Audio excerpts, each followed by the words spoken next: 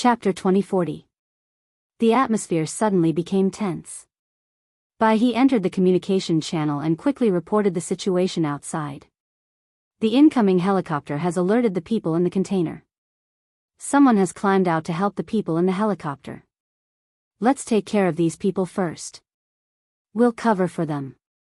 You guys take the engineering team and leave.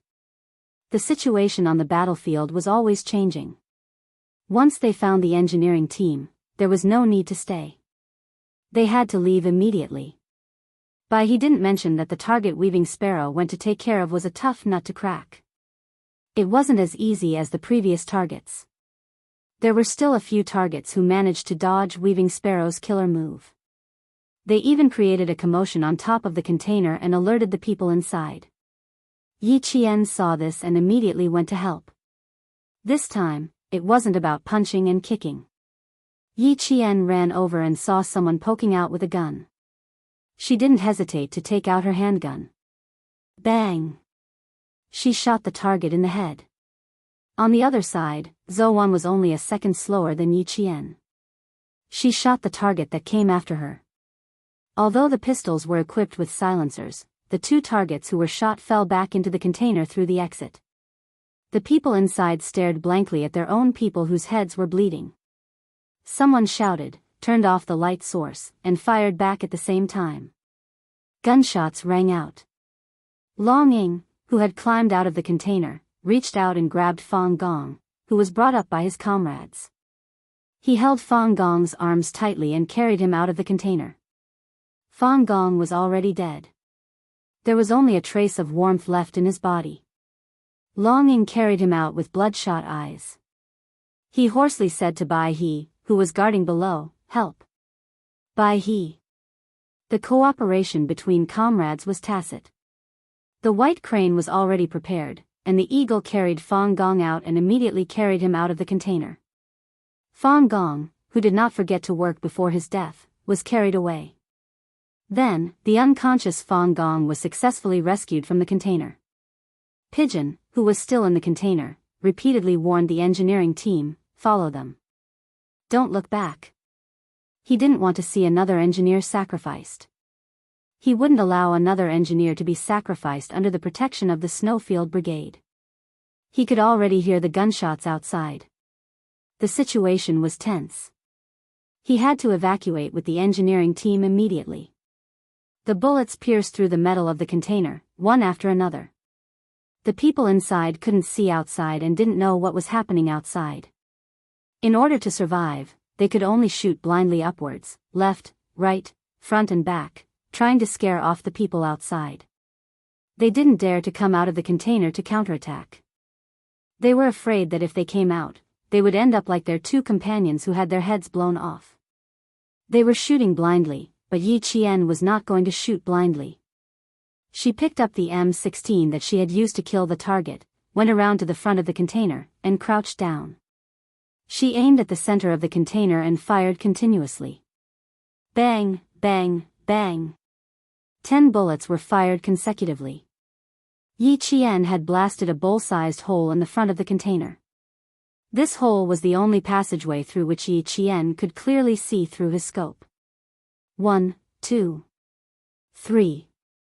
Yi Qian aimed at the targets and pulled the trigger of her FAMAS rifle. After 3 consecutive shots, she hit 3 of the people inside. Without stopping, Yi Qian rolled to the side and left the shooting range. After killing 3 targets in a row, if she stayed in the same spot, she would also become a target. All the engineering team retreated into the forest. Yi Qian and the other 3 who received the notice did not want to continue fighting. They put away their rifles and quickly retreated. In front of them, the helicopter had already landed. Without the sound of propellers, they could clearly hear the sound of gunshots coming from the front. The group of people who got off the helicopter reacted very quickly. They instantly took out their pistols and surrounded the man in the middle to protect him. Chapter 2041. From the way they held their guns and their reactions, it was obvious that they had received professional training. The well-protected man in the middle was not tall, but his physique was very strong. His eyes, which were staring in the direction of the container, were like a wolf that had been hungry for a long time, emitting a ferocious light. He used the local language and said slowly, "Perhaps there are guests from afar. Tell everyone to take good care of the guests from afar. Especially friends from Chinese enterprises. For God's sake, you need to treat them well. Remember, I need their help, so you must treat them well." The man who spoke was very confident, and he was certain that no one on the island would be able to escape. One of the men who looked like an assistant took out his mobile phone and dialed a number. After the call was connected, he spoke quickly, as if he was conveying the man's instructions to the person on the other end of the phone. Although gunshots were coming from the front, the man in the lead was not afraid. There was even a faint smile on his deep-featured face. It was not a good smile, but a smile full of viciousness and bloodthirstiness. As an arms dealer who smuggled all kinds of guns around the world, he was used to the sound of bullets. To him, listening to the sound of bullets was no different from listening to a piano piece. There was no need to be afraid. Although he was not afraid, he did not want to stay on the island where there was a crossfire. He told his people again, "I need their help very much." Then, he left with the driver and his assistant. The reason he was not worried was that 2 speedboats carrying nearly 20 armed bandits were about to land. As a lone island, it was surrounded by water on all sides. It would be difficult to escape if they were trapped. Moreover, it was his territory, and there were so many of his own people. It would not be difficult to capture a few people. The sound of waves hitting the reef became louder and louder as the speedboats flew over. One after another, huge waves surged over, hitting the reef for a few meters before quickly retreating. Knowing that someone had entered the island, dozens of figures jumped down from the speedboats and ran toward the island after exchanging fire with each other. These people were all well trained. After running off the speedboat, some of them stood by the side, waving their hands and repeating the local language, which probably meant something like, "Hurry up, hurry up." Pigeon, who had retreated to the forest with our engineers, shouted, "Retreat," to her comrades who were still suppressing them with firepower. Weaving Sparrow, who was in charge of covering them, said in a deep voice, "Qing Miao, Bai He, you guys retreat first. Zhou Wan and I will cover the rear." After he finished speaking, the dense rain of bullets suppressed the firepower in the container. Yi Qian and Bai He did not hesitate. They put away their rifles and quickly retreated towards the forest. After retreating a few meters, the two of them found cover and aimed their guns in the direction of the container, reminding Weaving Sparrow and Zhou Wan to retreat and follow them. Retreat. Zhao Ke. Zhao Ke, who was slightly behind, signaled for Zhao Ke, who was at the front, to retreat first. Weaving Sparrow did not hesitate. She put away her rifle and rolled several times on the ground, avoiding the bullets that streaked across the darkness. She retreated from the first position. In order to prevent the people in the container from rushing out, they had to take turns retreating. The sound of their comrades communicating with each other constantly came from the radio. The 2 engineers who were the first to be rescued had already met up with Pigeon and the others. They did not even have time to celebrate. They did not even say a word as they held hands and rushed to the helicopter under the cover of the Snowfield Brigade. Chapter 2042. Gunshots were heard from behind. Yi Qian's pupils constricted as he whispered, "The pursuers are here. Pigeon, run." Their original plan was to rescue the engineers secretly, but now that they had attracted pursuers, the entire plan was ruined. The Snowfield Brigade was made up of highly trained special forces, so they were exceptionally calm when their plan was ruined. No one panicked. Pigeon immediately asked Qing Miao, "The helicopter can only carry 7 people, including the pilot. Qing Miao, do you know how to fly a helicopter?" There were 22 engineers in the Snowfield Brigade, including the sacrificed Fang Gong. The helicopter could only carry 7 people, including the pilot. Pigeon intended to let Yi Qian retreat first. However, Yi Qian did not know how to fly a helicopter. "No, Bai He, Zhou Wan, and I will bring up the rear. Weaving Sparrow will catch up with you guys. Let him take the 6 engineers and leave first. Okay, you guys be careful. Sparrow Hawk, you and Qing Miao will bring up the rear.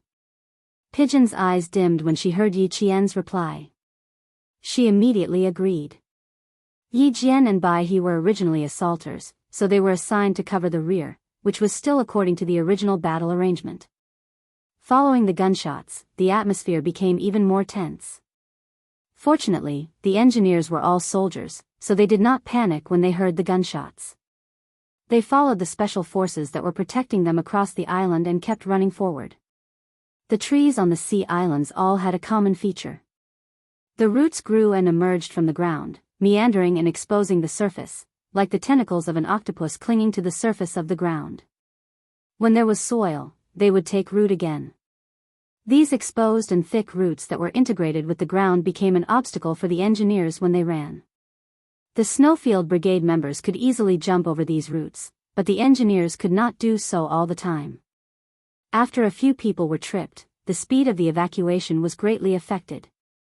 With their speed affected, it was easy for the pursuers to catch up. Pigeon thought of the sacrificed Fang Gong and ordered, Changying, you and Weaving Sparrow take turns to carry Fang Gong to the helicopter first. Take over the helicopter first, quick.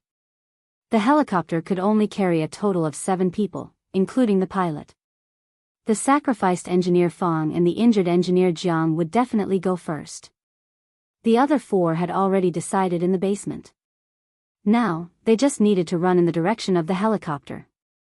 The eagle, who had just handed Fang Gong over to the Weaving Sparrow, suddenly raised its head and looked to its left. Just now, it had seen a flash of light pass by. There's a situation at the beach. I saw a flash of light. He reminded all his comrades that there were pursuers behind them. If something happened at the seaside, it would be even more difficult to escape. Yi Qian, whose face was as dark as water, had a ruthless look in his eyes. He said in a low voice, the 3 of us will run towards the beach. Turn away all eyes. Pigeon, hide the remaining engineers and send 2 more members to guard them. Then, come and support us from the rear. We must first ensure that Weaving Sparrow successfully takes off. Yi Qian was a command-type military school student. Even though he had only been in school for 1 semester, he had started learning the basics of military operations in his first year. As a command-type military school student, he naturally knew how to plan for battle. Now, the enemy did not know how many people they had. They only knew that they had taken all the engineers with them. So, they split into 2 groups. One group would retreat secretly, and the other group would attract all attention to protect the engineers. Chapter 2043. I think it's a good idea. Pigeon, follow Qing Miao's plan. Weaver Sparrow, fly the helicopter and leave. I'll meet up with you guys later. Changying agreed to Yi Qian's plan. He didn't stop after realizing the situation. Instead, he continued to run forward with Weaver Sparrow. In this way, the 10 special forces of the Snowfield Brigade were divided into 3 groups. Yi Qian, Bai He, and Zhou Wan were in one group. They were responsible for attracting all the firepower. Changying and Weaver Sparrow took turns to carry the sacrificed Fang Gong. Qi Lu and Lun brought up the rear and escorted Jiang Gong and the other 4 engineers to the helicopter. Sparrow Hawk, Pigeon, and another comrade codenamed Blood Swallow protected the remaining 6 engineers as they hid on the island. At the same time, the sound of helicopter propellers came from the sky above the island. The 10 Snowfield Brigade members didn't look up. Instead, they worked together to evacuate as quickly as possible. The helicopter was very arrogant. It turned on a blinding light as it circled in the sky. It seemed to be looking for something. Yi Qian glanced at the helicopter. He said to Bai He and Zhou Wan, when the helicopter turns around, we'll take a look under their noses. Since they were attracting all the firepower, they naturally had to let the enemy know where they were. When the beam of light flashed across a relatively open area, the bodyguard and assistant who had been observing the situation below quickly whispered to the man who had his legs crossed and didn't have the slightest bit of worry on his face, I saw a guest from afar. Very good. Tell the people below to treat the guests well. The man had his eyes closed the whole time. He looked quite relaxed. For those disobedient guests, let them enjoy being surrounded by the sea. Send them to meet God. Soon, the man's words were transmitted to the ground. The 3 people who were illuminated by the light entered the forest and ran in the opposite direction of the other 2 groups. Just as they passed through a few wild coconut trees, Yi Qian suddenly shouted, "There's someone in front." Yi Qian smelled the smell of low-quality perfume in the salty sea breeze. It wasn't just one type. There were several types mixed together. It was so strong that it was pungent. The 3 of them quickly circled behind the leaves. Through their night vision goggles, they saw a few people slowly approaching from the front. There were 3 people before 12:00, 2 at 10 o'clock, and 3 at 2:00. These people should have come up from the beach. From the looks of it, he should have just arrived. His pants are wet. Yi Qian, who was observing them, spoke softly. She did not need to speak too loudly. Her bone conduction earpiece was able to transmit her words clearly to the ears of her comrades. I have good stuff on hand. I'm in charge of the 2:00 area, Qing Miao is in charge of the 10 o'clock area, and Bai He is in charge of the 12:00 area. We didn't know how many people they had, so we came here first. Zhou Wan's lips moved, and at the same time, she moved closer to the 2:00 area. Yi Qian pulled open the silver wire and slowly approached the 10:00 position. He slowly leaned against a tree and held his breath as he waited for his target to approach. After chanting 3 times in his mind, the silver wire was like a snake hidden in the leaves. It silently wrapped around his neck and tightened, then pinned him against the tree trunk. Yi Qian, who had 1 foot on the tree trunk, used all his strength to tighten the silver wire. The man in front of the tree trunk kicked his feet a few times, and then there was no sound.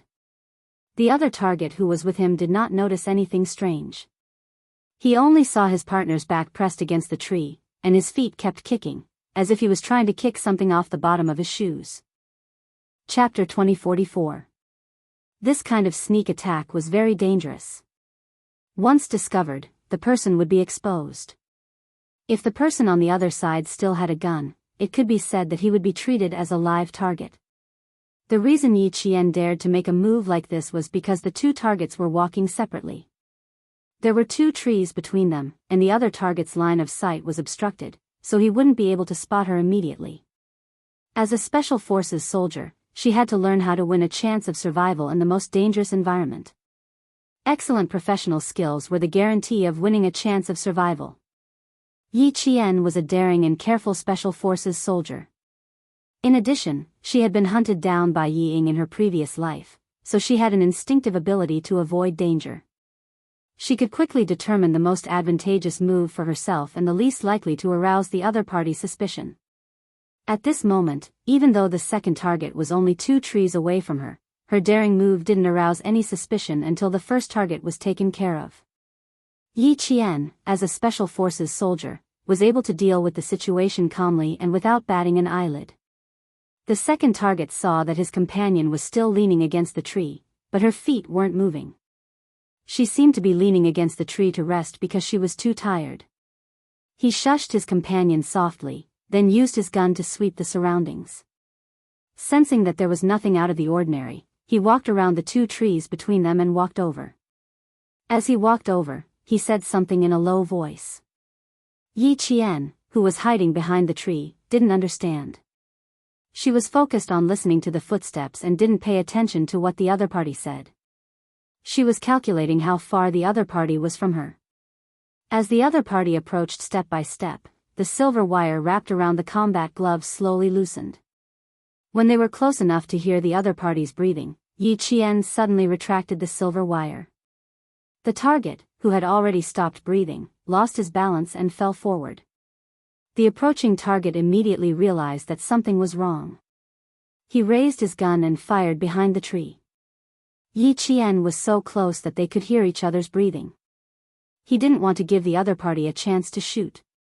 Before he could even open fire, Yi Qian pounced on him from behind the tree.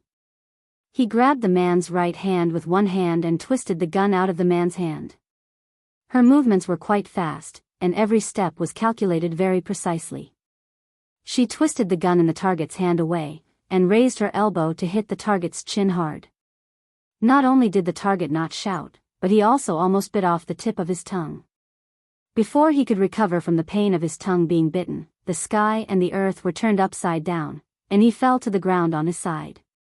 This was a foreign man who had received training. He was dizzy from the fall, but he endured the pain from his shoulder and completed 2 rolls to avoid Yi Qian's attack. At the same time, he reached for his pocket. He wanted to take out his gun, but there was no gun in his pocket. Realizing that he didn't have a gun, his first thought was to run away. But just as he turned around, a foreign object pressed against his heart. "Are you looking for it?" Yi Qian, who was holding a gun in her hand, asked calmly. She loaded the gun and placed her slender finger lightly on the trigger. The cold muzzle was aimed at the target's heart. "Unfortunately, you've lost it." The man who had bitten the tip of his tongue to the point of his flesh was unable to make a sound. He was panting heavily. He was a little scared, but he didn't give up. His raised hands moved slightly, trying to snatch the gun back. Chapter 2045. The gun was already in her hands, so how could she take it back? Just as the opponent's hand was about to move, Yi Qian was even faster. In order to block the opponent's escape route, she only had time to jump and aim her gun at the opponent. She had no time to draw her dagger and slash the opponent's neck. But as she spoke, her left hand, which wasn't holding the gun, had already pulled out a combat dagger. Just as the opponent's hand moved, she pulled out the magazine with one hand. This action was easy for Yi Qian, who could still reload with one hand. The magazine fell to the ground along with the gun. The opponent's attack was fierce. He wanted to fight to the death to see if he could survive. In the face of such a strong attack, Yi Qian curled up the corner of his mouth slightly. His left foot stepped on a rock, and his whole body soared into the air. With a bang, his right leg kicked hard at the opponent's head with a strong wind. The man was so dizzy that it seemed like his brain juice was flowing out of his ears. He staggered and couldn't stand. Yi Qian took advantage of the moment when he couldn't attack and slashed his dagger across the man's neck. Blood spurted out like a fountain. The pressure was so great that it even spurted out a bloody mist. Clutching his neck, the target made a gurgling sound in his throat as if he had been filled with air. He staggered back a few steps and then fell to the ground with his head raised. Yi Qian, whose face was splattered with blood, plucked a few leaves to wipe his face. He said to his comrade, "The target in the 10:00 direction has been dealt with." As he spoke, he suddenly heard something running by his left, leaving behind a string of rustling leaves. Before Yi Qian realized what it was, he was already chasing after it.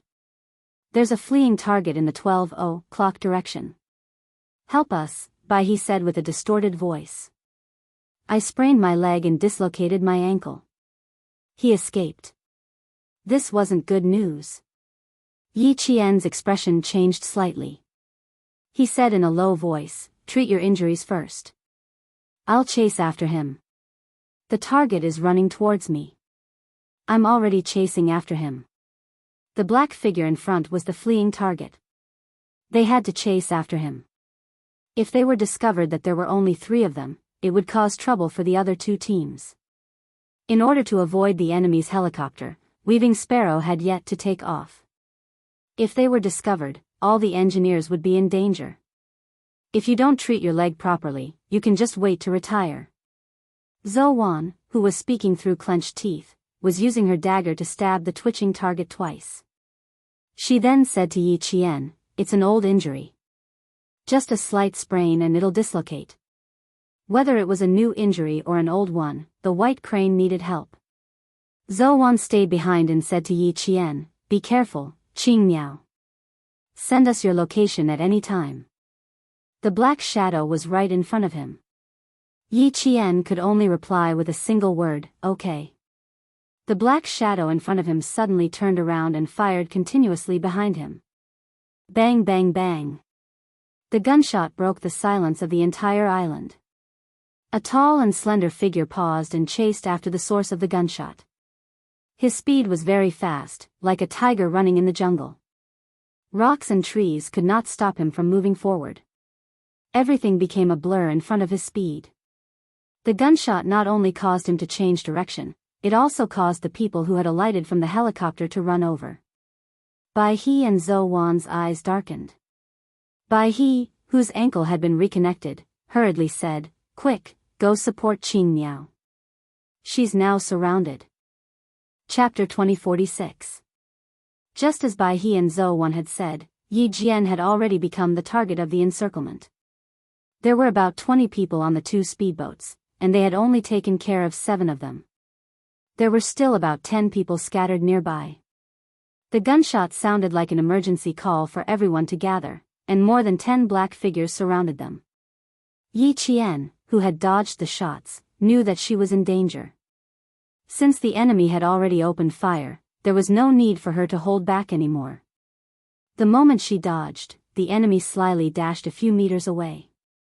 Yi Qian's eyes were locked on the black figure in front of her. Listening to the sound of the black figure running, she chased after it like an arrow released from a bow. The target was clearly more professional than the one Yi Qian and the others had taken care of before, but it still couldn't be compared to a special forces soldier who had undergone rigorous training. After running for about 10 minutes, the target's stamina plummeted, and his agility and reaction speed were obviously not as good as before. Yi Qian was communicating with Bai He and Zhou Wan. "The target is running in the opposite direction of the 2 groups, which is exactly what we planned. You 2 continue to attack from the shadows, but I'll come out in the open." Although it was a little inappropriate to attack from the shadows, for the safety of the engineers, it was worth the risk. From the moment the 3 of them intentionally allowed themselves to be swept by the helicopter's beam, they were already taking a risk. "The 2 of us are about 100 meters away from you. We found 3 targets. Qing Miao, the 2 of us won't be able to support you in time, so be careful," Zhou Wan reminded her in a low voice. There were a lot of targets to take care of, so she would have to fight alone. "Roger that." Yi Qian, who had been watching the black figure disappear behind the leaves, adjusted her breathing, answered calmly, and jumped down from a rock.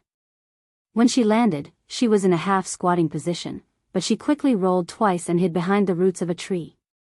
Bai He and the others had found 3 targets. On her side, other than the targets she was following, 2 more black figures entered her line of sight. From their movements, it seemed like they were searching with guns. Yi Qian, who had hidden well, exhaled softly and slowly adjusted the focus of her rifle. She didn't want to shoot with the rifle in her hand, so she planned to use her handgun. The target was very close, so shooting with a rifle would be overkill. Furthermore, she didn't know how many people there were, so she needed to ensure that she had enough ammunition and couldn't waste bullets. The FAMAS rifle in his hand had an effective range of 300 meters. It was equipped with NATO-made warheads, and there were only a pitiful 25 bullets in the magazine. However, the FAMAS rifle had a very big advantage. It was quite effective when firing in 3 bursts. Now that there were only 2 targets, it was better to save the bullets and use a pistol instead. Unfortunately, the pistol in her hand could not fire automatically. She had to pull the trigger once to fire a bullet, but it was fast. The rifle in the other party's hand was a Canadian C-series rifle. Its effective range and speed were much faster than the pistol in her hand. 2 targets meant that she had to fire 2 bullets. In order to prevent the other target from having a chance to fire when she fired the first shot, she needed to use a side jump to complete 2 consecutive shots. Yi Qian let out a sigh of relief when he saw the gun in his opponent's hand. He slowly held his breath and raised his pistol. Bang! Bang! The 2 bullets were like continuous shots. The first target hit in the head didn't even make a sound. He was still holding a C-series rifle and fell to the ground with a bang. Chapter 2047. Although the second target reacted, all he saw was a shadow flying past him. Just as he was about to shoot, he heard something exploding in his chest. It was the bullet that pierced through his heart with great force. His beating heart was severely damaged, and its mission was interrupted. There was no chance for his opponent to slow down, nor was there any threat to his consciousness. 1 second, he was breathing fresh air, and the next second, he was facing death. Yi Qian, who had fired 2 shots, was the first to fall to the ground with his right hand. By the time the gunshot disappeared, he had rolled 2.5 times on the ground and was leaning against a tree. He was panting slightly. The gunshot wasn't loud. It was as low as the sound of a drum being struck twice. It didn't have any frightening power. Even the smell of gunpowder was blown away by the salty sea breeze. In less than a minute, it was blown away without a trace by the sea breeze. Yi Qian, who heard the sound of someone falling to the ground, didn't immediately come out to check. Instead, he leaned against the tree quietly. He counted to 5 in his heart before he left. The black figure, who had fled at least 50 meters away, ran too fast. He didn't hear the footsteps behind him. He cursed under his breath and sat on the ground with his hands on his knees. Before he could relax, a cold voice came from behind him. "Stand up." The person who spoke pressed a hard object against his temple. "Put down the thing in your hand. Otherwise, I can guarantee that the thing in my hand will not be polite to you." The voice was low and slow. It was obviously a threat, but there was an indescribable elegance to it. It made people's hair stand on end. God. The black figure, who was so shocked that he almost peed in his pants, breathed a sigh of relief when he heard the voice. Even his tense shoulders relaxed. "This damn Huai. One day, I'll send you to God." The Western man who looked down on Yu Huai could only curse in his heart. It was stupid to get angry at his own people. Even though he knew that it was stupid to get angry at his own people, he couldn't let go of the prejudice in his heart. He shouted in English with a heavy accent, "Jack. Where did you come from?" His head tilted to the side, and the frightening gun barrel hit his forehead. The man, who was already in a sorry state, was instantly enraged. He raised his hand and fiercely waved Hua Yi's arm away. "Damn it. Are you going to keep pointing at my head? Put your gun away, Chinese." This was the anger that came from the humiliation of being seen in such a sorry state. But he didn't fling Hua Yi's arm away, nor did he let Hua Yi take away his gun. Instead, the gun was pressed against his forehead. He even heard the sound of the trigger being pulled. "You. Hey, partner, what are you trying to do? Don't joke about guns." Just now, he had dared to throw a tantrum, but now, he was terrified. His lips were trembling as he spoke. The Chinese man, Xia Jinyuan, whose arm was hurting from the slap, put away his gun and said in standard American English, "You seem to be afraid." "Do I need to be afraid? You have a gun too." The man who didn't have a gun pointed at his head was even angrier. He gritted his teeth and replied with resentment in his eyes, "Of course I'm scared. If it were you, you would have been killed by them long ago, just like this." Chapter 2048. As he spoke, he stood up. Just as he stood up, he suddenly raised his hand and raised his gun. He tried to hold the gun against Xia Jinyuan's forehead to regain some of his dignity. Xia Jinyuan had already seen through his intentions. As soon as he retracted his arm, he moved as fast as lightning and accurately pointed the gun at the man's forehead. "No wonder you're afraid. Even the speed of your gun is slower than others. Just like this, it's enough for me to kill 3 or 4 people like you." Having a gun pointed at one's forehead was a scary thing, no matter how close they were. What's more, this man didn't have a good relationship with Xia Jinyuan, so he was even more afraid. The man who had lost his arrogance stammered, "Yes, I'm very afraid. So, partner, we need to work together." "Yes, we need to work together. I don't know where they came from, but they're very, very powerful. There were 8 of us, but I was the only one who escaped from them alive. They were very fast. If I hadn't reacted fast enough, I would have been killed like Bieber." There was nothing more terrifying than watching one's partner get killed. If he hadn't escaped fast enough, he might have died like Bieber. "Jack, we can't waste any more time. We should find other people. By the way, why are you alone? Where are the others? Where did they go?" In order to make Xia Jinyuan move the gun away from his forehead, the man who was trembling in fear kept talking, trying to get closer to Xia Jinyuan by talking. Hearing light footsteps about 3 meters away from him, Xia Jinyuan covered the man's chattering mouth and chuckled coldly. "Shut up if you don't want to die. Someone is coming." The man was so scared that he didn't even need to cover his mouth and automatically shut up. From the left came the rustling sound of leaves brushing past. Under the dim light of the sky, through the sparse trees, he saw 3 black shadows walking with their backs bent. "All right, we'll wait here. We'll wait here. You take this side, I'll take this side. Climb up the tree." It sounded like they were lying in ambush for someone to come. The man who was with Xia Jinyuan was overjoyed because the 3 of them were none other than his own people. "Boris, it's Boris's voice. That's great, with them, we don't have to be afraid of those people chasing after us." He was very happy, so happy that his face showed joy. He even wanted to raise his voice to greet them. However, Xia Jinyuan's words almost shut him up. "Do you think the 3 of them are a match for those people? If so, you can say it at once. If not, arrogant job, you had better shut up. Do you understand what I mean? I don't want to die with you. Understand?" That one sentence extinguished Job's hope. He even wanted to leave as soon as possible, but he did not say it out loud. He didn't want a Chinese to look down on him. Just now, it was already embarrassing enough. Xia Jinyuan didn't pay attention to him.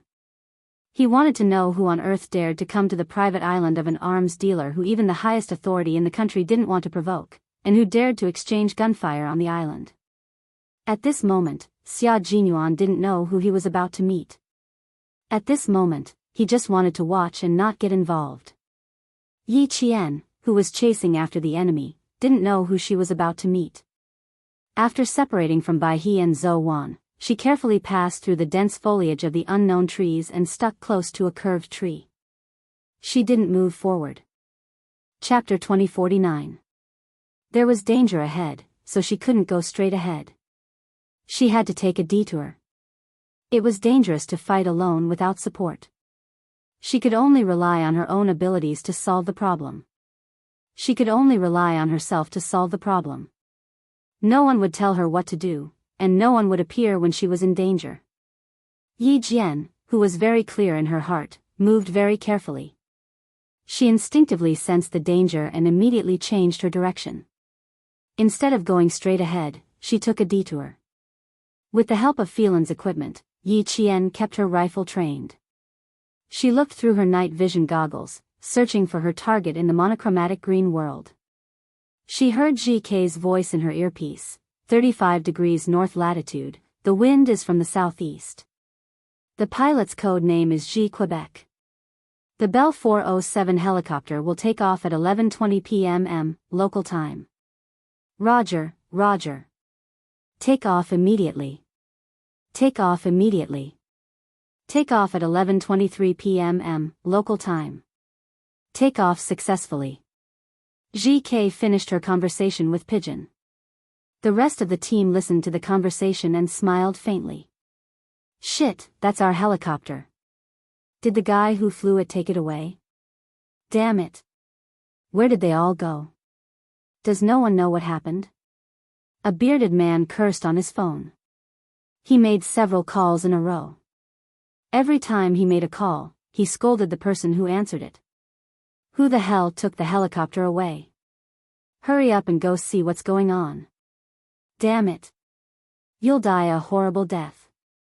You've angered the boss, so you'll all die a horrible death." Even the helicopter had been taken away. They didn't need him to remind them. They knew that it would be difficult to explain things to their boss. "I know we'll die a horrible death, including you. You too. If you have the time to scold us, why don't you go see what's going on? Also, we don't know the pilot of the helicopter. Goodbye." The man who answered the phone was livid. He also scolded back. Bang bang bang bang, someone fired directly at the helicopter that was taking off, trying to shoot it down and make it crash. Longing and Pigeon guarded the helicopter until it reached a safe altitude. When they heard the gunshots, they looked at each other and ran towards the source of the gunshots. On the other side, Yi Qian heard someone talking in a low voice. She slowly searched the area and saw someone lying on a tree through her night vision goggles. There was a rumbling sound of a helicopter flying overhead. Yi Jian, who had a faint smile on her face, pulled the trigger. Accompanied by a series of rumbling sounds, she shot the person hiding in the tree and made him fall from the tree. She only saw one of the 3 targets. When the other 2 heard the gunshots, their necks instinctively shrank. Then, they immediately raised the rifles in their hands and fired continuously. The dense bullets drew out streaks of fiery red as they pierced through the air. Bang, bang, bang, some hit trees, some hit rocks, and some passed through the lush foliage and landed somewhere unknown. Yi Qian held his breath as he rolled twice before crouching on the ground. He waited for the barrage of bullets to finish. Up ahead. Quick. Not far away, Baihe and Zhou Wan heard the gunshots and quickly came over. In front of them was the Qing Miao. It must be the Qing Miao exchanging fire with them. The gunshots were very loud and attracted the attention of the bandits who were still searching in the dark. Yi Qian, who was already surrounded, was exposed by the gunshots and became the target of a group of bandits. Over here. There's still someone here. Damn it. If we don't catch them, we'll all be in trouble. Chapter 2050. A few black shadows rushed over from Yi Qian's left while shouting loudly. Their movements were too loud, and they became the targets of Zhou Wan and Baihe. The 2 of them were about 30 meters away from Yi Qian. When they heard the sound, they bent their backs and rushed forward like cheetahs. In the blink of an eye, they had covered several meters. We are still 20 meters away from you. Qing Miao, hide well. The 2 people who attacked kept in close contact with Yi Qian at all times so that Yi Qian would know that she was not fighting alone. After Baihe finished speaking, Zhou Wan said, "Don't expose yourself so easily. Leave the target who just spoke to us." Although the island's terrain was complicated, it was only so big. These people were also familiar with the island's environment. Now that they had locked onto Qing Miao's range of movement, if she moved again, her hiding spot would be completely exposed. She would become a live target that would be shot full of holes. Attracting firepower was to ensure the safety of the engineers, but they also needed to ensure their own safety. The only thing that made them feel at ease was that although these people were well trained, they were only at the level of elementary school students. Although they had powerful rifles, their skills were limited. Even if they locked onto Qing Miao's approximate range of movement, it would not be easy to find Qing Miao. Understood. You guys be careful. Yi Qian, who was hiding behind a tree, said calmly, "Don't worry. Pay attention to your surroundings.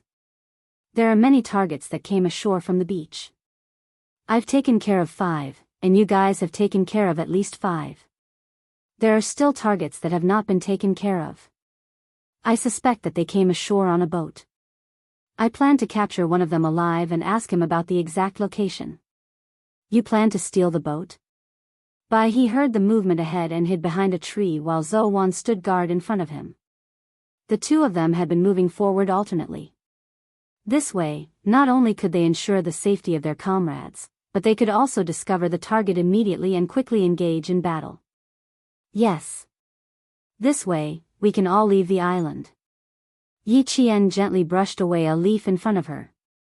After she spoke softly, she shushed her comrades. This was to tell them that she had discovered the situation and could not speak. "She is safe for now. Let's go and take care of the guys in front of us first."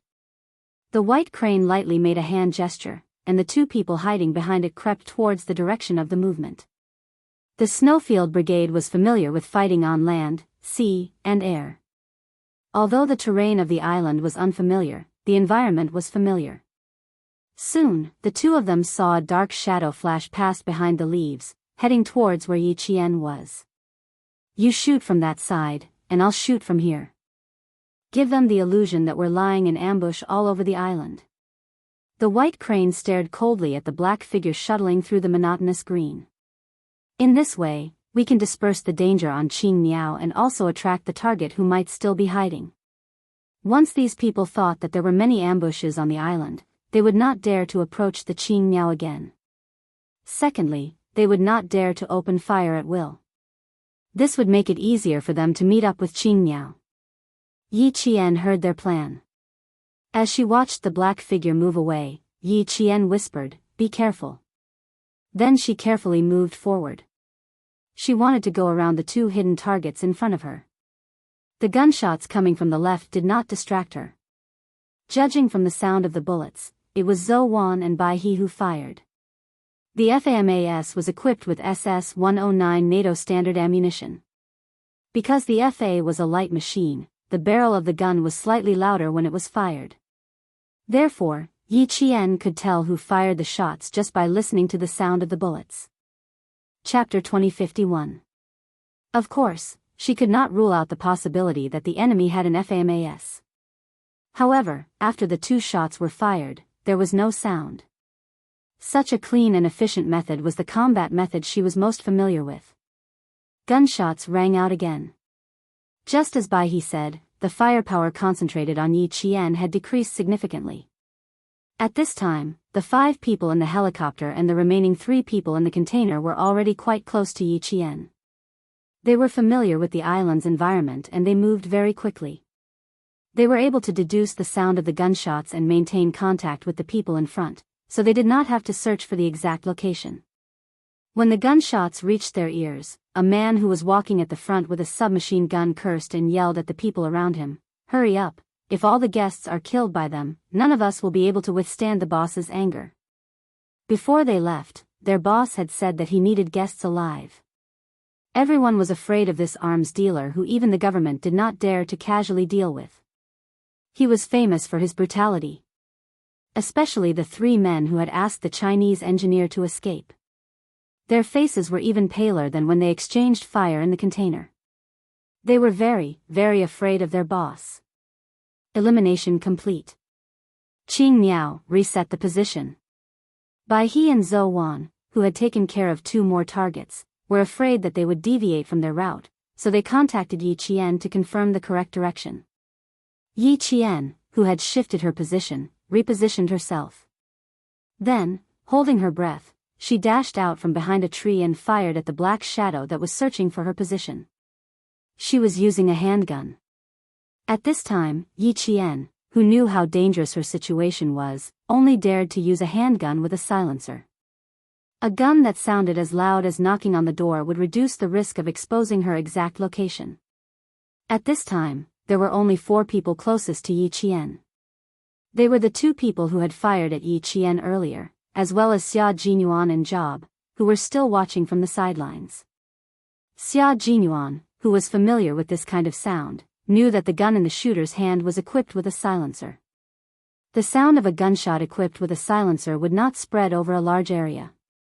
The impact and vibration of the bullet would pass through the silencer, and the high-pressure gas would be slowly expanded by the sound-absorbing material arranged inside the silencer. This would reduce the speed and vibration of the gas, and the moment the bullet was fired, the high-pressure gas would slowly expand, so the gunshot sound would be exceptionally small. The shooter was indeed bold, but he was also very careful. After killing 2 people, he immediately found a new hiding spot and hid himself in the shooter's blind spot. He had been watching for nearly 10 minutes, but he couldn't even catch a glimpse of the shooter's clothes. This showed how powerful the shooter was. However, the other party didn't notice his presence either. Otherwise, they wouldn't be heading in his direction. Should he warn the other party? If he wanted to remind her, he would have to use some methods. Xia Jinyuan, who was deep in thought, quietly glanced at the arrogant guy beside him. Should he throw him out to remind him not to come here and that someone else had already occupied this place? Job, who still didn't know that he was in a bad situation, felt his heart tremble violently. He said in a low voice, "Jack. Is that damned bastard coming our way?" His muscles tensed up, and he was even ready to shoot himself. He raised his hand but immediately withdrew it. His eyes darted around, and he thought of a plan. He thought of Xia Jinyuan. "Jack, if we don't get rid of him first, will be discovered by him. When that happens, neither of us will be able to escape. Chapter 2052. His arrogance and prejudice were all gone. In order to save his own life, he kept giving in. Shoot him, Jack. Only you can kill him. Really, I believe in your ability. I can't. I have to admit that I'm not as good as you. You're really the bravest Chinese I've ever met. Buddy, I'm really happy to be your friend. It's my honor. It was not an ordinary admission of defeat. There was nothing he could do about it. He was really scared, especially since the other party had killed his companions so easily. He would rather bow his head to a Chinese than lose his life. Just this once. Just this once, he would speak nicely to the damned Chinese. Just this once. He swore to God that there would never be a second time. The fear in his heart made Job put down his ridiculous arrogance, but Xia Jinyuan was quite calm and did not take his hypocritical words to heart. Hearing this, he smiled faintly and slowly mocked, "Boss, is the gun in your hand a display gun? Haven't you always been very powerful? You can shoot yourself. Also, you're the most powerful guy. How can a Chinese like me compare to you? Be brave and shoot. Don't make me look down on you. The enemy of my enemy is my friend. How could I shoot my friend? Even if the other party killed everyone on the island, as long as I'm not exposed, I will never shoot." Job was so angry that his face turned blue. He knew that he was being mocked, and the person who was mocking him was the Chinese he had always looked down on. His surrender just now was the biggest concession he could make. He thought that if he softened his attitude, the other party would be very grateful. Who knew that the other party would laugh at him for being a coward? With an ashen face, Job gritted his teeth and said angrily, "You damn Chinese. You will pay for your cowardice. Pay the price. If you don't go out, you will be killed by those guys. You will be killed." His clown-like behavior could not possibly make Xia Jinyuan angry. In exchange, Xia Jinyuan mocked him even more and said seriously, "Don't worry. Even if you are killed, nothing will happen to me. You can rush out. I will not stop you. As long as you are not afraid of being killed, or think that you have the ability to kill them, you can rush out and be a hero. A hero like Superman. Do you want me to kill you with this gun?" The arrogant Job raised the gun in his hand. How dare he mock me? Very well, he would let this damned Chinese know the consequences of angering him. The cold gun pointed at Xia Jinyuan's forehead. Job, who had always looked down on Chinese and black people, said coldly. His eyes were filled with murderous intent. He really wanted to kill Xia Jinyuan with the gun. Facing the threat, Xia Jinyuan curled his thin lips slightly. He was not afraid at all. He spoke softly and slowly. The contempt in his tone was enough to make the other party jump in anger. You don't dare to rush out to help your own people. Instead, you dare to point a gun at me. Mr. Job, your cowardice makes me look down on you even more. Do you know why I don't like talking to you? Because everything you say makes me look down on you. It makes me feel disgusted. You are the most cowardly, arrogant, and worthless person I have ever met. Chapter 2053. Thinking that he had been insulted, Job's breathing became louder and louder. It was especially clear in the tense and silent night. Very good, keep breathing like this. Xia Jinyuan narrowed his eyes with a smile. A cold light flashed in the depths of his dark pupils like a sword, full of sharpness. If you have the guts, shoot me now. Mr. Job, I've never seen your guts before. In the face of a gun pointed at his forehead, Xia Jinyuan was still so calm. He was so calm that the sarcasm in his voice deepened. You only have the guts to point a gun at me, a Chinese who looks down on you. As for the rest, Mr. Job, with all due respect, you're as timid as a mouse. The thick sarcasm made the muscles on Job's face tremble with anger. He was so angry that his heart ached, but he didn't dare to roar because the black shadow that scared him was too close to him. But he couldn't accept being mocked by a Chinese who looked down on him whenever he wanted to. I have to give him a warning, damn it. Chinese, you've successfully angered me. Even if you kneel and apologize to me right now, I won't forgive you. His finger slowly pulled the trigger. Job's eyes were filled with malice. If you can't escape tonight, I'll be the one to execute you. Go to see God. As soon as he finished speaking, Job's vision blurred, followed by a sharp pain in his wrist. If he hadn't bitten his lips, he would have screamed. Go to see God? Are you sure you have the ability to send me to see God? Xia Jinyuan, with his index finger hooked on the gun, swung the fully loaded gun, and said with a faint smile, "Be honest, Mr. Job. The person who will kill you has already heard your voice." The bone-chilling voice floated softly in the wind, making Job, who could only suck in cold air from the pain in his wrist, shiver violently. A fear that he had never felt before rose from the depths of his heart and rushed uncontrollably to his limbs. Job, who was shivering, met a pair of cold, ferocious eyes. There was a light in his eyes, as if something terrifying would come out of the light and swallow him whole. Job was scared.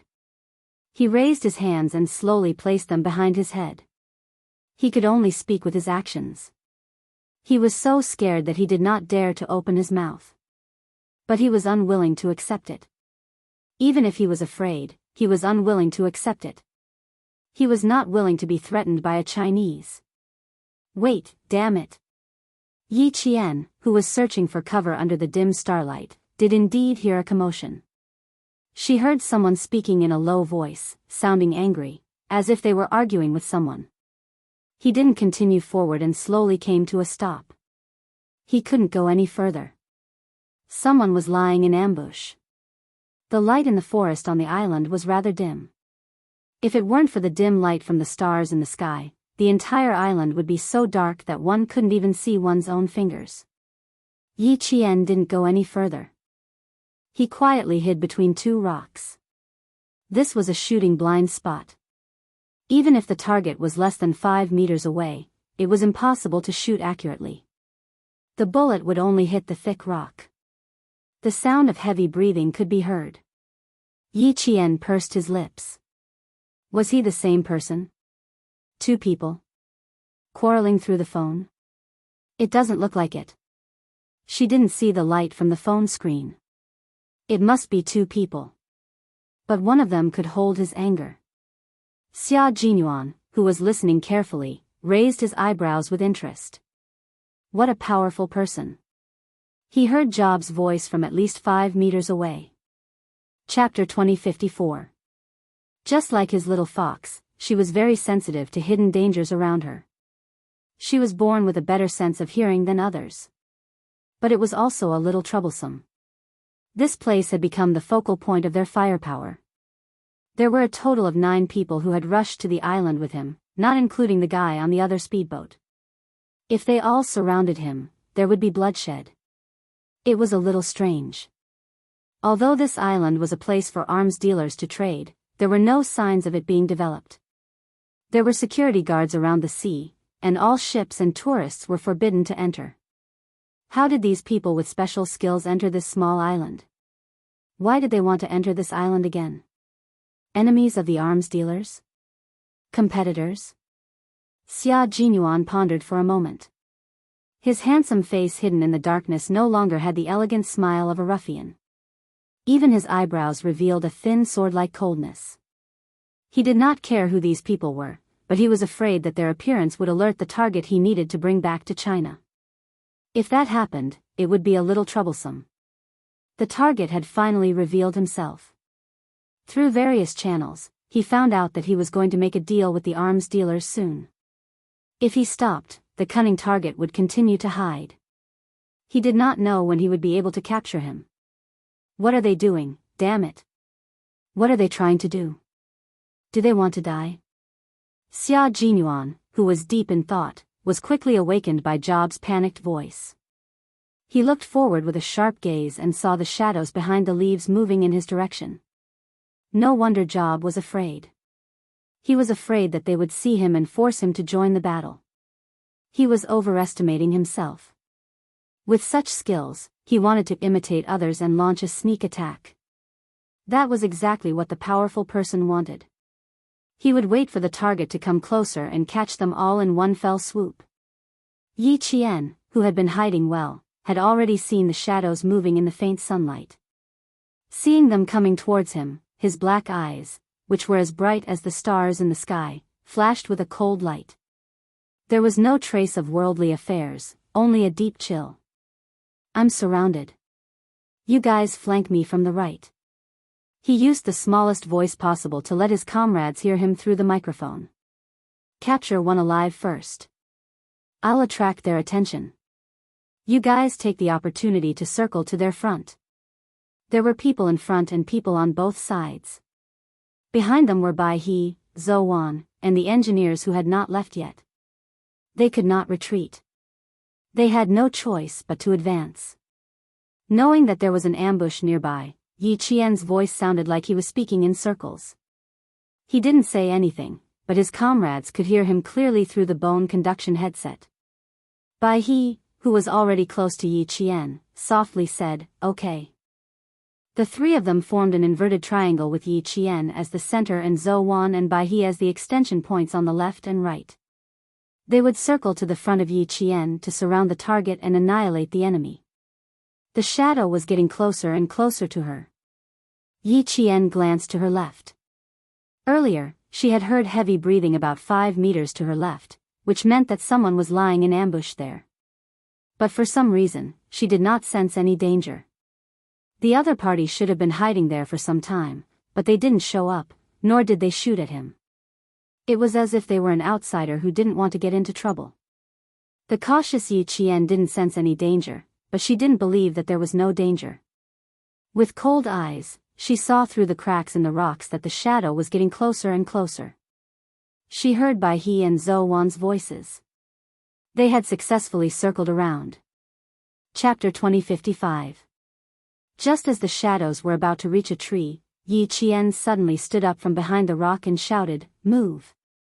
She raised her gun and pulled the trigger.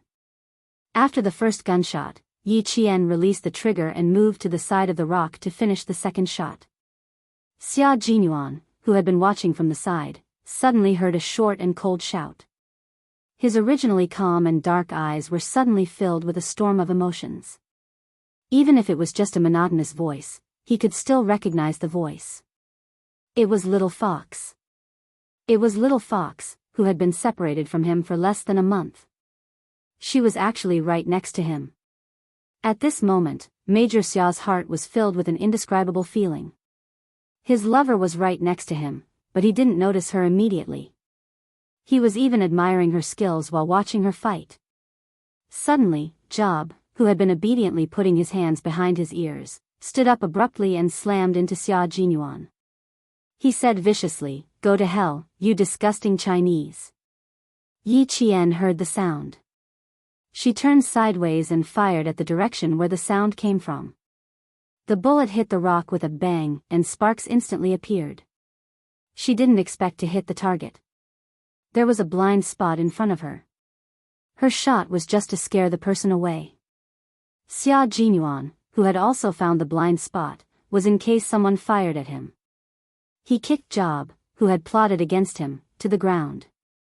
Xia Jinyuan squatted down and stuffed the cold barrel of the gun into Job's open mouth. "You're really an unlucky guy. I wanted to let you live, but you sent yourself to death. Mr. Job, you should go and meet God." Job, who had failed to plot against him, shook his head desperately. He could explain.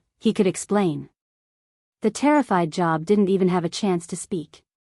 Suddenly, gunshots rang out. It wasn't a single gunshot, but a high-frequency gunshot. It was very aggressive and very unfriendly. Dense gunshots rang out. The forest, which had only sporadic gunshots a moment ago, suddenly had an increase in firepower. The sound of bullets was like thunder shaking the ground. Job was so scared that his legs twitched violently. He lost control of his bowels. High-frequency gunshots. Someone was coming, and it was coming from the front. Coming from the front? The people who took the helicopter with the arms dealer? Not good. These people were high-ranking mercenaries. They were all armed with high-powered submachine guns. Xia Jinyuan stopped talking nonsense with Job. The moment he pulled the pistol out of Job's mouth, he clasped Job's head with both hands and broke his neck without hesitation as Job screamed in horror. He needed to meet up with Little Fox and his comrades on the island. He needed to help them leave on the speedboat. It turned out that the missing military engineering team had been kidnapped to the island by the arms dealers. No wonder Little Fox and the others were able to sneak over. The special forces of the Snowfield Brigade were like unsheathed swords. There was nothing that could stop them. With such a high frequency of shooting, Little Fox must still be in front. Xia Jinyuan, who was leaning against the rock, glanced at the bullets that flew past him in mid-air and a faint smile appeared on his elegant and handsome face. He crawled out from the rock. Amidst the dense gunfire, his cold voice came with a smile. "Stay tight. I'm coming, Little Fox." Yi Qian, who was lying so close to the ground that even her cheeks were pressed against the ground, suddenly froze. She actually heard Captain Xia's voice amidst the deafening gunshots. She was hearing things from the sound of the bullets. Chapter 2056. His voice was not loud, but it was very penetrating. From the gunshot, every word was clearly heard by Yi Jian, who was looking at him and thinking about him at that moment. Yi Qian, who was lying so close to the ground that even her face was pressed against the ground, suddenly froze. She actually heard Captain Xia's voice amidst the deafening gunshots. She was hallucinating from the sound of the bullets. Zhou Wan's cold voice came through the earpiece. "Qing Miao, please answer if you hear me." They were worried that Qing Miao would be in trouble due to the high-frequency gunshots. Yi Qian, who thought she was hallucinating, adjusted her state of mind. She lay still and smiled. "We're still alive, we're fine." The bullets were all aimed at the sky, only the stray bullets grazed us. After a slight smile, she gradually pursed her lips as she listened carefully to the gunshots. Her expression turned serious as she said, "I suspect that they want to capture us alive, otherwise they wouldn't be shooting blindly at the sky." "Dove, how's the situation on your side?" There were only two possible reasons for such a situation. One was to intimidate, and the other was to surround and capture. Yi Qian was more inclined towards the second reason. They were not afraid of being surrounded and captured. They were very close to the beach, so they could fire back while retreating towards the beach. They were mainly worried about Dove and the others, as there were still 6 engineers who had not left. "We're fine," Dove, who had not disturbed Yi Qian and the others and had only listened to Yi Qian's conversation, replied. "Stabilize your firepower, there's no need to fight them head-on. We're now close to the beach. Once Blood Swallow drives the assault boat over, we'll leave immediately." Yi Qian heard this and calmed down a lot. As long as they sent the engineering team back, everything would be easy to solve. The 2 assault boats they drove from Scenic Island were too noisy, so they did not drive directly to the beach where it was convenient to get ashore. Instead, they approached the highest cliff of the island, and the 10 of them dived to get ashore. According to the plan, after the rescue was successful, the team members would swim back to the cliff, drive the assault boat over, and leave with the engineering team. Now that Yi Qian, Bai He, and Zhou Wan were too far away, if they let Dove and the others drive the boat over to rescue them, the engineers would lose a layer of protection. If anything happened, they would be in danger. That was why Yi Qian suggested that the 3 of them seize the ship. They would seize the ship and leave from here. That way, they wouldn't have to distract Pigeon and the others anymore. They just needed to protect the engineer as he left. Yi Qian's timely answer reassured all his comrades. Zhou Wan, who was unable to get up due to the high-frequency shooting, covered her arm that had been grazed by a stray bullet and said in a low voice, "It's good that you're all right. The enemy's firepower is too strong. If they continue to suppress us, we might really be captured alive. No matter how large the bullet capacity of a submachine gun is, it can't be used like a machine gun. Even if they take turns to fire, there will still be times when they need to change the magazine in between." Yi Qian, who had not yet cut off his communication with the pigeons, looked at a crooked tree. A cold light flashed in his dark eyes as he locked onto a certain spot. He said softly, 30 rounds. You have to change the magazine after 30 rounds. Baihe, Zhou, cover for me. I'll go to the sniping position and kill one first. At this time, he would kill as many as he could.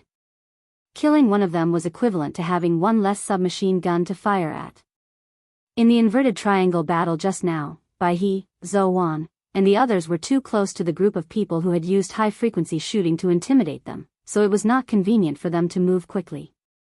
Only Yi Qian, who was slightly further away, could do so. Baihe and Zhou, who were too close, were already covered in tree bark and leaves that had been shaved off by the bullets. Hearing this, the two of them replied at the same time, no problem. Chapter 2057. They believed in Qing Miao. They believed that if she said that, it meant that she could do it. This was the trust between comrades. On the battlefield, trust would become tacit understanding, and perfect cooperation would lead to victory. Continue. Scare them until they don't have the strength to hold their guns. Behind the uneven rocks, there was a metallic coldness emanating from the dark muzzle of the gun. Bullets were fired so fiercely that the muzzle was like a tongue of flame that kept spitting out flames. The man who fired the most fiercely shouted fiercely. He was a very typical Mesozoic. He had curly hair, deep eyes, and tan skin.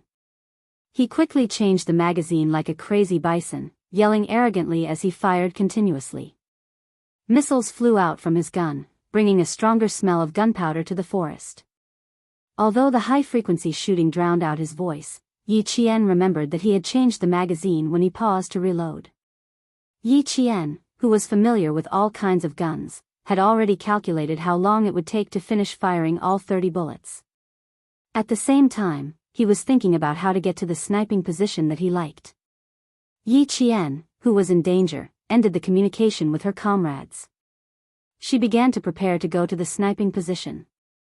Just as she raised her head slightly, she heard the voice that she thought was an auditory hallucination. She is firing at the sky. He probably wants to catch you alive. There are 2 speedboats by the sea, not far from you.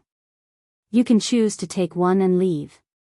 As for the others, while the firepower is here, take your own boat and leave. The familiar low voice came clearly from beside her. This time, she heard it clearly. It was definitely not an auditory hallucination. She really heard Captain Xia's voice. It came from beside her. It was low, calm, and had a majestic power that could pierce through people's hearts. Every word fell clearly into her heart. Yi Qian, whose heart was trembling slightly, looked in the direction of the voice in disbelief. Tentatively, she called out softly, Captain Xia? Captain Xia? Q King? Not only did Zhou and Baihe hear it, but the pigeons protecting the engineers also heard it. Their faces all showed surprise. Qing Miao was talking to Q King. How was that possible? The fact was that it was possible. Yi Jian shouted and immediately got Xia Jinyuan's answer. Then, Yi Qian saw a long rock move less than a meter away from him. A familiar voice with a faint smile came from that direction. It sounds like you're very surprised. I'm also very surprised to meet my little fox here. Major Xia, who had silently approached them, perfectly disguised himself as a rock in the dark. He heard Yi Qian talking to her comrades, so he quietly waited for her to finish. He did not appear abruptly. With the speed at which she fired her gun, if he appeared abruptly, she would definitely treat him as a target that needed to be eliminated. She would directly shoot him as a reward. Yi Qian was really stunned. Captain Xia? It was really Captain Xia. She met Captain Xia, who was also on a mission on the island. After running such a big circle, he ran into Captain Xia. It was too unbelievable. Yi Qian was not the only one in disbelief. His comrades who heard him were also in disbelief. Baihe, who was the closest to them, hid behind a rock. She leaned against the wet rock and gently adjusted her breathing. She asked Yi Qian, Qing Miao, who did you call just now? Yi Qian, who was still in shock, looked at the black shadow that had already crawled to her side. She listened to her comrades' voices and slowly reached out her hand. Her hand first touched Xia Jinyuan's head, then slowly touched his handsome face. It was warm and solid. Her fingers could even feel his breath. Chapter 2058. He didn't hear wrongly. It wasn't a hallucination. He was really right beside him. Yi Jian couldn't help but smile at the realistic touch. A ball of light gradually spread out from the depths of her black eyes, making her cold black eyes as bright as the sun in an instant. Even the sharpness on her face softened a lot. Yi Qian, whose hand was still touching his face, suppressed the joy in his heart. He maintained his composure on the battlefield and told all his comrades, "It's Q King. He's right beside me." There was complete silence in the microphone. Obviously, everyone was stunned. Q King? Two teams with different missions actually bumped into each other on the same island? All firepower is now on Qing Niao's side. Do, Chang'ing, bring our engineers and retreat quickly. Leave Qing Niao's team to me. His comrades were still in shock. Xia Jinyuan's cold voice was transmitted to everyone's ears through the earpiece. Baihe, Zhou Wan, don't move for now. Wait for Qing Niao and I to finish sniping, then cover for them. Yes. Yes. The captain was here. Even if the two teams had different missions, now that they were on the same island, they could still listen to his commands. Moreover, with him fighting alongside Qing Niao, they didn't have to worry about Qing Niao's safety. Yi Qian put the bone conduction earpiece back on. His bright black eyes contained a deep smile as he stared unblinkingly at the handsome face in front of him. Even though he could only see the outline of his handsome face, Yi Qian couldn't take his eyes off him. His face was deeply imprinted in her heart. Even though she could only see the outline of his face, she could still clearly see his eyelashes in her heart and eyes. No wonder she didn't feel any danger just now. It turned out that Captain Xia was hiding himself. That meant that he had been watching from the sidelines for a long time. He knew of her existence, but he didn't know who she was. Yi Qian raised his eyebrows slightly, revealing a slightly thought-provoking smile. He knew of her existence but did not know who she was. Captain Xia, oh Captain Xia, I have to have a heart-to-heart talk with you. The major didn't know that his girlfriend was going to have a chat with him. Seeing that she was staring at him, he smiled and said, "Little guy, there's no way for you to look and touch as much as you want in the rain of bullets. When I return home, I'll let you have a good look and touch." If there wasn't the word touch, it would be the most serious sentence. However, with the word touch, there was an indecent air. It sounded frivolous, but the look in his eyes was very serious. He was actually trying to remind Yi Qian of the current situation in another way. Affectionate gazes were not suitable for now. Yi Qian heard a hint of seriousness in her voice and immediately looked away. When the smile in her eyes returned to her heart, the coldness returned to her face. She turned sideways and pointed at the crooked tree parallel to them. She asked him, "Sniping position, how about it?" The position was good. From here, the line of sight was wide, but from the front, it was blocked by a rock and became a blind spot. There was a slope below, and the crooked tree that grew out of the cracks in the rock was indeed a good sniping position. His little fox could always quickly find the best sniping position. She had the instinct of a hunter to quickly find the prey. This instinct was also a talent that allowed her to find a way to survive in a difficult situation. Without the help of night vision equipment, Xia Jinyuan was responsible for shooting from the back. He would shoot wherever Yi Qian shot. It was time for them to make a move. A rifle was not a sniper rifle. Although Yi Qian said that he had completed the sniping, he only fired one bullet and immediately retreated. After all, the opponent was holding a submachine gun and had been shooting at a high frequency. If she didn't retreat in time, she would have become a live target. Chapter 2059. The Snowfield Brigade's counterattack began with Yi Qian's shot. Through the night vision equipment, she saw a man in front of her with his phone facing outside, as if he was talking to someone. He wanted the person on the other end to hear how loud the gunshots were. It was just a submachine gun, not a machine gun, and not a heavy weapon. Did he really think that he had succeeded in suppressing the enemy with his firepower? Arrogant and conceited enough. Being arrogant and conceited on the battlefield was equivalent to underestimating the enemy. Yi Qian's lips curled into a smile, like a begonia flower blooming in the rain. It was beautiful, but cold enough.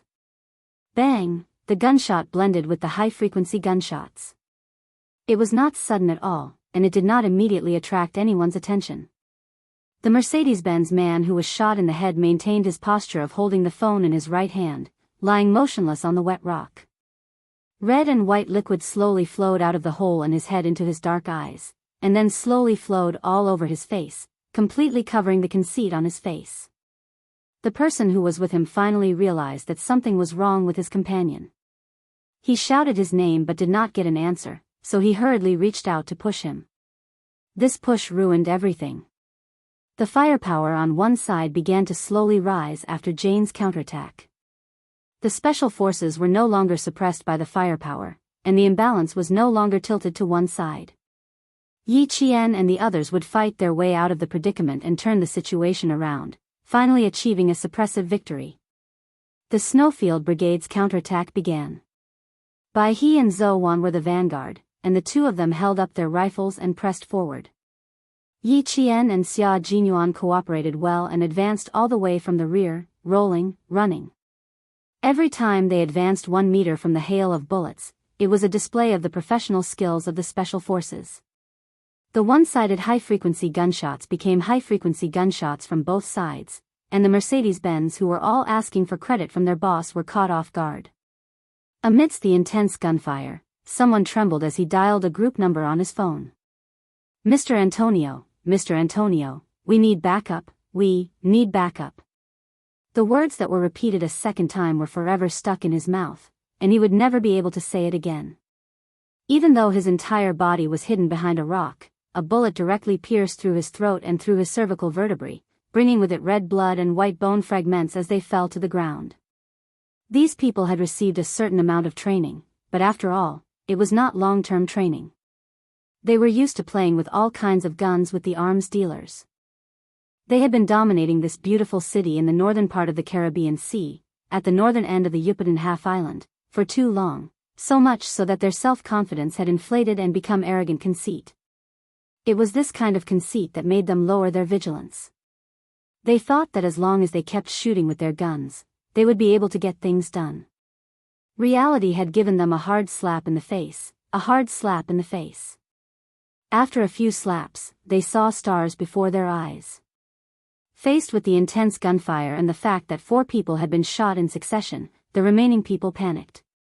The small island was just a deserted island that the arms dealers would only visit during normal times. He would not send his elites to stay on the island.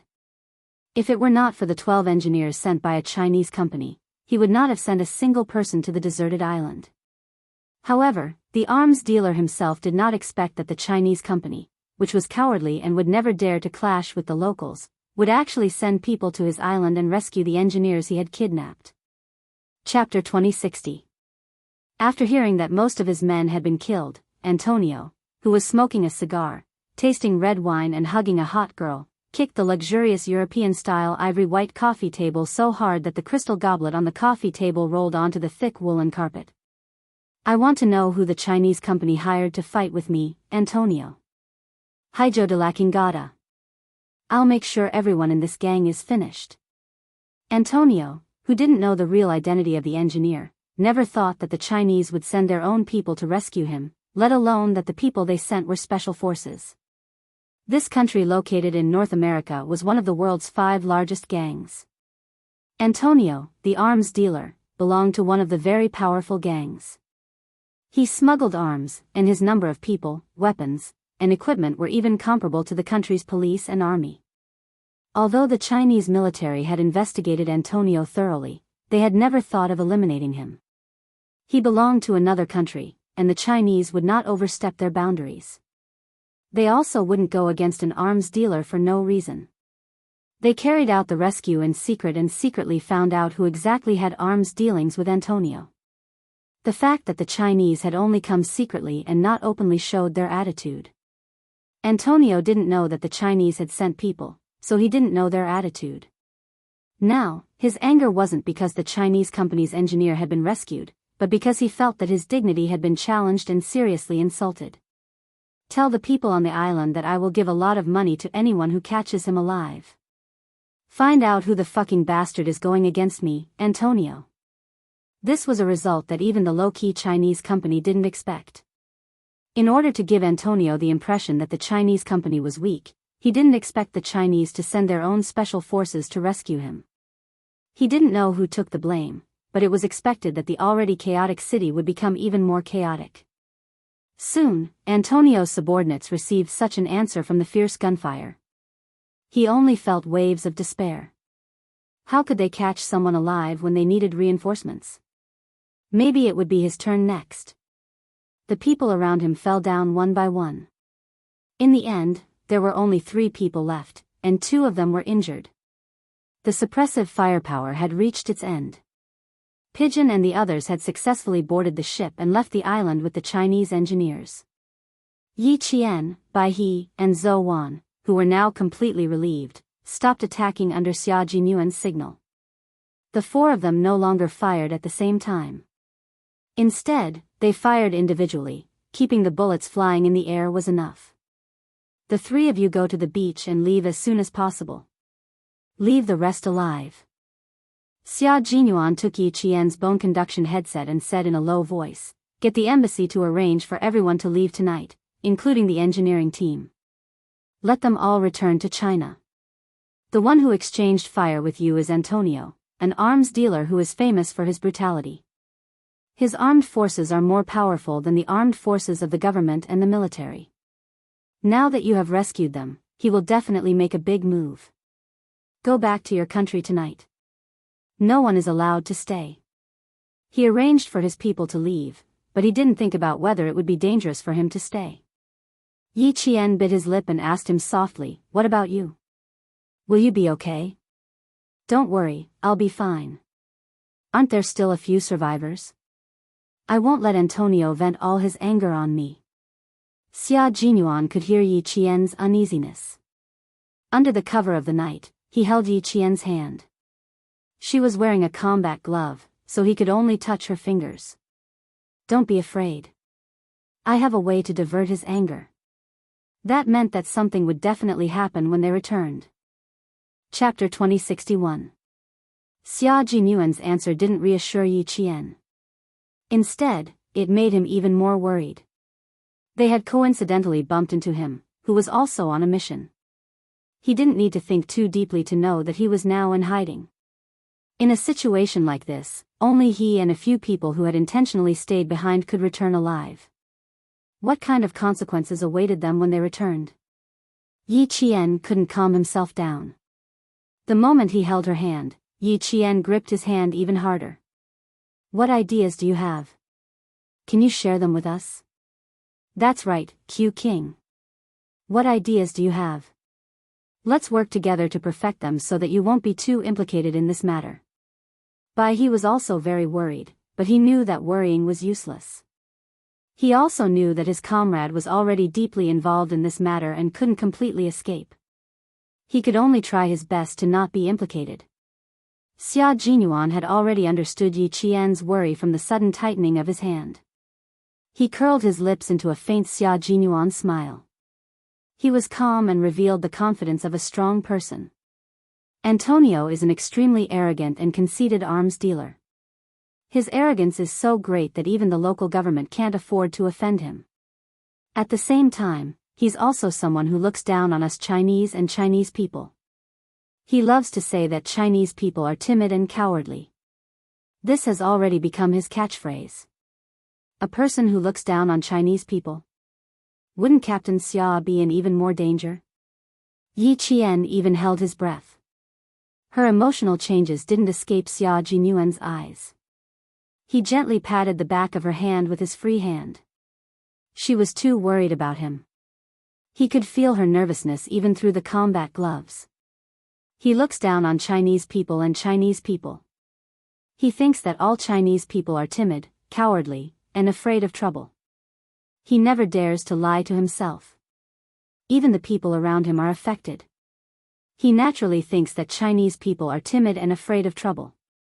He spoke softly, but there was an unconcealable sharpness in his words.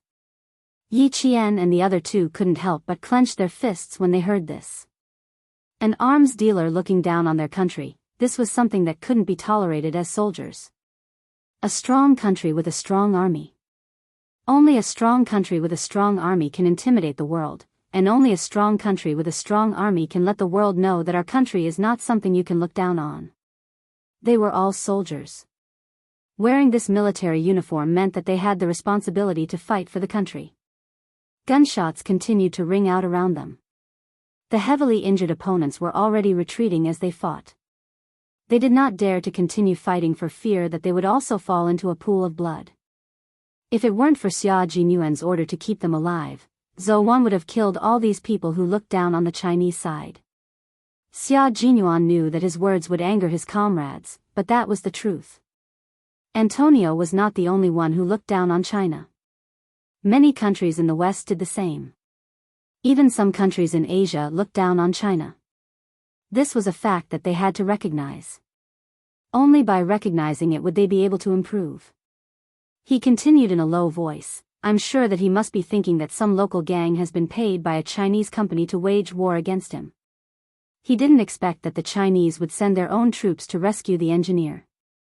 Just now, he was sitting in the helicopter. He left the matter to his subordinates and left without worry.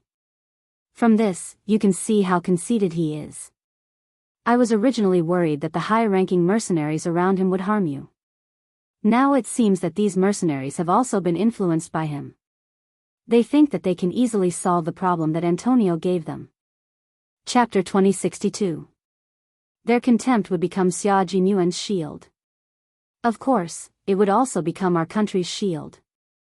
One day, they would pay the price for their contempt. Yi Qian was not as flustered as she was at the beginning. She glanced at Biyao beside her. With just one glance, she could see her own shortcomings. She was already flustered, but Biyao's breathing was steady and steady. It was facing Captain Xia with a normal attitude. Biyao, who didn't notice Yi Jian's attention, asked calmly, "You're going to face Antonio with a few survivors and escape, aren't you?"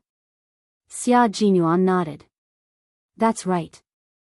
There are probably 2 or 3 people who haven't been dealt with yet. I'll go back with them.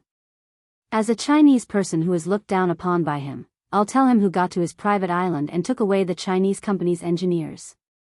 He won't suspect that it was actually the Chinese side who sent the soldiers.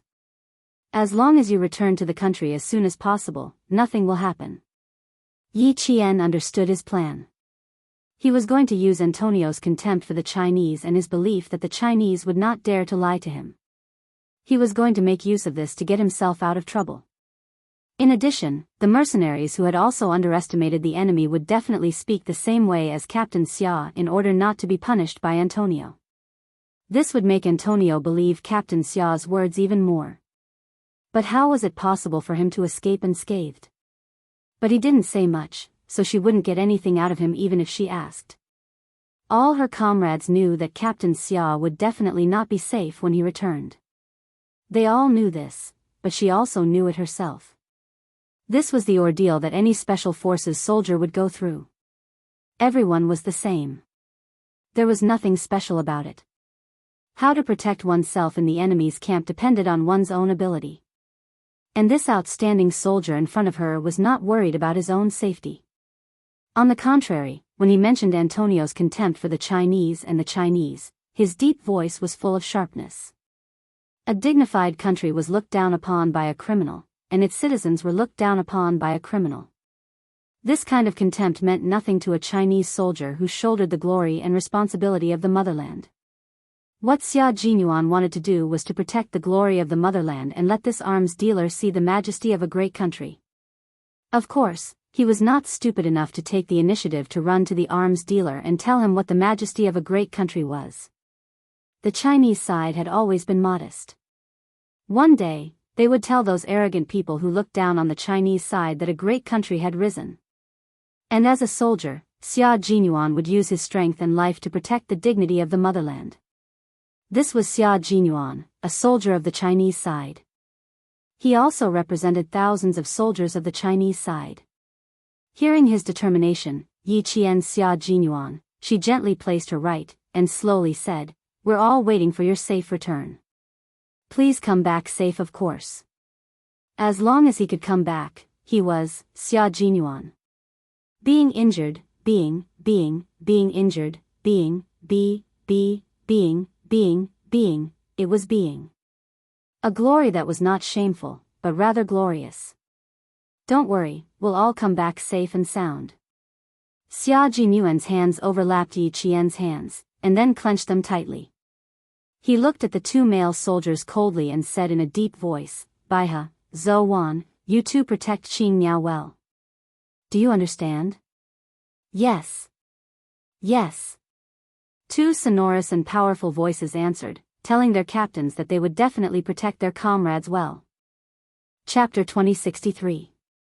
Xia Jinyuan nodded, and a smile appeared on his handsome face.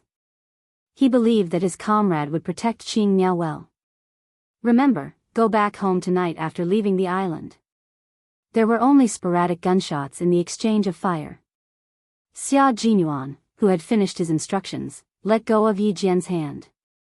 Under the faint starlight, his dark eyes, which were as deep as the sea, gazed tenderly at his lover who had unexpectedly appeared in front of him. He gazed at her affectionately. "Qing Miao, give me your pistol." Yi Qian's expression softened because of his gaze. She immediately looked at him warily. She subconsciously felt that it was not a good thing for him to ask her for her pistol. He glanced at the wary Yi Qian, took out a pistol from his combat vest, and handed it to him. "Use mine." They had been comrades for many years, and he already understood why Xia Jinyuan needed a pistol. "No, Qing Miao's is fine." Xia Jinyuan refused. He looked at his lover coldly and said calmly, "Qing Miao, give me your pistol." He repeated himself. Yi Qian's heart trembled. She gripped her pistol tightly, and the corners of her eyes were red with tears. As smart as she was, she already understood why he insisted on her pistol. This towering man who had always been her guide told her that there was no such thing as soft-heartedness on the battlefield. The people who were still alive on Antony's side were all injured. How could Captain Xia, who was temporarily one of them, be unscathed? He had to go back, and he had to go back with injuries. He could not bear to watch any longer. He bit his cheek and looked away. Zhou Wan, who was still firing bullets, growled, "Give it to him, Qing Miao. This is an order. This is an order." A soldier's duty was to obey orders. Finally, Yi Qian reached out her trembling hand and handed over the pistol. Under the combat gloves, she gripped her right hand so hard that her knuckles were contorted. The skin on the back of her hand was white, and even the blue veins were clearly visible. She had no choice but to hand over the pistol. Her grip was so tight that Xia Jinyuan did not manage to take her hand back. It was not until he grabbed her wrist and tightened his grip that she let go. "Qing Miao, sometimes you have to make the best choice for yourself. I once told you that the battlefield is always full of cruelty that you can't imagine." He took the gun that fell from her hand. He was calm and even had a slight smile on his face. He was so gentle, yet so cold. It's not difficult to make a choice on the battlefield. You just have to remember two things. Before he could say the 2 points, he shot himself in the arm as Yi Qian watched. Yi Qian knew that he was going to hurt her, but she wasn't prepared for it. She thought that he would at least finish his sentence before he started. Because of his sudden gunshot, Yi Qian clutched at her chest. Her delicate face was full of pain. The smell of blood wafted over. Xia Jinyuan's calm voice sounded again. "You just have to remember two things. 1. The right choice. 2. The right choice. Remember these two things, and you'll be able to quickly make the right choice that benefits you the most in the future." As long as Xia Jinyuan found her shortcomings, he would only make one choice, to tell her seriously and teach her. A low gunshot rang out. Compared to Zhou Wan's gunshots, the sound of a pistol with a silencer was as soft as a stone thrown into a pond. However, it sounded like a clap of thunder in Yi Jian's ears.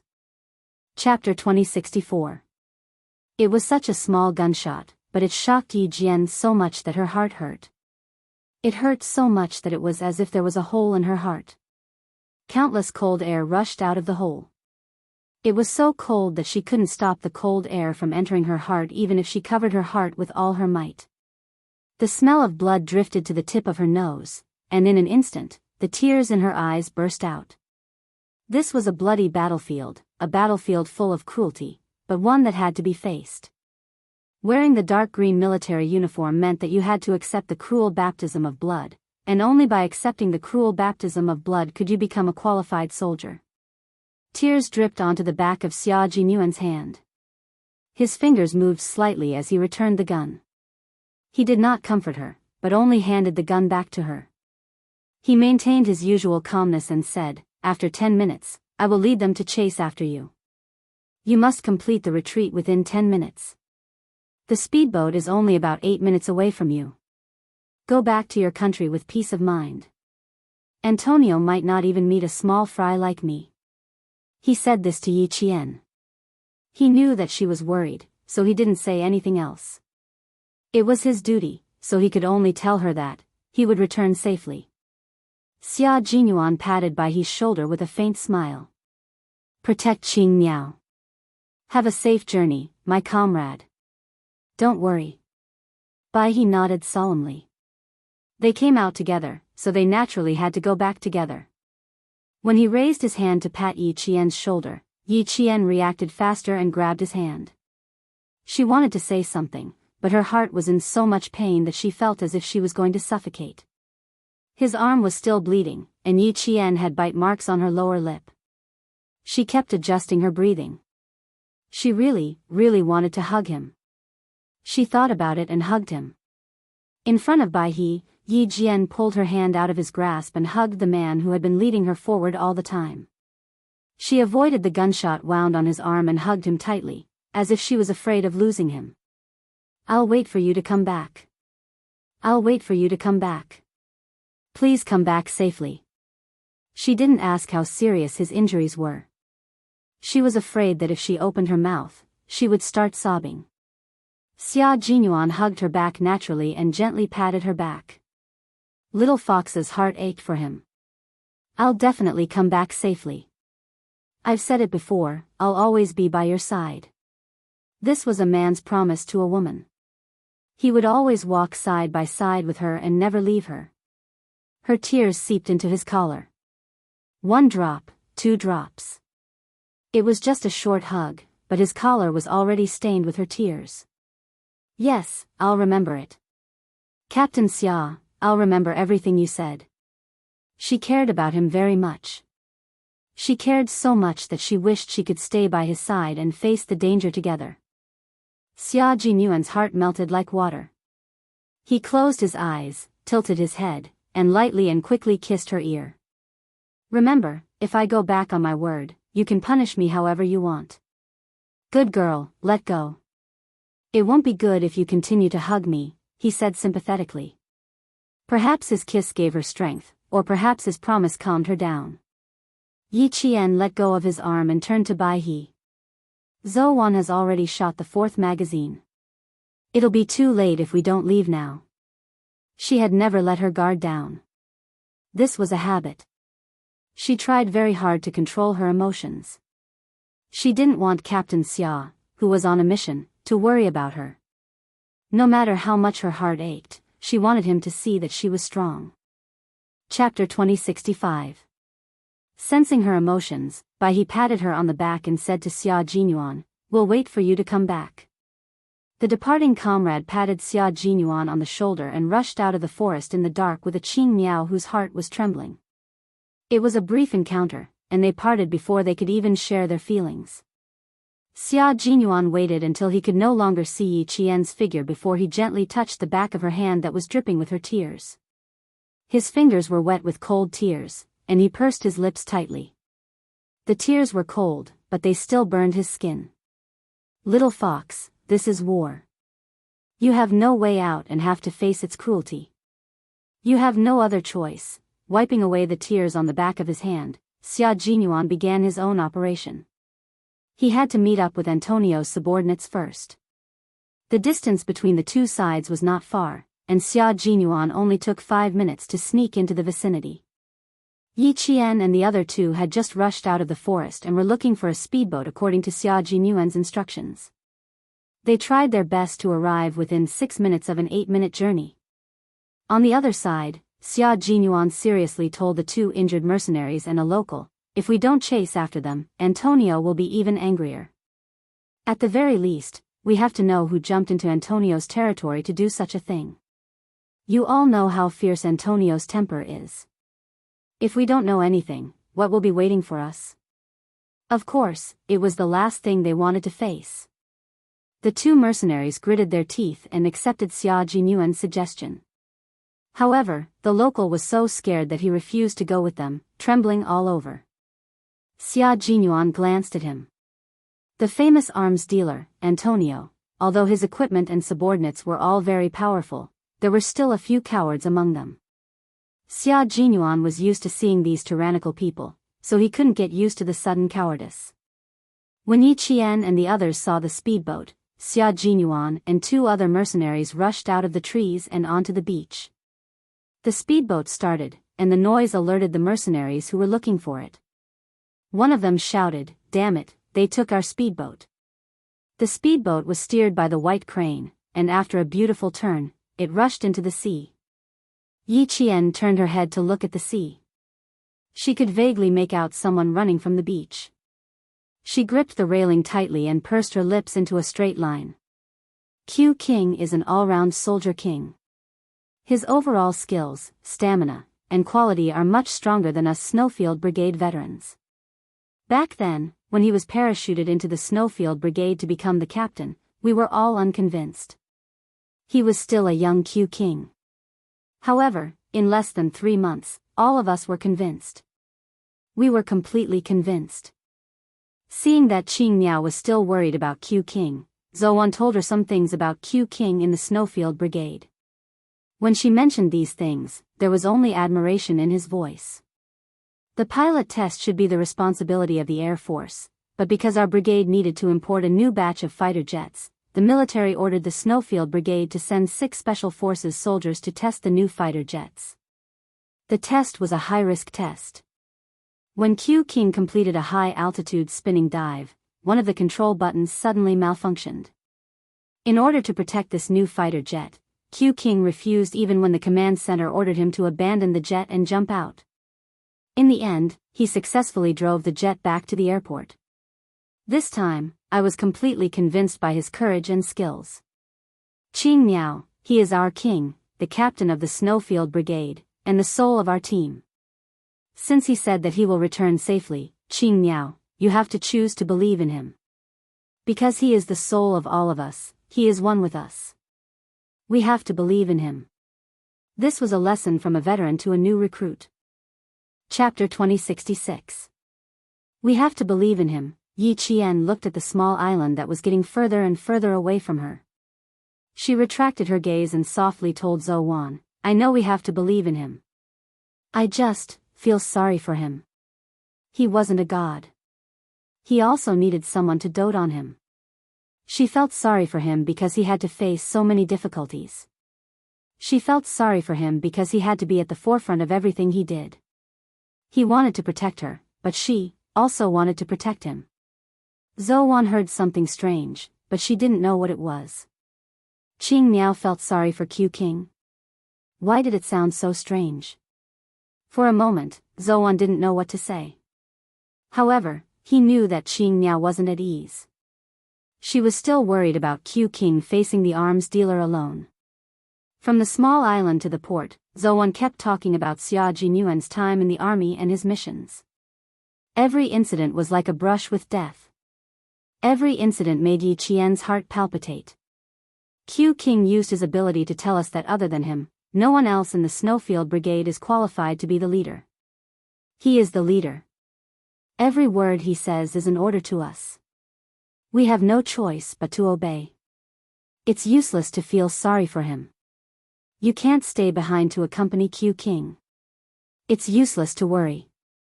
You can't reach out to help him. However, Q King isn't fighting alone. J5 and the others aren't at the base. Maybe they're on a mission with Q King. He had already said this. If Qing Miao still couldn't feel at ease, then there was nothing he could do. Even though he didn't know if J5 and the others were really on a mission with Q King, he could only say this to comfort Qing Miao. Bai He, who was driving the speedboat, saw that Zhou Wan was at a loss for words and Qing Miao still didn't feel at ease. He frowned and said in a deep voice, "Qing Miao, we're also on a mission. Before we bring the engineers back, our mission will continue. You can't be distracted by Q King's appearance, understand? You have your mission, and Q King has his mission.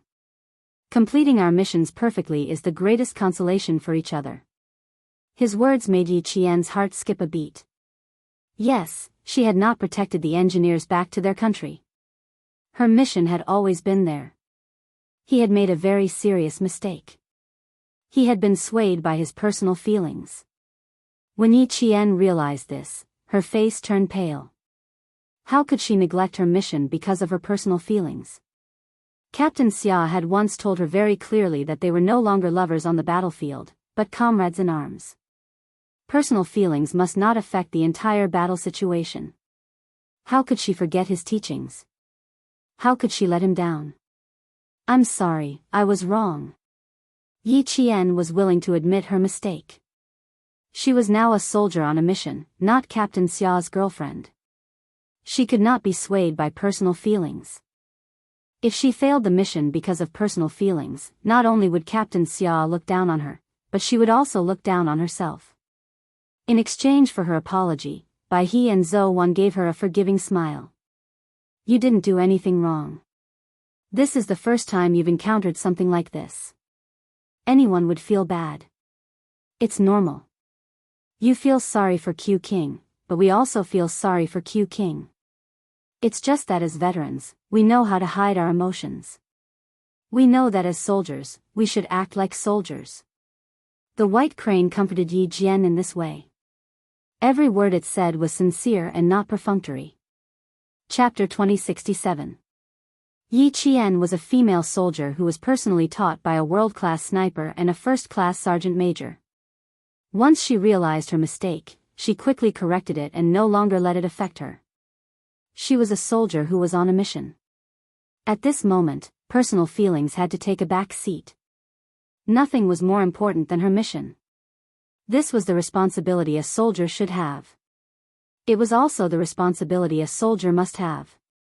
The three of them departed from the island nearly 2 hours later than Dove and the others.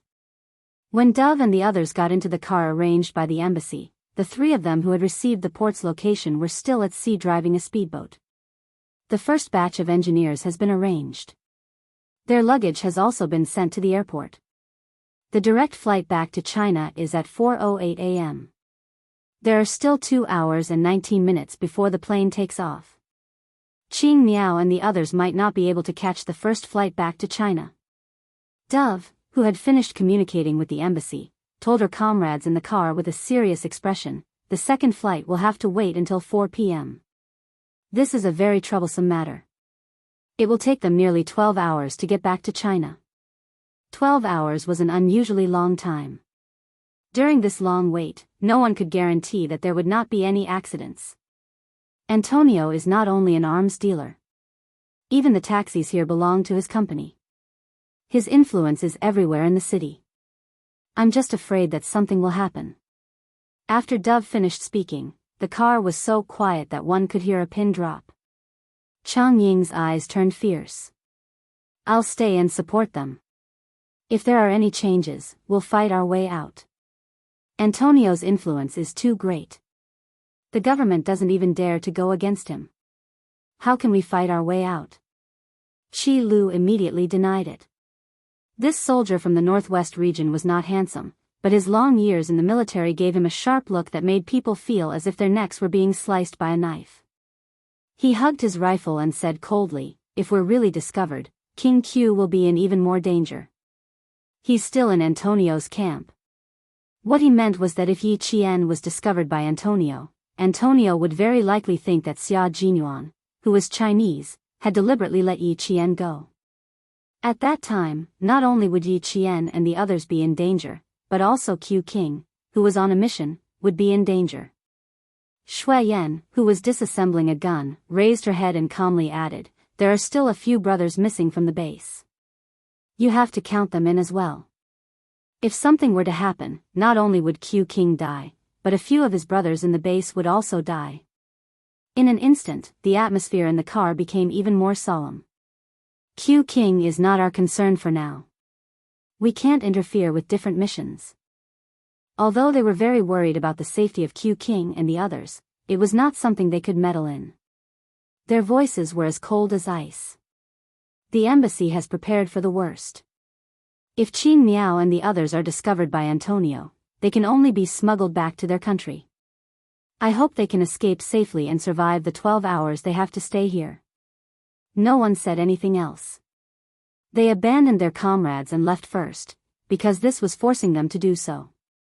With the military, as soon as Changning mentioned the military, Pigeon, who knew what he wanted to say, interrupted him with a wry smile. "The military has contacted me.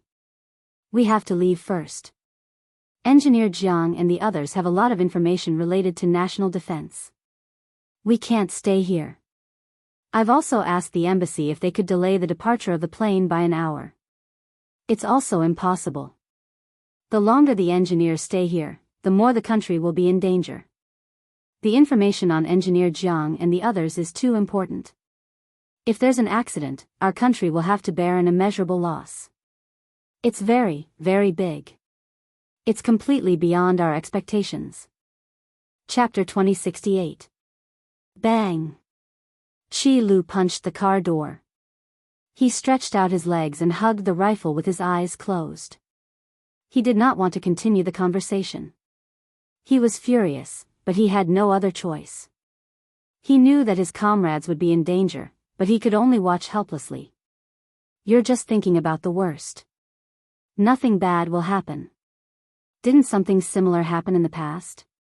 In the end, everyone returned to the team safely. Pigeon, who was also feeling helpless, tried to console his cold-looking comrades. "Think positively. Think about the three of them and think about the good. Don't give yourself too much pressure."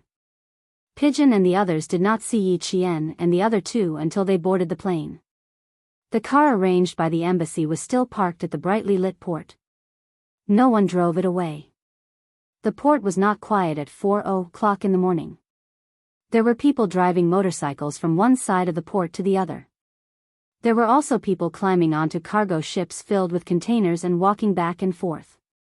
There were people on the lighthouse with binoculars looking out at the sea from time to time as if they were looking for something. These people were holding knives in their hands. Some of their chests bulged, revealing the outline of a gun. They walked back and forth around the port without stopping for a moment. There was a gentle breeze on the surface of the sea. The sea breeze carried a salty and fishy smell, mixed with the smell of fuel. The rumbling sound of the speedboat drifted faintly from the dark sea. It gradually got closer and closer until the figure of the driver could be seen clearly from the port. They did not dock at the port. After making a 180-degree turn, they sailed back into the sea. There was not only one speedboat on the sea. There were 10 speedboats. They circled the area and moved forward, then moved closer. From time to time, the people on the speedboats would shout at the top of their lungs. They were all looking for a speedboat, as well as the people on the speedboat. "Expand, expand. Expand the search area. It's too dark. I can't see anything at all. What the hell? Where did they go?" As the speedboats dispersed, some curses could be heard faintly. In less than 5 minutes, the people on one of the speedboats shouted to their companions. Suddenly, all the speedboats turned into arrows and rushed over. 3 figures dove under a ship. After a while, someone jumped out of the water as if he was standing and grabbed a rope that was used to release a lifeboat. Soon, before the strong light from the ship swept over, the figure grabbed the rope tightly with both hands. He was as agile as a monkey climbing a tree. His feet kicked the hull of the ship, and in a short while, he climbed onto the deck. Someone walked over with a light on the deck. Yi Jian's eyes darkened as she suddenly lowered her body and hid under the lifeboat. Since she was soaking wet, she couldn't just roll across the deck. The water stains she left behind would tell the guys with the knives that someone had been here before. When the sound of footsteps faded away, Yi Qian immediately climbed onto the deck. His feet hooked onto the handrails of the deck, and his hands nimbly and quickly untied the rope and placed it into the sea. Earlier, she had stepped on Zhou Wan's shoulder to touch the rope that had not been released into the sea. Now she had to release the rope so that her comrades could successfully board the ship. To prevent the water droplets from dripping onto the deck and attracting attention, Yi Qian quickly took off her clothes in the dark. She wrung the water from her clothes tightly. She couldn't take off her pants and wrung them dry, so she could only grab a corner and wring it. The water flowed along the hull of the ship. Not a single drop of water fell into the sea. Soon, Bai He and Zhou Wan came up and used the same method to tighten their clothes and pants. When a few men with knives came over, the three of them were long gone. Chapter 2069. Xia Jinyuan told Yi Qian and the other two that Antonio's power was so great that even the government's army couldn't compete with it. He wasn't lying at all. The three people coming out of the port couldn't drive even if they passed by the cars prepared by the embassy. The entire row of cars, regardless of whether they were big or small, had their wheels all locked, and the name, Antonio, was sprayed with red paint. It was blatantly telling the owners of these cars that the one who damaged their cars was none other than Antonio. Abandon the car, go find the embassy. Bai He saw the car lock and the red paint, and decided to go find the embassy immediately. According to the agreement, a comrade in the car would pick them up and go to the airport together. Now that there was no one in the car and the car was locked, it was obvious that Chang Ying, who was supposed to stay behind, had left with them. Chang Ying's departure undoubtedly told the three people who didn't leave that the situation was dangerous and they had to leave. Yi Qian, who was in charge of security, saw the 5 people who had just walked past him coming back from the front. The strong light that could illuminate 20 meters directly shone in their direction. He whispered, "Hide." The 3 people's backs seemed to be equipped with wheels, and each of them slid under the car's chassis. Most of the cars parked at the side of the port belonged to tourists who were going to the island for sightseeing and accommodation. These people didn't seriously search under the car's chassis. They just kept sweeping around with the strong light, looking for suspicious people. The 3 people under the chassis watched several pairs of big feet pass by under their eyes, and only came out when the footsteps disappeared one by one. When they came out, Chang Ying had something in a black plastic bag in his hand. The 3 people who didn't have time to open it didn't stay at the port any longer. They took advantage of the light gray sky to leave silently. The embassy is well prepared. Zhou Wan took out a passport from the black plastic bag and waved it. It saves us half the trouble. The passports that the 3 of them forged before boarding the plane were still on their bodies except for the photos. The entire passport was torn apart and sunk into the sea together with their rifles and equipment. Now, they had nothing on them except a pistol, a GPS tracker, a dagger, and the clothes they were wearing. The things prepared by the embassy solved the problem of their passage. The bus card, cash, mobile phone, passport, and immigration card were enough for the 3 of them to cross half of the city and head to the airport.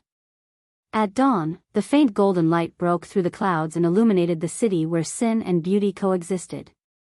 The cars on the street kept honking as they passed through the narrow streets and arrived at the place they needed to go. Yi Qian, who had already changed his clothes, learned a little about the city he was in with the help of the convenience store clerk. Then, he came out of the convenience store with breakfast for the 3 of them, chicken rolls and warm milk. Zhou Wan and Bai He were waiting for her by the roadside. One of them was wearing a black short-sleeved t-shirt, while the other was wearing a white short-sleeved t-shirt. At this moment, the 2 of them, who were dressed casually, did not have the sharpness of a soldier. They were no different from tourists on the streets. They were holding a map and were gesturing, as if they were discussing how to proceed from here. Little Yi is out. Zhou Wan, who seemed to be focusing all her attention on the map, smiled and waved at Yi Qian. Bai He, who was wearing a white short-sleeved shirt, looked at Yi Qian with a smile and whispered to Zhou Wan, I have good taste, don't you think Xiao Yi looks good in this? Not bad. Zhou Wan nodded. She was indeed beautiful. She was refreshing like a girl who came walking on the waves early in the morning. Her eyes were pure and innocent, and her smile was like a flower. She was so beautiful that just looking at her made one feel happy. Chapter 2070. Bai He, who came from a wealthy family in Jiangnan, had a better sense of aesthetics than his comrades. When Yi Qian took out a pair of jeans and a white t-shirt, he couldn't bear to look at her. He couldn't help but ask her, do you like jeans and a white t-shirt? Yi Qian only answered him with one word, convenient. The word convenient stunned Bai He for at least 3 seconds. The girls he had interacted with could spend hours dressing themselves up, and his mother was even more so. She could start preparing for what she was going to wear the next day the night before. Having interacted with so many girls who spent so much time getting dressed, Bai He didn't know how to react when he heard Yi Qian say, convenient. Soon, he felt relieved. Yi Qian wasn't like the girls he had interacted with before. Yi Qian was a soldier, and soldiers shouldn't waste time. In order to pursue efficiency, they would definitely do whatever was convenient. In the end, he picked out the clothes that Yi Qian was wearing. It was a pair of loose brown cotton linen trousers that showed off the length of her legs, paired with a light sky blue cotton loose short-sleeved shirt and a pair of bohemian-style flat-heeled sandals. Yi Qian was shocked when she put it on. Zhou Wan and Bai He, who were waiting for her to change, couldn't hide their amazement. She looked really good. She was tall, fair, and had delicate facial features with a hint of coldness, but there was a hint of gentleness in the corners of her eyes. She had a temperament like ice and fire, and was exceptionally charming. When she put on a straw hat with a circle of colorful plastic flowers, she looked even more playful. Seeing that Yi Qian was still some distance away from them, Bai He whispered, in the future, little Yi will be the flower in our team, and the kind that stands out from the rest. Life will be more exciting, Zhou Wan concluded. Wouldn't life be more exciting with a female soldier and a group of male soldiers? They would be more well-behaved in private. Yi Qian, who walked in the sunlight, didn't know that her comrades were talking about her. She handed the breakfast to them and asked with a smile, so, which route is better? There was no way to grasp the entire route. At the very least, they had to know the rough route. The map was their way of grasping the rough route. It was convenient for them to escape immediately if anything happened. Although the transportation is convenient, the roads in the city are complicated. Even experienced drivers would get lost. The white crane rolled the map into its hand and took a bite of the chicken roll. Coin, who was paying attention to the surroundings, saw a few people with totems tattooed on their arms knocking on the glass window of a taxi. With a dark gaze, it said in a low voice, looks like this street isn't peaceful anymore. Let's talk while we walk. He understood the language here, so he could clearly understand what these strong men were saying. Yi Qian's eyes darkened slightly. Antonio's influence had already exceeded their expectations. What about Captain Xia after he returned? Was he doing well? The white crane patted its shoulder lightly and said, let's go and take a carriage. All right. Yi Qian hid his worries well and didn't let his comrades notice anything strange. He smiled faintly and got into the taxi. She believed in Captain Xia's ability, but she couldn't believe that he could really escape unscathed. The taxi drove for less than 3 kilometers before it blocked the road at a corner. The horn was blaring so loudly that it was deafening. As the car moved slowly, the 3 of them encountered a few strong men knocking on the glass window. The taxi driver lowered the window after the first knock, afraid that these people would smash his car. One of the strong men leaned on the window with one hand and looked at Yi Qian with a somewhat presumptuous gaze. Bai He and Longing behind them were also being sized up by 2 strong men. Chapter 2071. It wasn't just one taxi that was stopped by them. In less than 10 kilometers, Yi Qian saw countless taxis being stopped by them. Some people resisted and shouted, but it was no use. The only good thing was that they didn't hurt anyone. It was probably because of this, and the other party didn't do anything too outrageous. They only knocked on the windows and asked the tourists where to get on the bus, where to go later, and chatted with the driver. When they felt that there was no problem, they let the taxi leave. Yi Qian and the others stopped the taxi twice, and it took them 2 hours to reach the designated location of the embassy. It was an old 2-story residential building. The person who received them was the deputy ambassador, who had been in contact with the military. When he saw the 3 of them standing outside the door, he couldn't hide the joy on his face. "We're safe here, we're safe here." The ambassador was a middle-aged man in his early 50s. He warmly welcomed the 3 of them into the living room and immediately poured them a cup of tea. The joy on his face hadn't completely disappeared. "The country has been waiting for news of the 3 of you. Now that the 3 of you have returned safely, the country is relieved." The military was indeed relieved. Major General Yang received Yi Jian's call and heard her voice coming from the other end. Major General Yang, who was pressing down on the steel cup, slowly grasped it tightly. The heavy stone in his heart was finally put down. From now on, listen to the embassy's arrangements. Don't act on your own. Wait for the 4 p.m. flight to fly back to China. Also, don't worry about Q King. We have our own people working with him. You can rest assured. Since this was the first time Yi Qian knew that the members of the Snowfield Brigade had to infiltrate the enemy's camp to complete their mission, the Major General couldn't help but explain. If it were anyone else, they wouldn't have said a word. Yi Qian felt guilty when she saw that even the Major General was comforting her. She pursed her lips and said softly, "I know, you don't have to worry about me. He has his mission, and I have mine. We're all working hard for our respective missions. We'll meet again when we return to China." "That's right." Her words made the Major General smile involuntarily. Qin Miao's ability to accept things was very strong, and her self-control was also very strong. At that time, when she said she wanted to leave, she did not hesitate at all. From this, it could be seen that she knew her responsibility very well. A soldier who knew his responsibilities would not let his country down. As for Xia Jinyuan, he was afraid that there would be some trouble. After hanging up the phone, the Major General's face turned serious. He was going to suffer some physical injuries. For a soldier, flesh wounds were common even during training. He just had to grit his teeth and bear with it. Before he left the country, Xia Jinyuan knew what kind of criminal he would be facing. He was mentally prepared and would not be defeated so easily. Right now, the military didn't know where he was, and J5 and the others couldn't contact him either. They could only wait for him to contact the military. As for when to contact the J5, with Xia Jinyuan's ability, he would send out the news within 3 days. All-round Soldier King was not a title that could be easily given. When Yi Qian found out about Xia Jinyuan, she was accompanying Principal Chen to the hospital for a checkup. Although Principal Chen had been discharged, his body was still injured and had to undergo monthly checkups for half a year. Yi Qian, who was sitting outside waiting for Principal Chen to finish his checkup, saw the familiar number.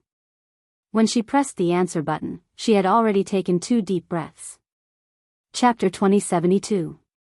From the nervousness when she answered the phone to the joy when she hung up, Yi Jian, who was holding the phone, covered her face in the end. The corners of her eyes were already wet. This is great, this is great, this is really great. He didn't go back on his word. The man she believed in and loved deeply didn't go back on his word. J5 has sent the latest news back to the country. Q King is currently safe and has successfully approached Antonio. This is beneficial for the completion of the mission. That was what the Major General told her. She could tell that the Major General was very happy. She had been back for 3 days. From the moment she boarded the plane back to the country until now, all she could think about was his smile and what he said. Even in her dreams, she dreamed of him wearing a neat and fitting military uniform, standing under the sun with his right hand holding his military cap. He gave her an elegant but slightly mischievous smile and said to her, "Little fox, I'm back." He was back. The man she loved was really going to be back soon. Yi Qian sat bent over with her elbows on her knees and covered her face. She alternated between crying and laughing. Her expression was indescribably relaxed. It wasn't until this second that the pain in her heart disappeared. The Major General's words disappeared in an instant. This is great. Everyone is safe. This is really great. Wiping her tears, Yi Qian took a deep breath of the disinfectant smell that she hated. Her delicate face revealed a smile that was as bright as the sun outside the window. Her watery black eyes were full of vitality, sweeping away the darkness from before. Yi Jian stood up and was about to walk around when she suddenly felt an unfriendly gaze coming from the front. Yi Jian raised her eyes and glanced over. The corners of her mouth curled up slightly. She and Yi Ying were fated to meet each other. From her previous life to this life, they would always bump into each other inadvertently. Beside Yi Ying was Sun Dongqing. She was holding a stack of forms and complaining about the hospital's service. Seeing her daughter stop, Sun Dongqing couldn't help but stop as well. Looking up from the stack of forms, Sun Dongqing's eyes widened. Why did she bump into this wretched girl? Ying, let's go. We can't bump into this wretched girl. She's your nemesis. As long as you meet her, nothing good will happen to our family. Now, Sun Dongqing did not dare to confront Yi Jian head-on. After suffering so many losses, she was really a little scared. Yi Ying was not afraid. She smiled and said, "Mom, our family is not a place where a little military school student like her can do whatever she wants. With Dad around, she's nothing." The last sentence was said through gritted teeth. Who does an orphan think he is? How dare he ride on my head? In the past, she had been careless and had fallen for the wretched girl's tricks time and time again. In the end, she had missed the college entrance examination and had to go abroad to avoid the limelight. And now? Ha ha ha, did she still need to avoid it? He didn't want her to enter the army? But she just had to enter. What's more, the deputy chief of staff had personally made the call and completed all the procedures. All he had to do was to issue a certificate proving that she didn't have a heart attack and that it was really a misdiagnosis. Now that she had made a comeback, it was Yi Qian's turn to suffer. Sun Dongqing, who had wanted to leave, suddenly laughed. That's right, that's right. With old Yi around, what was there to be afraid of? Now that he was in contact with the deputy chief of staff it meant that Ying would have a powerful backer once she entered the army. Yi Qian, that wretched girl, was nothing. Once Ying entered the army, with a few tricks, Yi Qian would be dead. Instantly, Sun Dongqing, who was full of confidence, grabbed Yi Ying's hand and walked towards Yi Qian with a smug look on her face. Chapter 2073. At this moment, Yi Qian really didn't want to see the mother and daughter walking towards her. However, the mother and daughter were obviously back to their previous arrogance. Their eyebrows were filled with pride, as if they couldn't wait for the whole world to know that their family had a happy occasion. Especially Sun Dongqing. Her gaze was as if everyone else was inferior and she was the only one who was noble.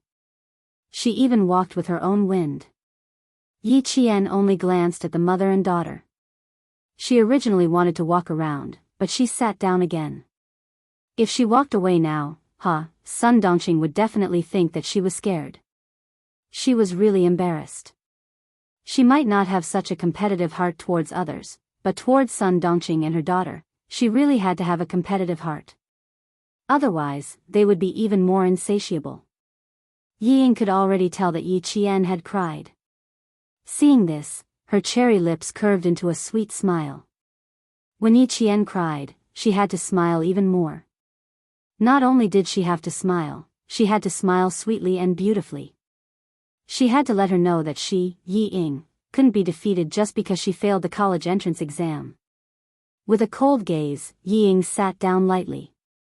She didn't even dare to look at Yi Qian. She pretended to be worried and asked Sun Dongqing, "Mom, do you think I'll be able to enter the capital government regiment directly this time?" "I'm still a little worried." Not only did she smile sweetly and beautifully, but she also had to show the smile of a winner. Using words and actions to suppress others was Sun Dongqing's strength. Yi Ying took after her in this aspect. Hearing this, she immediately understood and smiled. My precious daughter, what else do you have to worry about? With your looks and talent, you can sing, dance, and even play the piano. The leader already said that as long as your body is fine, you can definitely enter the army. The leader also said that it's a pity that a girl with such talent like you doesn't enter the army. If you enter the army to gain experience for a few years, you'll just end up as a fetus. Be reborn. Yi Ying continued her mother's words coquettishly. She then lowered her head as if she was very embarrassed. I just don't feel at ease. That's why I want you to enlighten me. Seeing that Yi Qian did not react even after saying so much, Sun Dongqing gritted her teeth and thought to herself, little bitch, you're pretty good at enduring.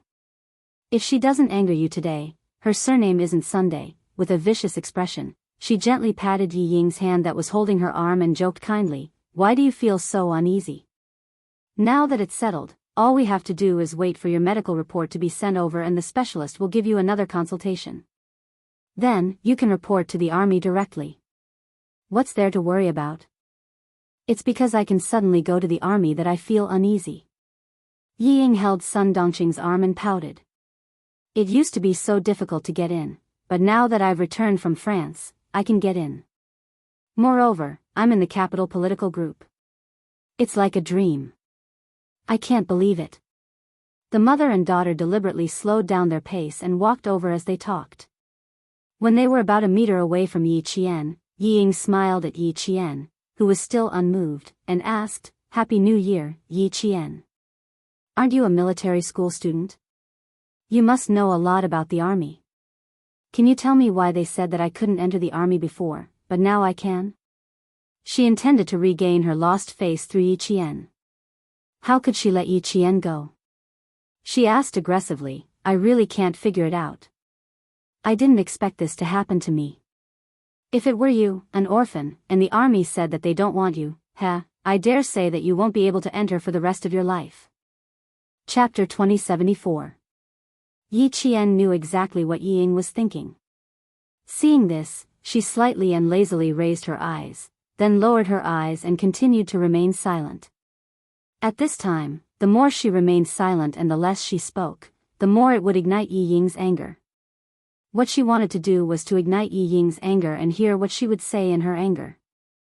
Yi Ying was able to enter the military all of a sudden. Needless to say, it must be related to the Du family. In her previous life, Yi Ying was the daughter-in-law of the Du family. In this life, Yi Ying relied on the Du family's connections to enter the military. Would she become the daughter-in-law of the Du family? The Du family and family Xia did not get along. If the Du family, who used their power for personal gain, did a few more bad things, it would be easier for the family Xia to take action. Sun Dongqing could not stand Yi Qian's disregard. She stood up and stared down at Yi Qian, who had always looked down on her and thought she would not amount to anything. She gritted her teeth and said fiercely, Stupid girl, you think you're so great just because you're a military academy student? How is my Ying inferior to you? As long as she wants it, there's nothing she can't get. In the past, it was because of you that Ying suffered so much in school, that she suffered so much and suffered so many grievances. Now Ying is about to enter the military, and it's the Beijing political regiment. I'd like to see how you're going to make things difficult for Ying. Sun Dongqing had always thought that Yi Ying's current situation was all because of Yi Qian. Yi Ying was not at fault at all. Why did she say that Yi Qian was here to make things difficult for Yi Ying? Because every time it was a critical moment, the unlucky one was always Yi Ying. No matter how good their family's calculations were, in the end, Yi Qian would be fine. Now that she had the help of a benefactor, and it was the deputy chief of staff Du, no matter how powerful Chen Dongfeng was, could he be more powerful than the deputy chief of staff Du? Could he still stop deputy chief of staff Du from arranging for Ying to enter the military? She couldn't enter the provincial army because her Ying was destined to be assisted by a noble to enter the capital government regiment.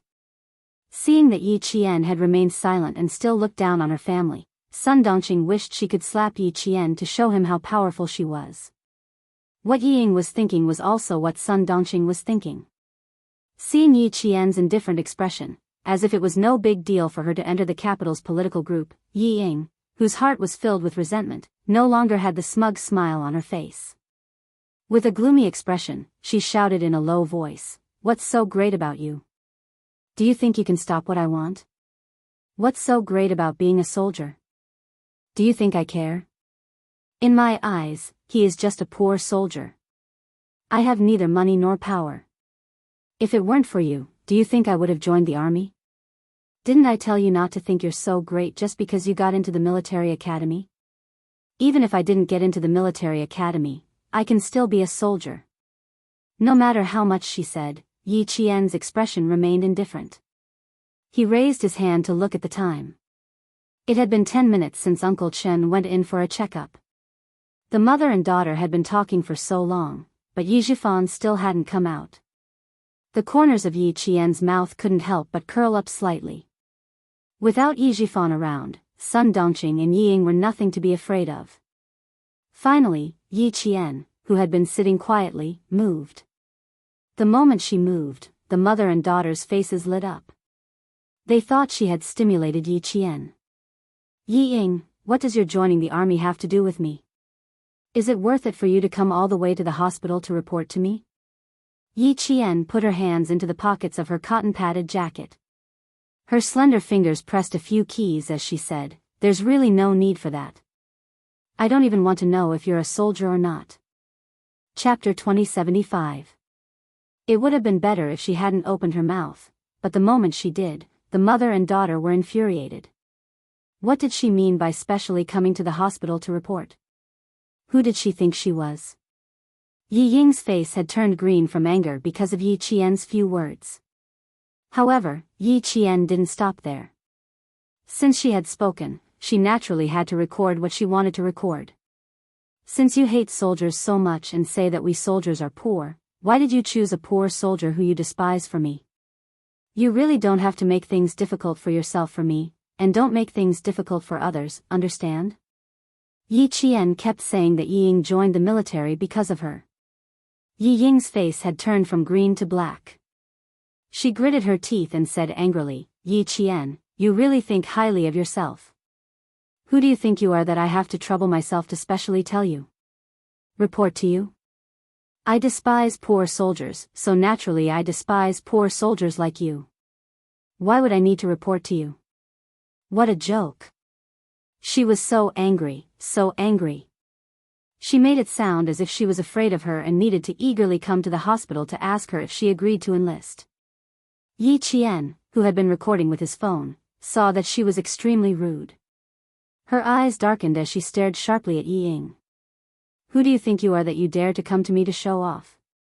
A person who can't even take the college entrance exam, who wronged an instructor during military training, who spread rumors everywhere, who can't even stay in school, what right do you have to speak to me?" Yi Qian, who had a strong aura, not only suppressed the mother and daughter with her tone, but also her aura.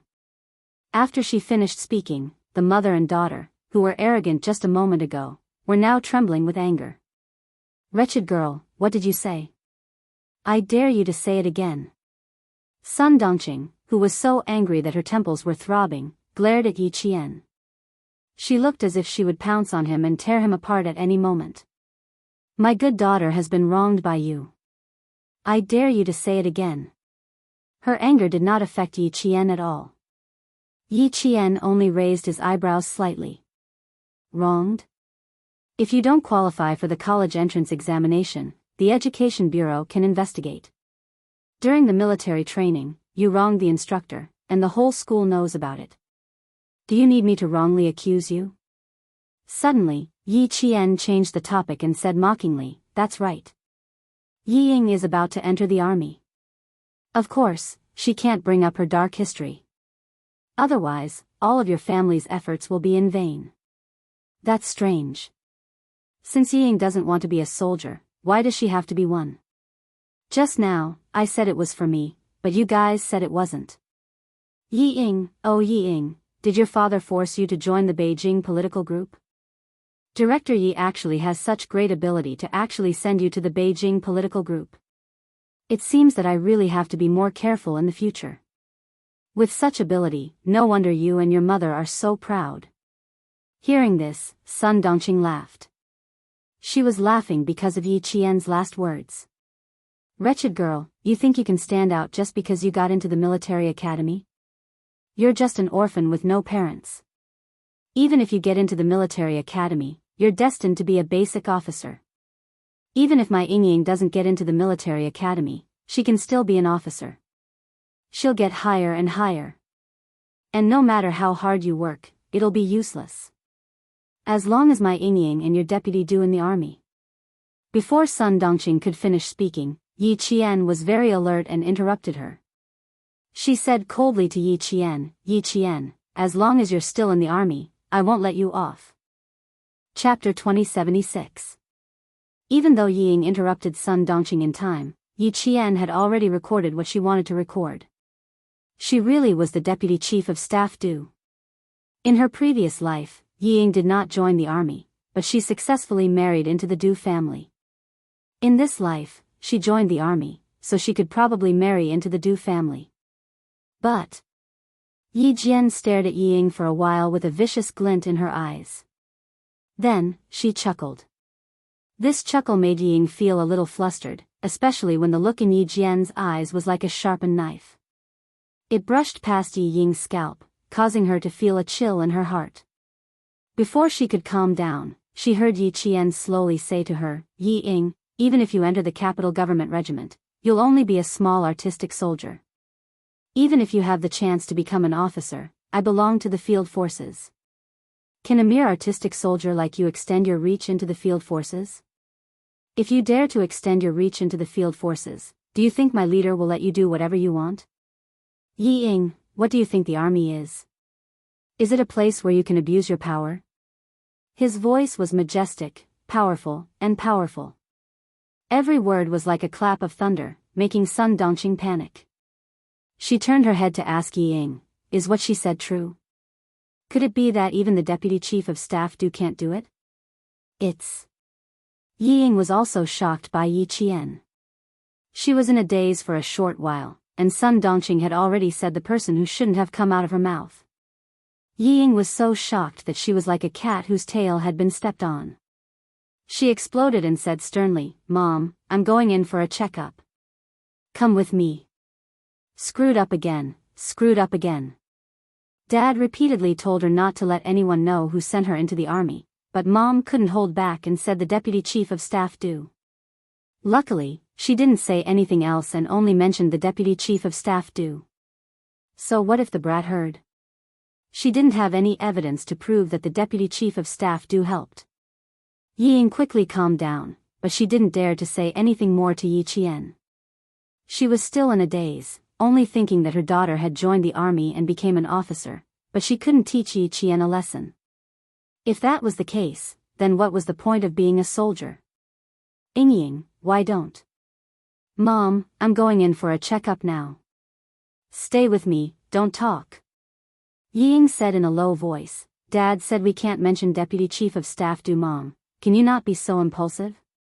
Sun Dongqing, who originally wanted to say, why don't you transfer to the field forces, was shocked. Her eyes flickered, and she was quite uneasy. Did I just say Deputy Chief of Staff Du? Did I? Yes, she said it twice. She had recorded it clearly on her phone. Although Yi Ying might join the army in this life, and might even marry into the Du family again, it was hard to say if there would be any changes before she actually joined the army. Capital political group? Did she really think she could join the army just because she wanted to? Her cold and sharp gaze met with Yi Ying's, who had walked to the door of the examination room and turned back to look at her. They could see the hatred in each other's eyes. This was right. She and Yi Ying had to fight to the end. The door of the examination room opened, and the doctor came out and shouted. Yi Ying responded and pulled Sun Dongqing in. The door of the examination room on the other side opened, and Principal Chen and the doctor walked out, talking and laughing. Yi Qian, who had turned off the recording on his phone, greeted them with a smile on his face. Chapter 2077. Update, Qin Yun has undergone surgery due to health reasons. She will not be able to recover until next Wednesday. I sent out several notifications, but they were all useless. Yi Qian thought that Principal Chen did not hear the conversation between Sun Dongqing and her daughter. Only when he walked out of the hospital did he realize that he had underestimated a sniper's hearing. Yi Ying is about to enter the army. What are your thoughts? As soon as they walked out of the hospital gate, Headmaster Chen asked faintly. Yi Jian couldn't help but stop in her tracks. When she was thinking about how to answer, Headmaster Chen asked again, "Are you afraid?" Afraid? He did not feel afraid at all. On the contrary, he felt that it was a good thing that had come to him. He could send the recording to Commander-in-Chief Xia and let him know what the Deputy Chief of Staff Du had done. It would also be evidence of Yi Zhifan abusing his power for personal gain. Yi Qian smiled and said, "No, Yi Ying is not enough to scare me. The one I need to be careful of is Yi Zhifan. He is the root of the Yi family's foothold in the southern province. To catch a thief, you need to catch the ringleader. As long as the Yi family topples Yi Zhifan, Yi Ying will have nothing to do with it." Those who were in the wrong had a clear conscience and were even arrogant enough to show off in front of her. They were not afraid of being exposed, so what was she afraid of? What was there to be afraid of? She met Principal Chen's scrutinizing gaze. The slight smile on her face was like the spring breeze blowing through the treetops. It was like watching the wind and clouds change with a smile. "Uncle Chen, I have never been afraid of the Yi family. Not in the past, and definitely not in the future. So what if Yi Ying enters the army? So what if she enters the Beijing government regiment? She can control the clouds and rain with a flip of her hand? She will never be able to reach this stage. Even Yi Zhifan is extremely careful when playing with power.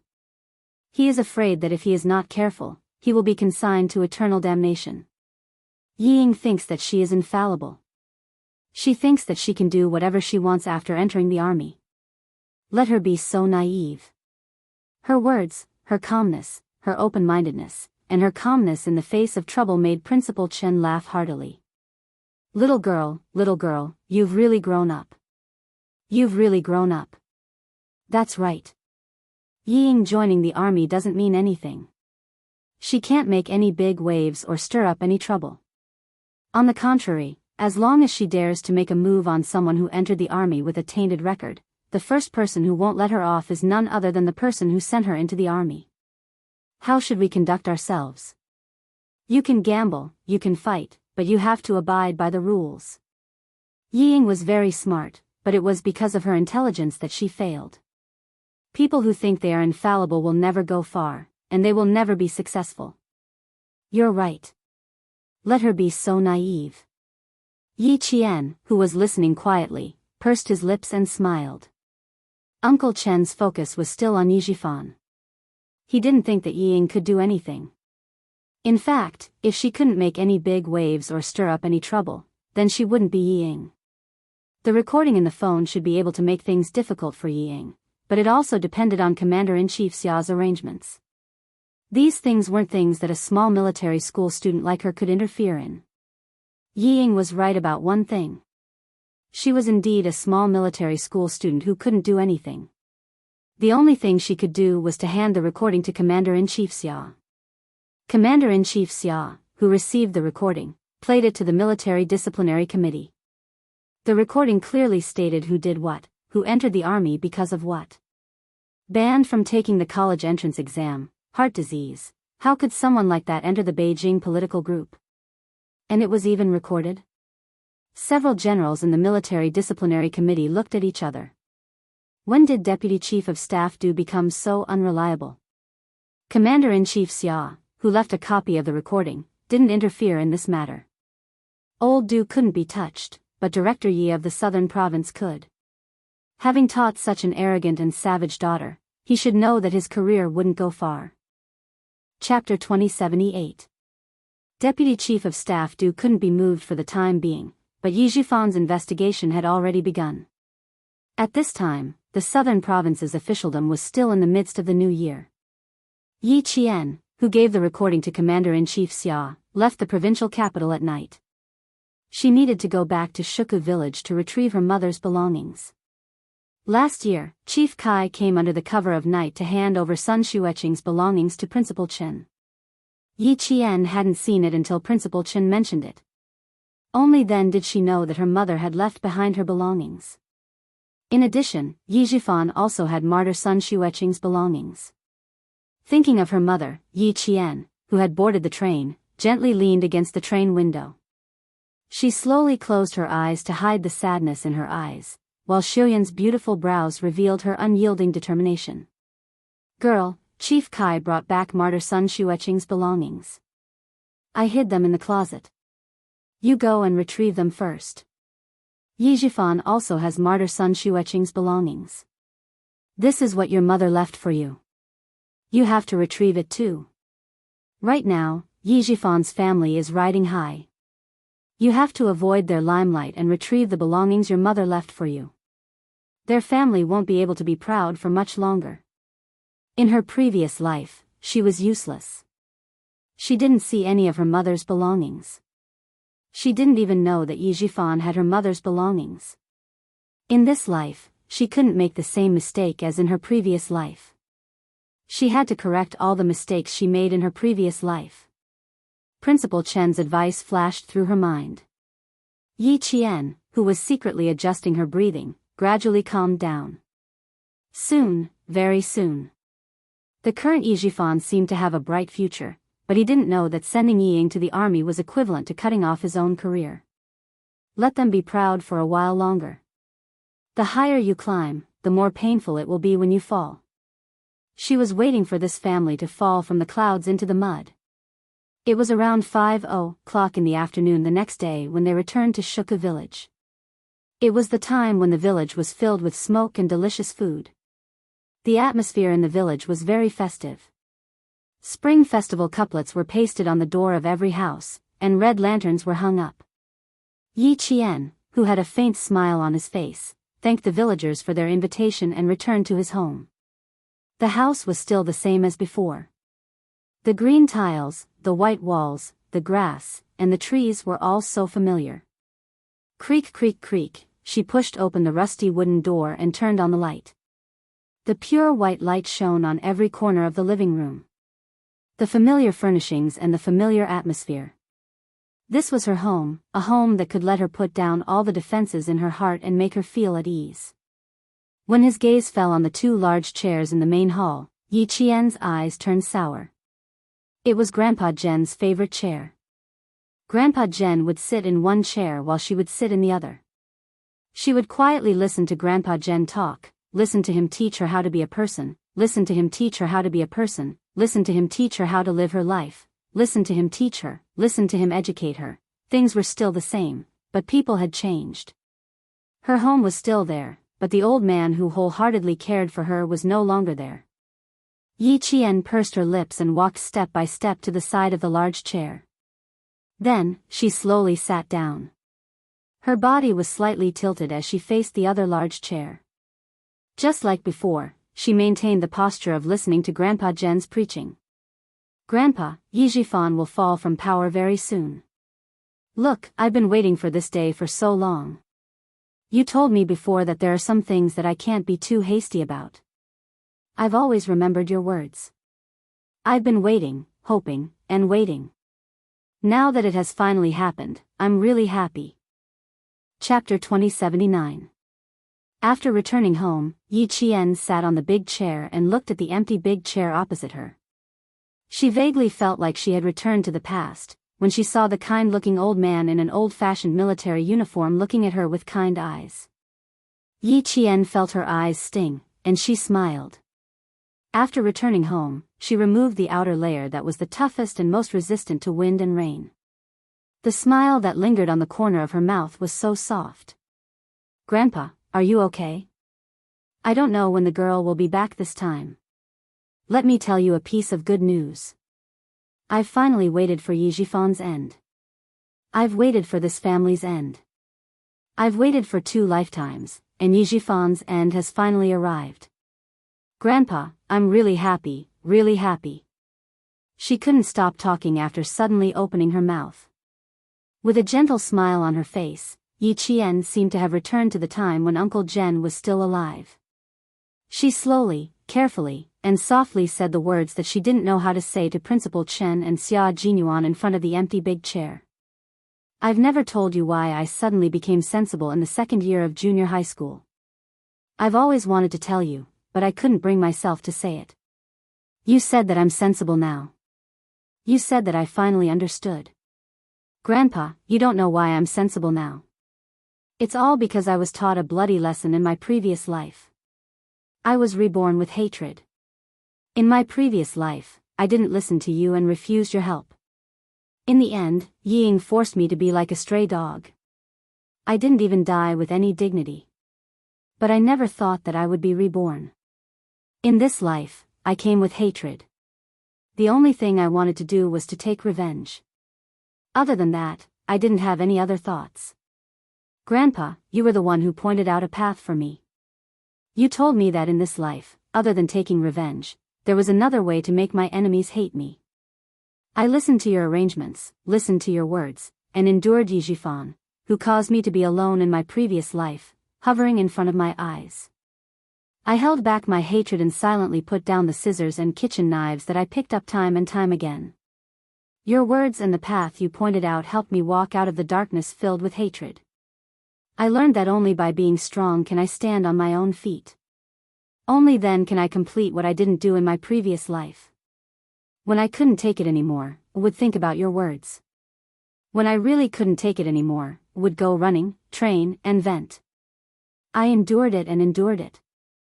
In this life, I'm so lucky to have met you, Principal Chen, Captain Lu, and Political Commissar Yen. I even met the person I love the most in this life, Captain Xia, who is also my comrade in arms. Because of you guys in this life, no matter how bitter and tiring it is, I feel sweet. Grandpa, I don't think I'll come back home easily this time. Although I have a home in the village, in my previous life, I was looked down upon by too many people in the village. Facing my neighbors in this life, even if they are very kind to me now, I can't help but think of them in my previous life. I know it's wrong, but Grandpa, I can't be so open-minded anymore. Some people, some things, no matter how hard I try, I just can't let it go. I remember the people who helped me in both lives, but those who bullied me and humiliated me, no matter how unrestrained they are in this life, I can't let them go. The fickleness of human nature is too bitter. In my previous life, I was framed by Yi Ying. When I walked in the village, I was pointed at. Grandpa, every time I return to the village, I can't help but think of the past. Chapter 2080. Yi Qian spoke of her secret in a very calm tone. There was no sadness or pain, only a sense of ease.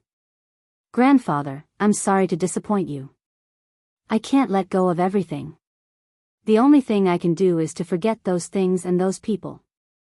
But don't worry, I won't do anything extreme. I will get along with them peacefully. I will bury all the things they did to me in my previous life in my heart. Along with the fate of Yi Jifan and his family, it will gradually fade away. I think I will be able to get over it, but it will take some time. In her previous life, the villagers of Shuku village all stood on Yi Ying's side. They scolded her for seducing the teacher from the city. Later on, whenever Sun Dongqing returned to the village, she would spread the news of her dirty deeds. When Yi Ying returned from her studies in France, the villagers compared her to Yi Ying, and their hatred for her reached its peak. Even after being reborn, Yi Qian still couldn't get over those inexplicable feelings. So, every time she came back, she would smile and decline the villagers' invitations to visit her house. She would never stay for dinner. She couldn't be calm without getting over it. This was Yi Qian's deepest secret. Even in front of an empty chair, it was very difficult to say it. She had to say the words that were buried in her heart, buried in her bones, word by word. It was as if they were extracted from the depths of her soul. Every word was wrapped in a layer of blood. Fortunately, she was able to face it calmly. Although every word was like crying blood, her expression was exceptionally relaxed. A dog barked faintly and woke Yi Jian up. She blinked her eyes slightly and the old man who seemed to be sitting on the big chair and listening to her talk suddenly disappeared with a kind smile. Yi Jian blinked again. Facing the empty big chair, the smile on her lips deepened. She knew what she had said. She also knew that she had been talking to herself. She just wanted to say it out loud. She wanted to tell the secret that had been buried deep in her heart. She felt much better after saying it out loud. That was it. This secret didn't need anyone else to know. It was enough for her to know it. Yi Qian took a deep breath and stood up. Under the light, her eyes were like a lotus flower in the clear sky after the rain. She had weathered the wind and rain, but she was strong. The fire in the kitchen had already been lit. Yi Qian added some dry wood and set up a copper kettle with water. After washing her hands clean, she opened a waterproof and moisture-proof leather bag. Her expression was solemn. When she took out the items from the leather bag, Yi Qian's fingertips trembled slightly. She had just taken it out from the inner compartment of the wardrobe. It was her mother's belongings. There were 2 diaries. While warming herself up, she opened the first diary. The diary recorded the daily life of a soldier, as well as the love of a female soldier. There was no more news of the person I loved. It was as if he had disappeared. He disappeared, but I got pregnant, leaving behind his bloodline to remind me that our love was not a dream. I returned to the village and married an honest young man from the neighboring village. He was also a pitiful man who would never be able to have a child of his own. He said, "I'm also a pitiful person." Yi Qian slowly flipped through the diary and read it carefully. Line after line of words brought her into her mother's life. She knew how strong her mother was. However, she also felt sorry for her mother. Having a child before marriage was undoubtedly shocking in that era. Fortunately, her mother met her father, had a family, and had her own child. Chapter 2081. Yi Jian did not have the urge to know who the irresponsible man who left without any news was. She only knew that her parents were happy after they got married. Just as her mother wrote in her diary, the 2 pitiful people lived like good friends. They worked together during the day, and although they slept in different beds at night, they could talk all night long. She also knew that her father actually liked another girl in the village, but because of his health, he could only watch her get married and become a mother. When I received news that Xian Fan had died in a foreign land, I wanted to fight with my mother-in-law. It was her pressure that caused Xian Fan to die in a foreign land. It was her favoritism that caused Xian Fan to leave while sick. I wanted my mother-in-law to pay with her life, but before I could start, I had to return to the army. I had to face a mission that I knew would cause me to sacrifice myself. I had no other choice, because I was a soldier. I had to obey orders and accept arrangements. I had no other choice. I was not afraid of sacrifice, but I was afraid that my daughter would be young and uncared for. I made a very bold choice. During the meeting, I stood up and loudly told the Prime Minister that if I sacrificed myself, I was willing to ask the army to take care of my daughter. As long as the Prime Minister agreed, even if my daughter lost me, she would be well taken care of. I also told my comrades that I was willing to ask them to take care of her. I did not ask for my daughter to live a life of luxury. I only wanted her to live a peaceful life. Even if she did not know that she had an irresponsible mother like me, it did not matter. I only wanted her to grow up peacefully and never know about those dirty and ugly things. I wanted her to grow up happily and happily. Seeing this, Yi Qian smiled with tears in her eyes.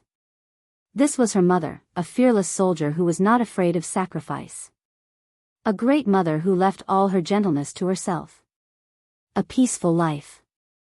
Her mother wanted to make a final gamble in exchange for a peaceful life, but in her previous life, she failed to live up to her expectations and let her down deeply. In this life, she would not let her down again. Yi Qian, who had never seen martyr Sun Xueqing's belongings, read the 2 diaries again and again. The fire in the stove was extinguished and reignited.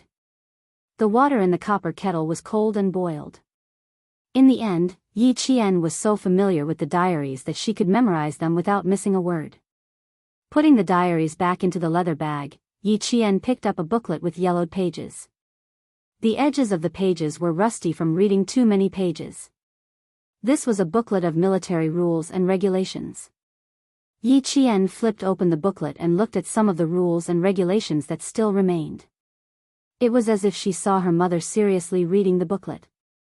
The handbook was a little thinner than today's rules and regulations. Yi Jian finished reading it in less than an hour. Without closing the handbook, she stared at some of the underlined words. Her calm gaze slowly changed, becoming as sharp as the cold light on the tip of a sword. Smuggling, drug trafficking, violation of the law. These words were underlined. Her mother had sacrificed herself because of this. Now, the people who caused her death had not been punished. In fact, they had climbed to a higher position. In order to cover up their crimes, they had even erased her mother's life. Mother, your sacrifice will not be in vain. Your daughter will find the people who harmed you. Your daughter will finish what you have not finished. After putting all the items back into the leather bag, Yi Qian sat in the kitchen and rested for a few hours. She left Shuku village at 5 in the morning. When she reached the entrance of the village, she turned back to look at the peaceful mountain village. Yi Qian looked away and strode away without looking back. There was a storm ahead, and she just sat there and watched it. Chapter 2082. From Commander-in-Chief Xiao's tone, Yi Qian already knew that the southern province's officialdom was going to be chaotic. However, Yi Jifan, who had not received the news yet, was still immersed in the joy of his daughter, Yi Ying, joining the army. After the physical examination, Yi Ying, who received the authoritative results and handed in all the information, quickly received the letter of enlistment. There was still a month before the spring conscription. With the Du family's help, Yi Ying received the letter of enlistment earlier than anyone else. The army that she was going to report to was none other than the Beijing political regiment that Yi Jifan wanted to send Yi Ying to. Good, good, good. I'm relieved now. Yi Jifan, who received Yi Ying's letter of enlistment from the post office, looked at the name written on it and couldn't help but smile. Letter of enlistment was written on the red hard surface in golden font. This was the letter that he had failed to obtain despite all his efforts. Unexpectedly, he got it by accident. When the deputy chief of staff nodded, he wasn't very surprised. He only felt that things had taken a turn for the better and that his daughter might be able to join the army. After the application, the physical examination, the sending of the information, he didn't feel very happy. After all, everything was unpredictable. As long as it wasn't confirmed, he would choose to visit. Now that he received the letter of enlistment and everything was settled, Yi Jifan, who had always been calm, finally believed the deputy chief of staff only then did the heavy stone in his heart fall off. Yi Jifan was naturally suspicious. In addition, this was all planned by the person behind the jade pendant. Previously, he had guessed that the person behind the jade pendant had asked Sun Yaozu to spy on him. At the same time, he didn't believe the person behind the jade pendant anymore. He also didn't believe that the deputy chief of staff could really send Yi Ying to the army. Now, he believed it. Keep the letter of enlistment. When the uniforms are distributed, I'll go to the capital with you. Yi Jifan handed the letter of enlistment to Yi Ying. He felt comfortable all over and said with a smile, "We still have to go to the capital a few days earlier. Let's go to the Du family to visit Madame Li and thank her for valuing you." If Madame Li didn't like Yi Ying's obedience, the deputy chief of staff wouldn't have opened the back door for Yi Ying so easily. This showed that Madame Li was indeed the head of the Du family. She could even influence the decisions of the deputy chief of staff. The deputy chief of staff didn't agree to join the army. She took the letter and nodded. She said excitedly, "If it wasn't for the deputy chief of staff wouldn't agree so easily. Dad, not only do I want to thank Mrs. Li, but I also want to respect her. Because Li Yi had to go to the capital to join the army to join the army. When the time came. Yi Ying's eyes drooped as she touched the words, letter of enlistment. A dark and ruthless look flashed across her almond-shaped eyes. When the time came, she would mention Yi Qian to Madame Li. When the time came, she could use Madame Li to teach Yi Qian a lesson. Although Yi Jifan was happy, he didn't miss the change in Yi Ying's face. Seeing the dark look on her face, he could guess what was going on. The smile on his face faded. It wasn't easy for you to get to where you are today. Cherish this opportunity that didn't come easy. Stabilize your position first and put everything else aside. Don't lose the big picture for the small things. Do you understand? Chapter 2083. Yi Qian was a thorn in their hearts, a thorn that could not be removed or touched. His desire to get rid of him was no less than his daughter Yi Ying's, but now was not the time to make a move. He still had to wait. Yi Qian is only a military academy student now, and you are in the arts regiment. The two of you will not have any interactions for now.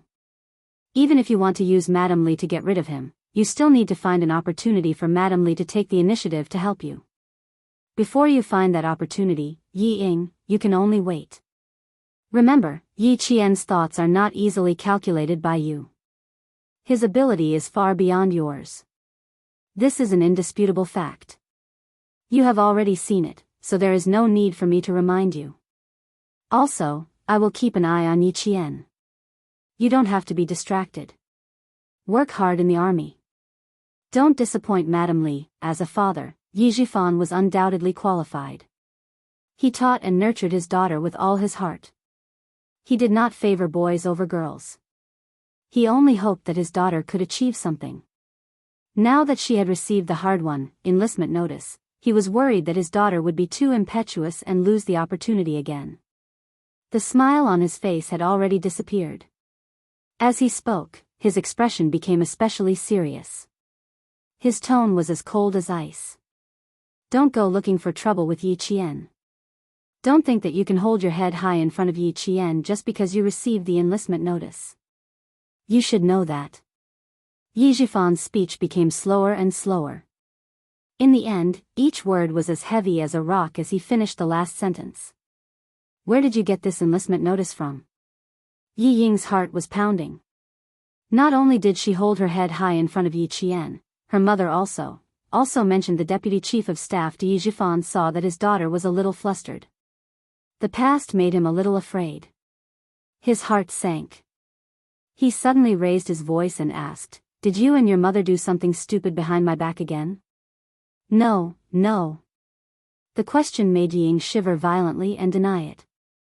She tried to suppress the panic in her heart and put the notice in the drawer.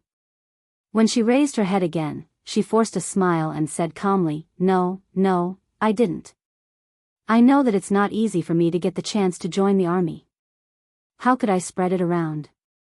Even my good friends don't know about it. You see, I haven't gone out to play during this period of time. After submitting the medical report, I've been staying at home. You see, Mom wanted to go out to play, but I stopped her. It's because I know that I can't tell anyone that I've joined the army. Mom went out with some of her good friends today.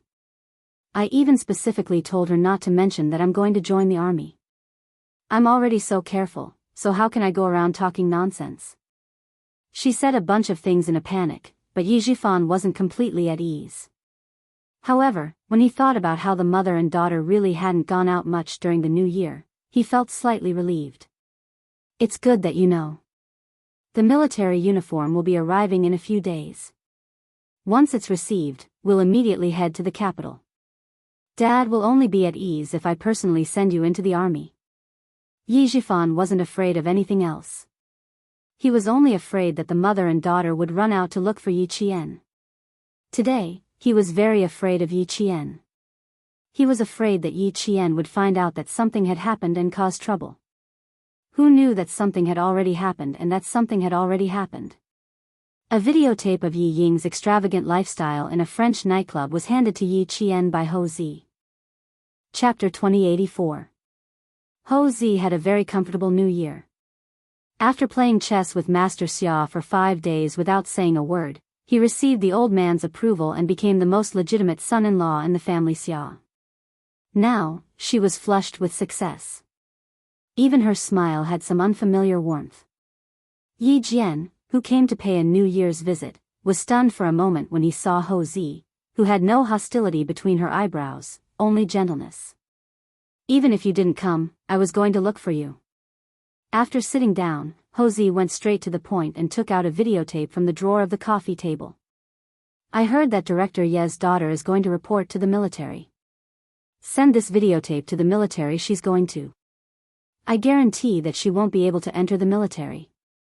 Videotape? Guarantee that Ying won't be able to enter the military?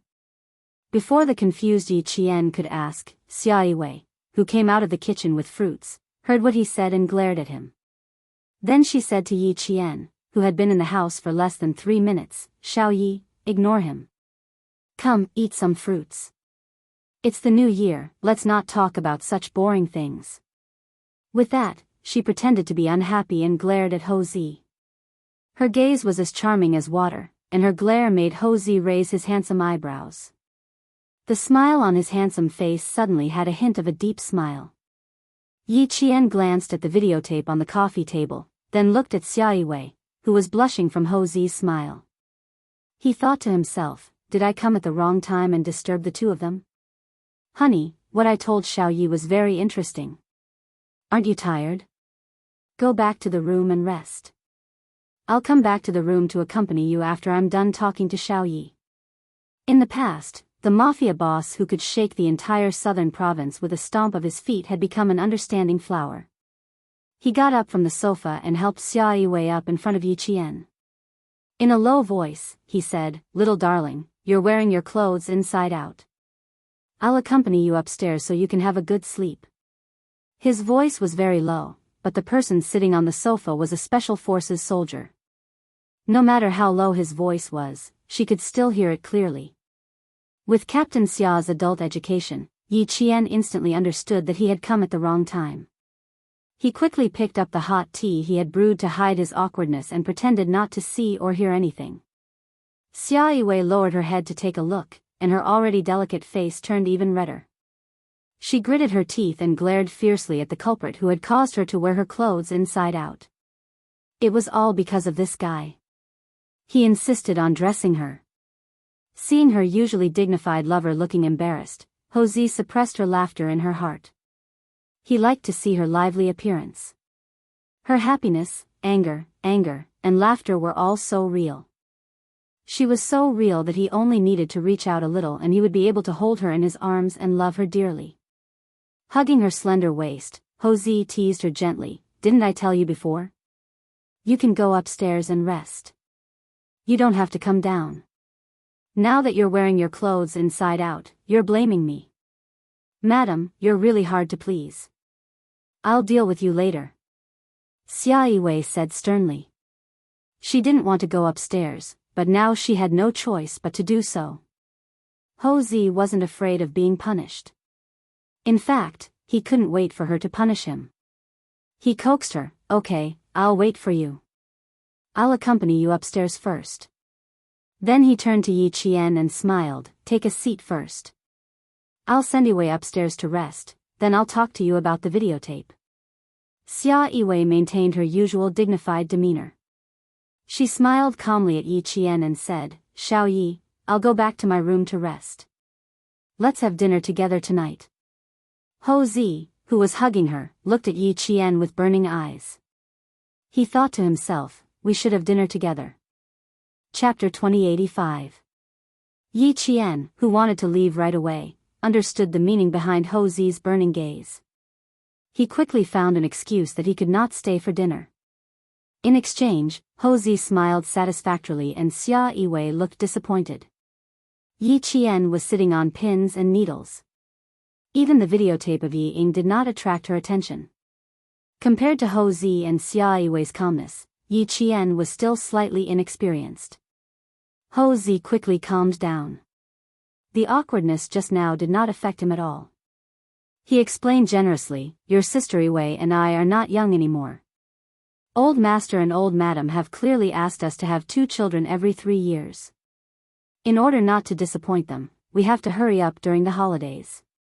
It would have been better if she did not explain. Once she did, Yi Qian became even more embarrassed.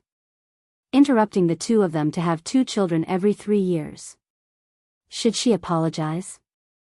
Apologizing would only make things more awkward. Forget it, I'll just pretend that I don't know anything. Her awkwardness was met with Ho Zi's hearty laughter. Old Six's wife was an interesting person. She did not even frown when she was being ruthless. However, when she talked about adult topics, she was so innocent that he wanted to tease her. Forget it, he was going to make fun of her today. With Sixth Brother's protective nature, he would definitely return the favor. His laughter finally resolved the awkwardness in Yi Qian's heart and the awkwardness on his face. Okay, let's not talk about it anymore. If we continue, I'm afraid your face will be so red that you can make pancakes. Come, have a cup of tea first. He picked up the cup of tea beside him and elegantly took a sip. The awkwardness in Yi Qian's heart dissipated. He looked at the mafia boss in front of him, who had lost his usual flirtatious demeanor and was only left with a mature and elegant demeanor. He felt that he did not seem as ruthless as he did when they first met. The 40-year-old Ho Zi had the indifference of someone who had experienced 1,000 sales and sat leisurely in the bamboo forest. Of course, this was just a facade that could easily mislead people. As soon as the real Ho Zi opened his mouth, his voice was piercing, and his indifferent expression hid a murderous aura. He shook the videotape that had just been sent back from France and said with a smile, "This videotape is full of Director Ye's precious daughter's romantic nightlife when she was studying abroad in France. You can take a look." A video of Yi Ying's nightlife in France? Taking the small rectangular video box, Yi Jian opened the box and took a look at it under Ho Zi's instructions. When his dark eyes saw the videotape, a faint light flashed in the bottom of his eyes. Closing the box, Yi Qian pursed his lips and asked Ho Zi softly, "Brother Zi, did Captain Xia ask you to do this?" It was a question, but also a confirmation. She could only think of Captain Xia and no one else. Because as long as it was about her and the Yi family, this man who loved her deeply would always help her in the dark. He had done so many things for her, so many that if he didn't mention it, she would never know. Yi Qian didn't know, and Ho Zi didn't find it strange either. He smiled and teased, "Other than old Six, no one else can do this. Doing a good deed without leaving a name, how great." When Xia Jinyuan asked him to keep an eye on Director Ye's daughter, he said that he didn't need to tell Yi Qian for the time being. The reason he didn't want to tell him was very simple. He didn't want to distract Yi Qian, who had just been admitted to the military academy. Old Six's devotion. Yes, it was comparable to his own. They were both good men who were loyal to their women and had no complaints or regrets. While praising Xia Jinyuan in his heart, Ho Zi didn't forget to praise himself as well. Xia Jinyuan wasn't the only thick-skinned person. Ho Zi was also one of the best. Chapter 2086. Thinking about how he and Xia Yiwei had almost missed each other because they had been in different places for a long time, Ho Zi spoke up for Xia Jinyuan again. "It's not easy for you either. No wonder Lao Lu wants to protect you. He asked Yiwei to keep an eye on Yi Jifan, and he asked me to keep an eye on his daughter. Xiao Yi, Lao Lu said that it's his fortune to meet you, but I have to say that it's your fortune to meet him." They were a family. Yiwei and Lao Lu were closer than siblings. For Yiwei's sake, he had to put in a good word for Yiwei. He had no choice. The girl in front of him was extraordinarily outstanding. She was surrounded by wolves and tigers, and Lao Lu was often not by her side. If she was taken by another man, Lao Lu would be in trouble. Master Ho San, who considered himself as his brother-in-law, was worried about his brother-in-law's lifelong happiness.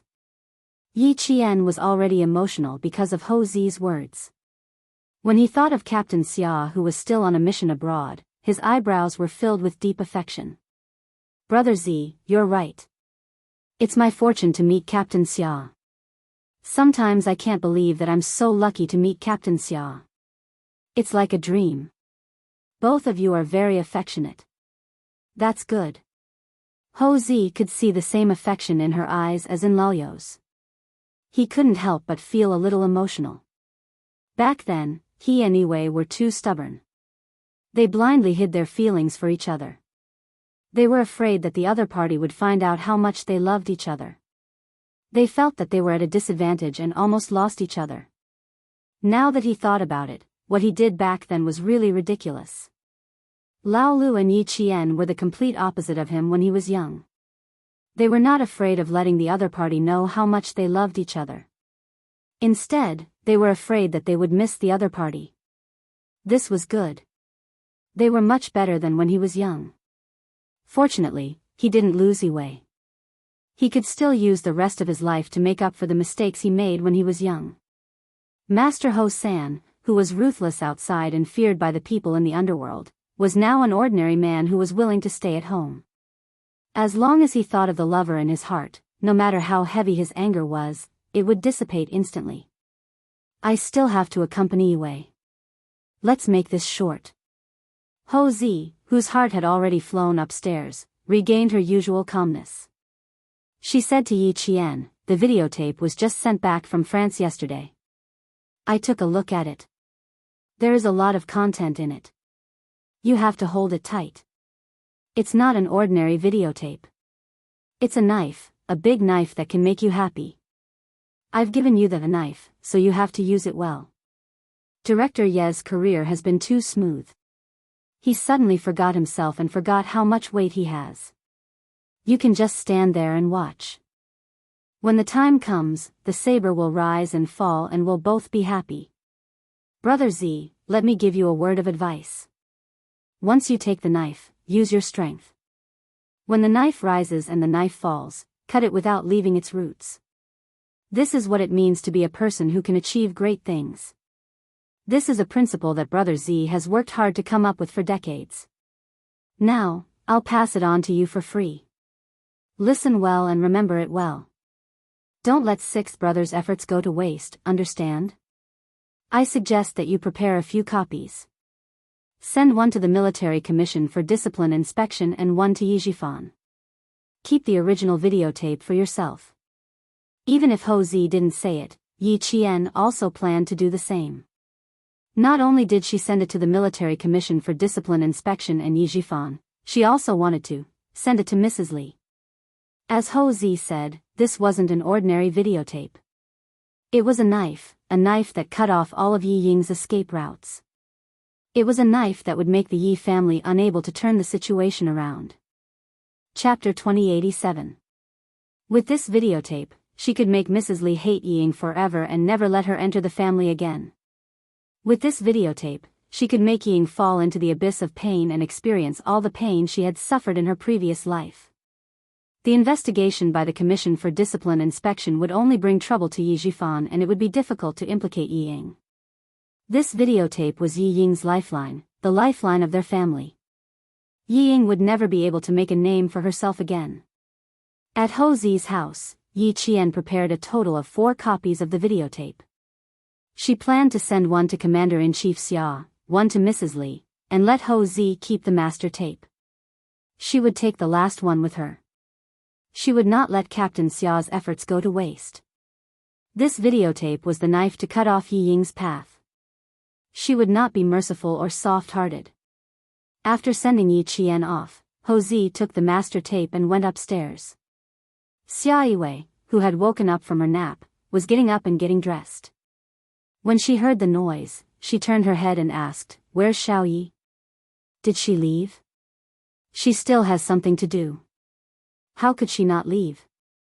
After putting the master tape in the safe hidden in the closet, Ho Zi did not give Xia Yiwei a chance to get up. He hugged her waist and rolled onto the bed. He did not do anything but hug her and let her rest in his arms. Xia Yiwei, who had taken a nap, was also awake. She rested her head on his shoulder and asked with a frown, "Why did you bring the videotape back? Didn't Xiao Yi want it for herself?" This was a videotape that could make Yi Jifan furious. Xiao Yi had no reason to not want it. This is the master tape. She prepared 4 copies before leaving. Don't underestimate Sixth Brother's wife. You're not as ruthless as her. Ho Zi turned sideways. His eyes, which were no longer young, were still mesmerizing as he stared at his lover in his arms. He sighed and said, "She and Sixth Brother are a match made in heaven. Even the way they do things is very similar. Their temperaments are also similar. They both value relationships and loyalty. They're much better than when we were young. Both Lao Lu and Yi Jian are sensible people. They know how to get along with each other for a long time. Unlike us when we were young, we became hedgehogs after getting along with each other for a long time. We only stopped when we stabbed each other until they bled. Like Xia Jinyuan, he did not want his woman to worry too much. He naturally changed the topic of the conversation between them. At the mention of her youth, Xia Yui's attention shifted away, and a helpless smile appeared on her face. Qian, Qian Qian and Yi Qian Qian, Qian. Qian, Qian, and Qian Qian and Qian Qian, Qian, and Qian Qian, Qian. Qian, Qian and Shao are of it.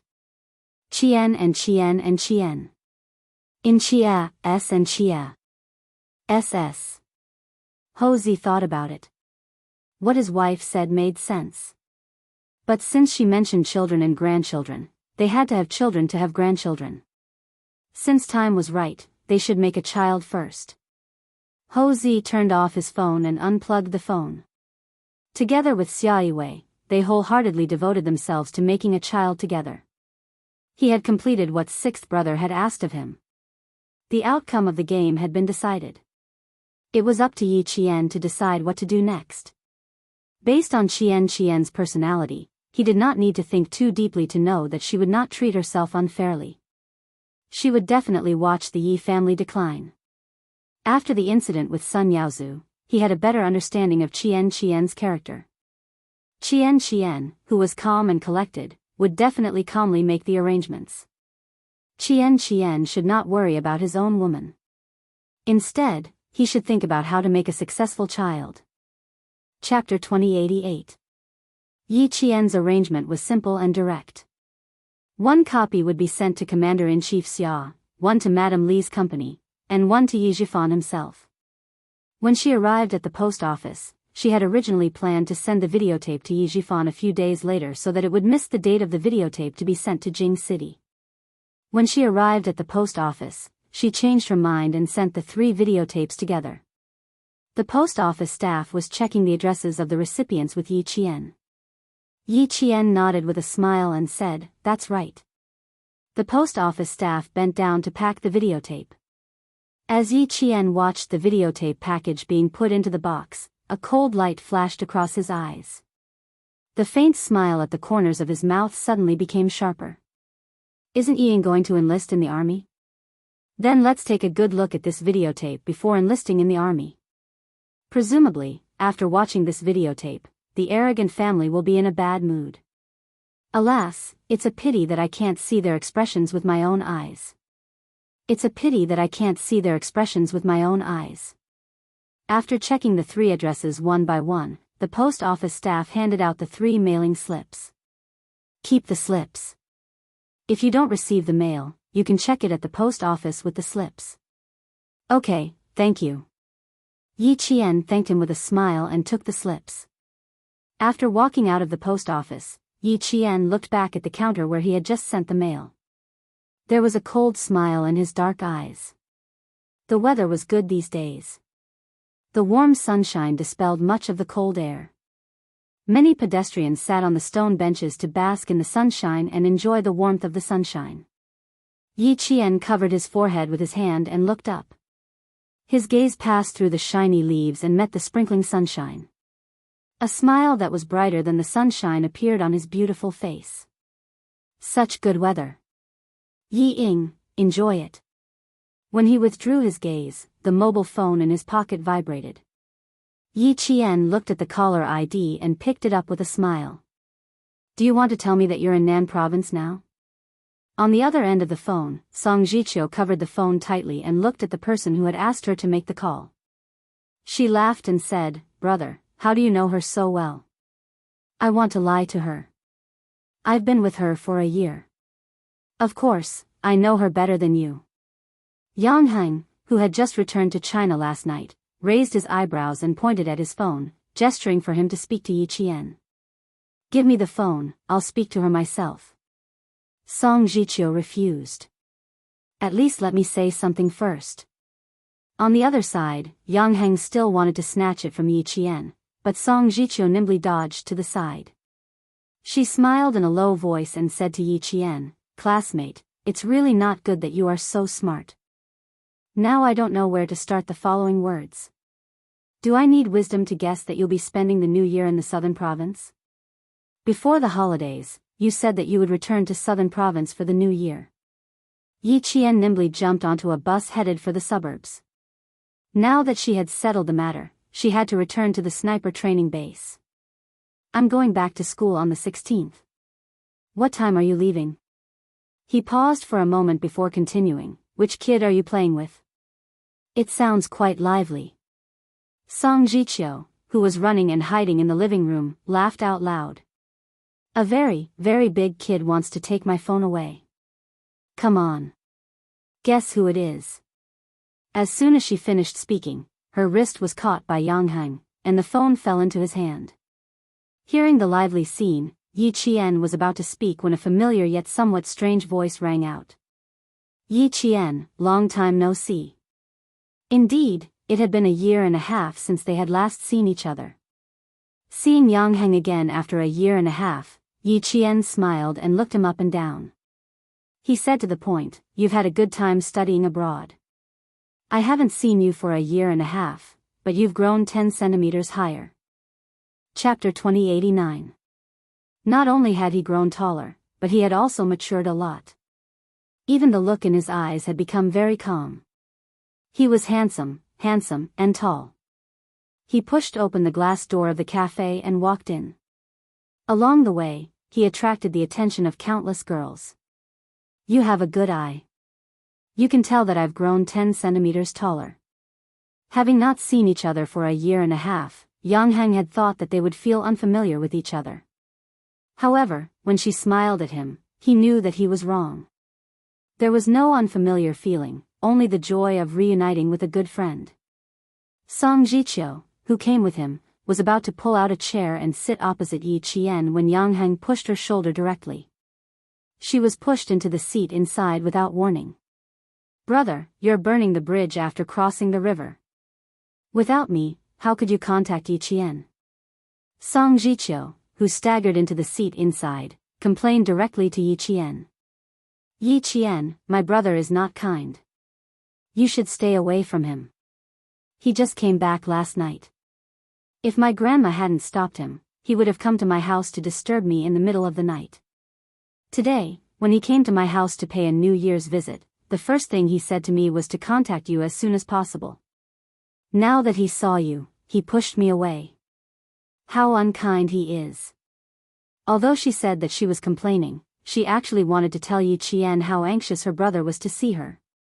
Yang Heng and Yi Qian both understood the meaning of her words. After looking at each other and smiling, Yang Heng patted his cousin's shoulder and sighed. "My relationship with Yi Qian is not what you think. I have a girlfriend.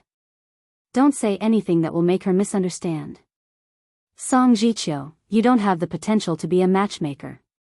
Yi Qian laughed. He had misunderstood her relationship with Yang Heng since the beginning of the semester, and he still misunderstood her until now. "You don't even know that your brother has a girlfriend.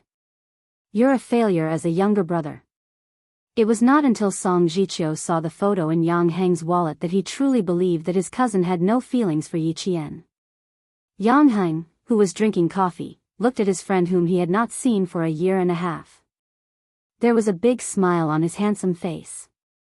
He really had no feelings for Yi Qian from the beginning because he knew himself well. Yi Qian had said that he had matured, and so had she. The high school girl who had almost thrown him over her shoulder was even more outstanding than before. She faintly exuded the majesty of a soldier. When she sat, she didn't slouch like the others. Her back maintained a straight posture as if it was going to soar into the sky. His aura was even more astonishing. Even though he was wearing casual clothes, no one dared to size him up. He had a natural military aura. Although her picturesque features were clear and cold, her brows were relaxed. It could be seen that she had lived a good life for more than a year. That's right, she got into the school she wanted to go to. With her ability, she would definitely be like a fish in water. This kind of school life would naturally make her feel good. This was the Yi Qian he knew, the Yi Qian who shone brightly no matter where he was. This kind of Yi Qian, this kind of girl. He still said the same thing. Ordinary people should just be tactful and be friends with her. Don't even think about chasing her. Otherwise, he would become very unconfident. Why do you keep looking at me? Don't you recognize me? Yi Qian returned the photo of his girlfriend and joked, don't say that I'm not as beautiful as your mixed-race girlfriend. Otherwise, I'll be very embarrassed. Yang Heng's girlfriend was a mixed-race beauty with deep facial features. She was half Chinese. Not only was she beautiful, but she was also very elegant. After looking at the photo, Song Jiqiu exclaimed, cousin, your girlfriend is so beautiful. Chapter 2090. The three of them started to talk about Yang Heng's girlfriend is so beautiful. They talked until the sky turned dark. Yi Qian, who had planned to go back to the sniper base, called Principal Chen in a hurry. He decided to stay in the city for another night and made an appointment with Song Jiqiu to fly back to school on the 17th of the first lunar month. On the 17th of the first lunar month, Ying finally received her military uniform. She would go to the capital with Yi Zhifan in the afternoon. She put on her military uniform and kept taking photos at home. Sun Dongqing held the camera and used up all the film in a short while. Looking at her daughter in the military uniform, she was so happy that she could not even close her mouth. Beautiful, so beautiful. My baby girl is the most suitable to wear a military uniform. She kept praising Ying and put all the best words on her daughter. Not only did she praise herself, but she also blamed Yi Zhifan for not praising her daughter. Old Yi, why didn't you say anything? Look at how beautiful Ying is. This military uniform seems to be tailored for her. How handsome. Yi Zhifan, who was also happy in his heart, heard her words and said calmly, didn't you say everything you wanted? What else do I have to say? He, who had been an official for dozens of years, maintained a calm demeanor even when he was home. No matter how happy he would not show it on his face. He was kind today. If he had seen his wife and daughter act so crazy in normal times, he would have reprimanded them for not being dignified enough. Although his daughter looked valiant in the military uniform and was full of energy, he could not forget himself because he was happy. Entering the army was just the beginning. There was still a long way to go in the future. Although Yi Ying had entered the army today, she was a compulsory soldier after all. Compared with Yi Qian, who had graduated from the military academy and was at least a second lieutenant after graduation, Yi Ying was much worse. A compulsory soldier who would retire at the end of his term and a second lieutenant who had graduated from the military academy. Anyone could see the difference between the two. Thinking of Yi Qian, Yi Zhifan, who was leaning on the sofa, felt a little relaxed. He could not help but sit up straight. Looking at his wife and daughter, who were so happy that they forgot themselves, Yi Zhifan, who had been smiling, looked a little cold. He was almost overjoyed. Sun Dongqing said, oh you always praise everyone in the meeting. Why don't you say anything when it comes to your daughter? Don't you remember that our daughter went to the capital this afternoon? It will be difficult for us to see her again. Yi Ying had already noticed the change in her father, but she didn't think too much about it. She was overjoyed when she saw that Yi Zhifan didn't seem to be interested, so she turned around and sat on the sofa. She hugged his arm and said coquettishly, Dad, praise me too. You're better than Mom at praising people. Just listen to her mother's praises. She's pretty, good-looking, and handsome. You must have praised him differently. He's really good. Yi Zhifan, who was no longer happy, pointed at her shoulder and said coldly, even if it's now, it won't be too late for me to praise you when you have a star here. That one sentence made the smile on Yi Ying's face disappear. During this period of time, she had learned about the military rank system in our country and knew what it meant to have a star on the shoulder. She was smart, so she quickly understood what Yi Zhifan was trying to say. Sun Dongqing also knew this, but she didn't want to see her husband's mood dampening, especially when she saw her daughter, who was about to join the army, looking so wronged. She immediately said, if you're so capable, why don't I see you wearing a military uniform and getting a few stars? Chapter 2091. The more she spoke, the angrier Sun Dongqing got. She threw the camera in her hand onto the sofa and yelled, "All you do is criticize our daughter here and there. Yi Zhifan, do you think our daughter can't compare to that wretched Yi Qian? Let me tell you, Yi Zhifan. My daughter is amazing. So what if she has Xing Xing? When she finds a son-in-law who is a general, let's see if you can still say that she can't compare to Yi Qian." Every time Yi Zhifan scolded Yi Ying, Sun Dongqing would jump out to defend her, as if someone had stepped on her tail. She was afraid that her precious daughter would be criticized. Yi Zhifan saw that she was being foolish again and yelled, "I'm just reminding our daughter not to get carried away. Don't forget that Yi Qian has a higher starting point than her. You only know that our daughter is wearing a military uniform, but do you know what military rank Yi Qian has after graduating from the military academy? Do you know what kind of soldier our daughter is? She's an art soldier and a compulsory soldier. What about Yi Qian? She's an officer. Even if she's a basic officer, she's still an officer with a position. What do you know? You only know how to yell all day long. You're still daydreaming about finding a general as a son-in-law. Sun Dongqing, keep your mouth shut. It won't be too late for you to be smug when our daughter really climbs above Yi Qian." Yi Zhifan would only be wary when he thought of Yi Qian and constantly remind himself not to underestimate Yi Qian. Sun Dongqing, on the other hand, was the complete opposite. Whenever Yi Qian was mentioned, she would only get angrier and lose her mind. She still didn't know that her family was about to face a storm. When she heard her husband mention Yi Qian again, she went all out. She glared at him and yelled, "Yi Zhifan, I finally understand. You just don't like us, mother and daughter. Fine, since you think that Yi Qian is better than Ying, then acknowledge her as your daughter. Stop being such a wet blanket and scolding Ying all day long. Ying will have Madame Li's help in the future. It doesn't matter whether you're there or not. She'll find a general to be her son-in-law in the future. Don't bask in Ying's glory and live your own life." To Sun Dongqing, her daughter, Yi Ying, was her pillar of support. Now, she believed that Yi Ying had found someone to rely on. Compared to Yi Qian, who had no one to rely on, Yi Ying was many times stronger. Her words implied that the mother and daughter would no longer rely on their husband. Yi Zhifan was enraged when he heard this. He slammed his palm on the coffee table and shouted angrily, "Are you tired of living? You want to make trouble with me? It's because I have a mother like you that I've made so many mistakes." Originally, they were still happy. Suddenly, it turned into a husband and wife scolding each other. Instantly, the atmosphere was filled with the smell of gunpowder. Hearing that, Yi Ying's face turned pale. She stood on her father's side and said to Sun Dongqing angrily, "Mom, what are you saying? The reason why Madame Li helped me was because of my father. Mom, how could you be so foolish?" The angry Yi Zhifan felt a little better when he heard this. At least his daughter wasn't foolish. Yi Ying's anger was extinguished by Sun Dongqing. She said angrily, "It's because your father thinks that you're not as good as that wretched girl, Yi Qian.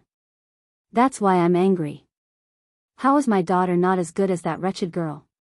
She's pretty, can sing, dance, and play the piano.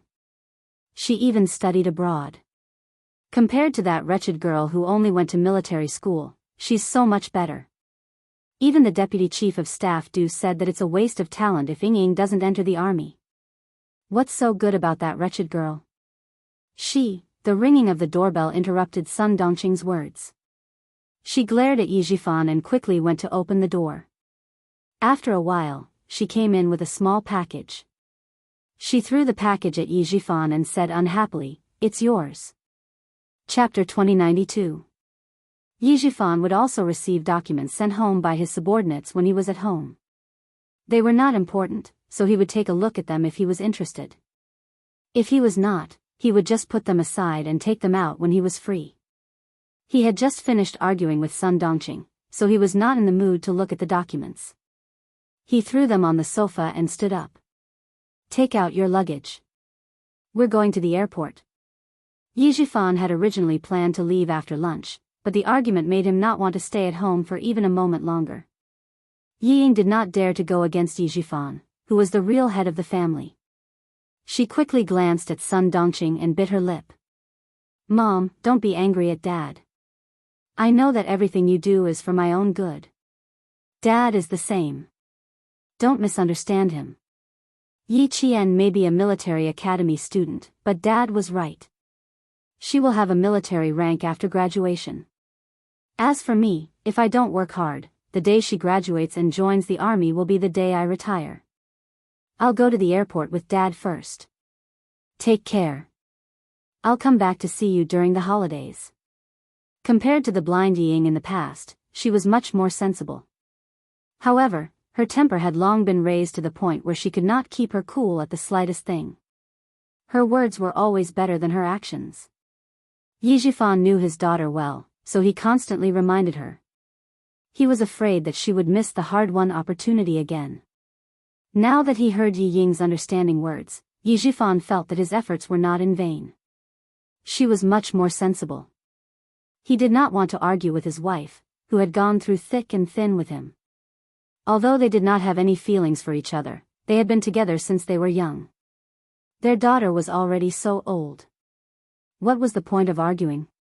When he spoke, Yi Zhifan's tone softened. You're already in your 40s, but your temper is worse than when you were young. In the future, when my daughter is not at home, I'll have to give in to you so that my daughter won't worry about the family. Although his tone softened, he did not mention anything about Sun Dongqing going to the airport to send Yi Ying off.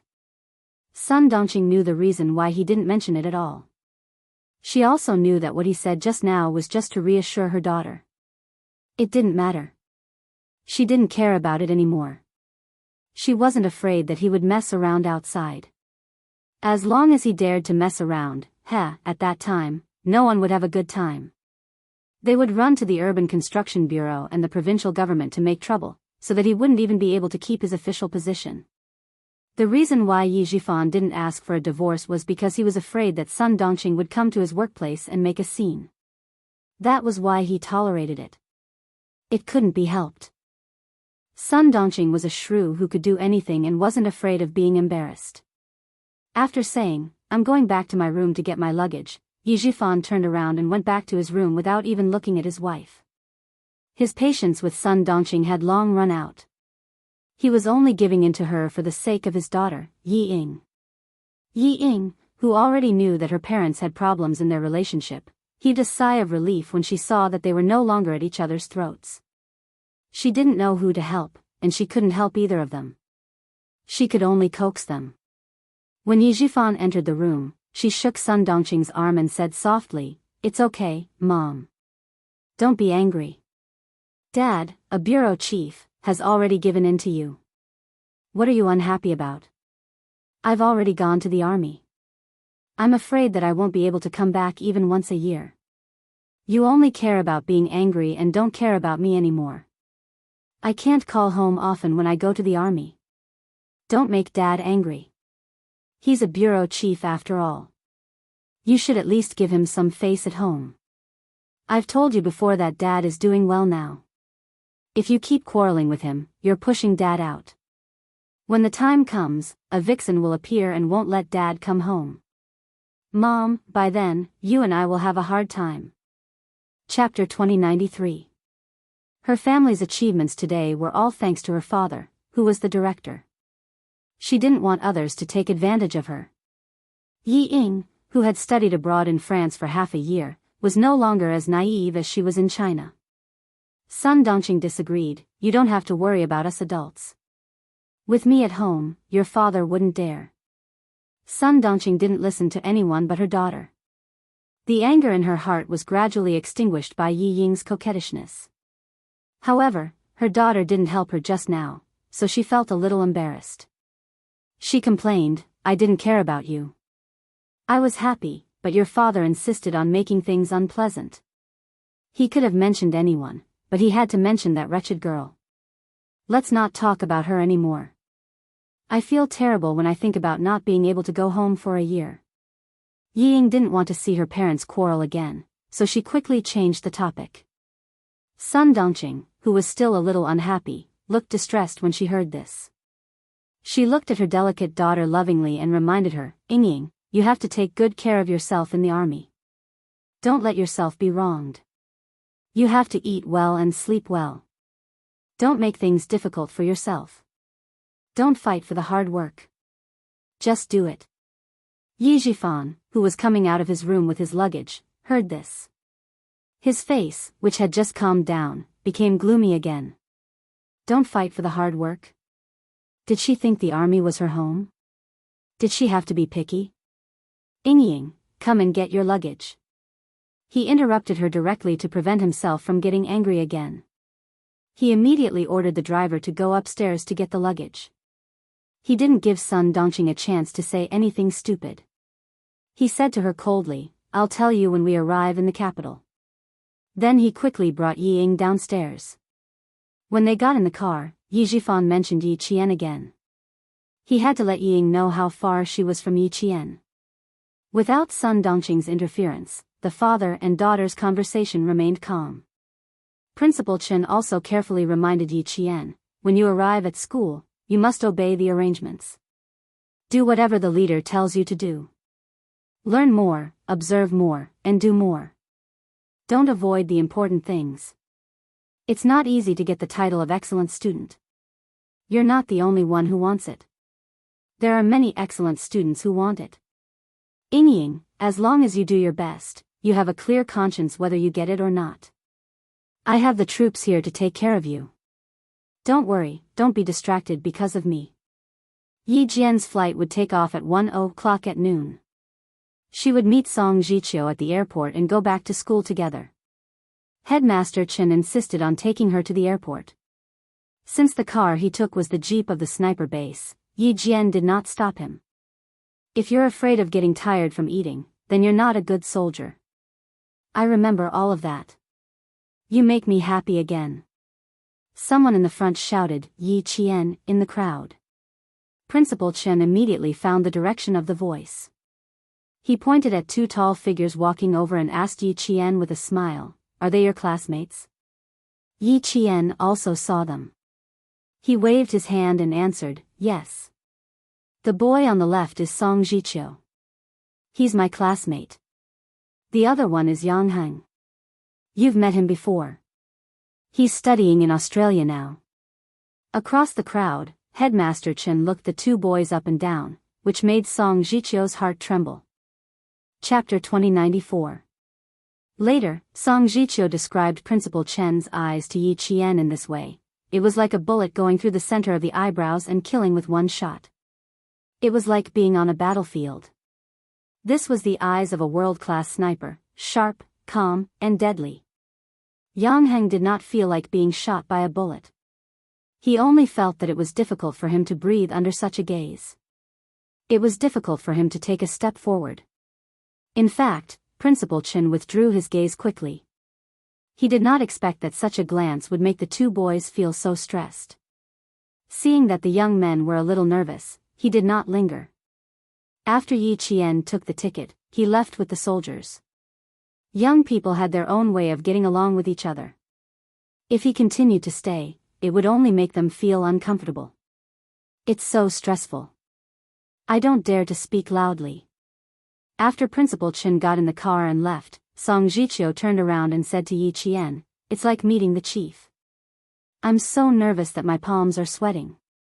Hearing this, Yang Heng nodded in agreement. After taking a breath, he fanned himself with the ticket to get rid of the suffocation caused by the difficulty of breathing. He said to Yi Qian, "You can check in now. Let's go in first." Yi Qian did not know that Yang Heng was going with them. Seeing this, he could not help but ask casually, "Is your boarding time similar to ours?" She thought that Yang Heng was going to another city. "Yes, I'm boarding at the same time and on the same plane as you." Yang Heng, who did not tell her, waved the ticket in his hand. He raised his eyebrows and looked at Yi Qian, who was surprised. He laughed loudly and said, "Do you need to be so surprised? I'm your parent.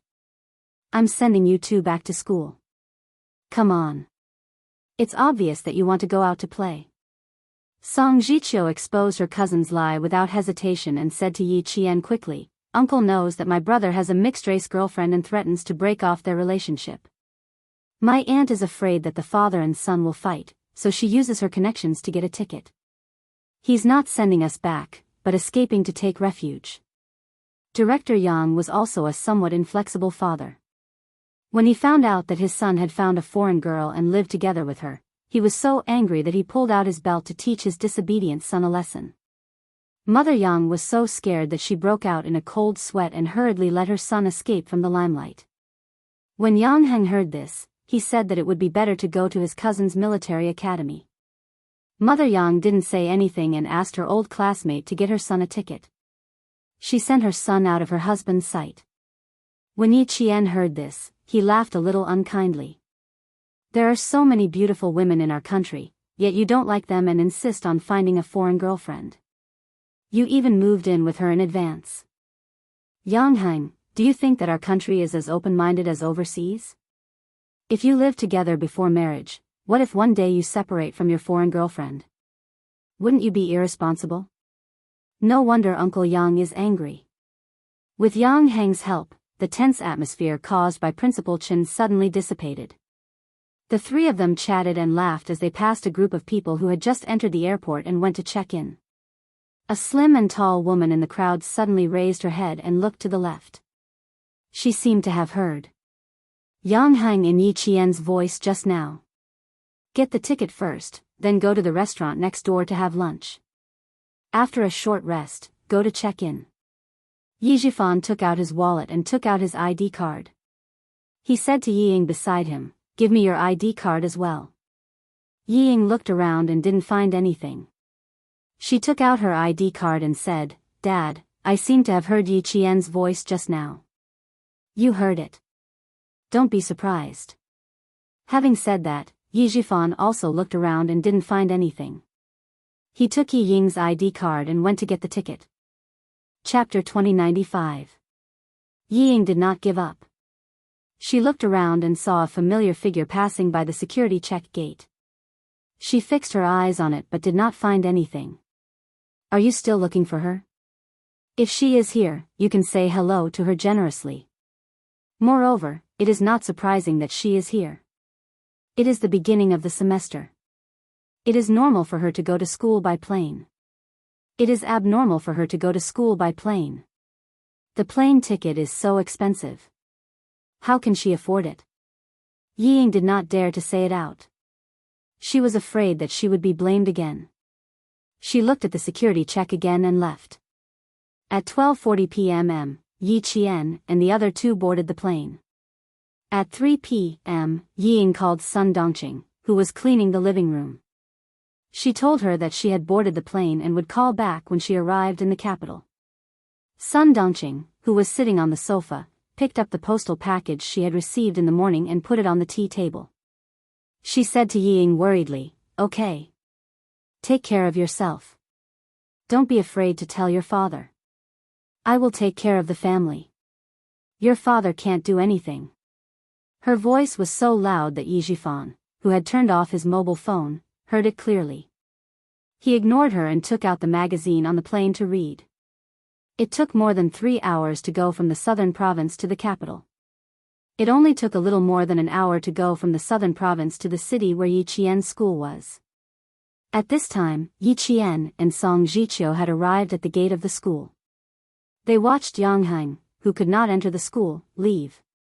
The University of Science and Technology of China and the Army implemented military management at the same time.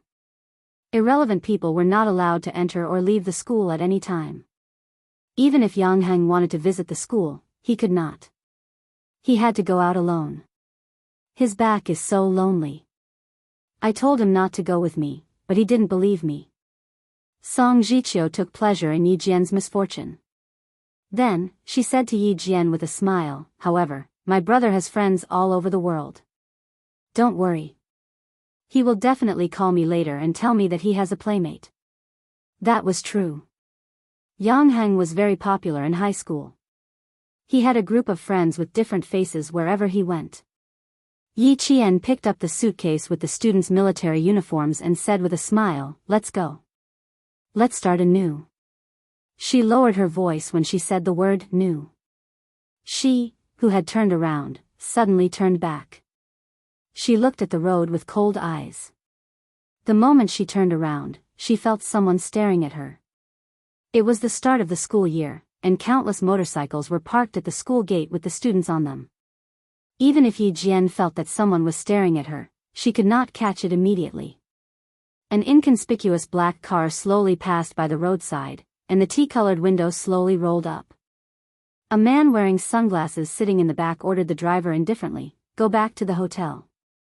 The driver, who was wearing white gloves, answered respectfully, "Yes, sir." He stepped on the accelerator and drove into the traffic. Then he smiled inexplicably. But she looks a little trickier than her mother. The person on the other side of the phone said something. The man in the sunglasses said, "You don't have to keep an eye on Yijifan for now." He didn't interfere with Sun Yaozu's business. As for his daughter, wait until we get to the army. The man's voice was not young. It was deep and a little hoarse. It sounded cold and creepy. It seemed that every word he said was full of calculation. At the same time, Sun Dongqing picked up the postal package on the coffee table and cut it open with a pair of scissors.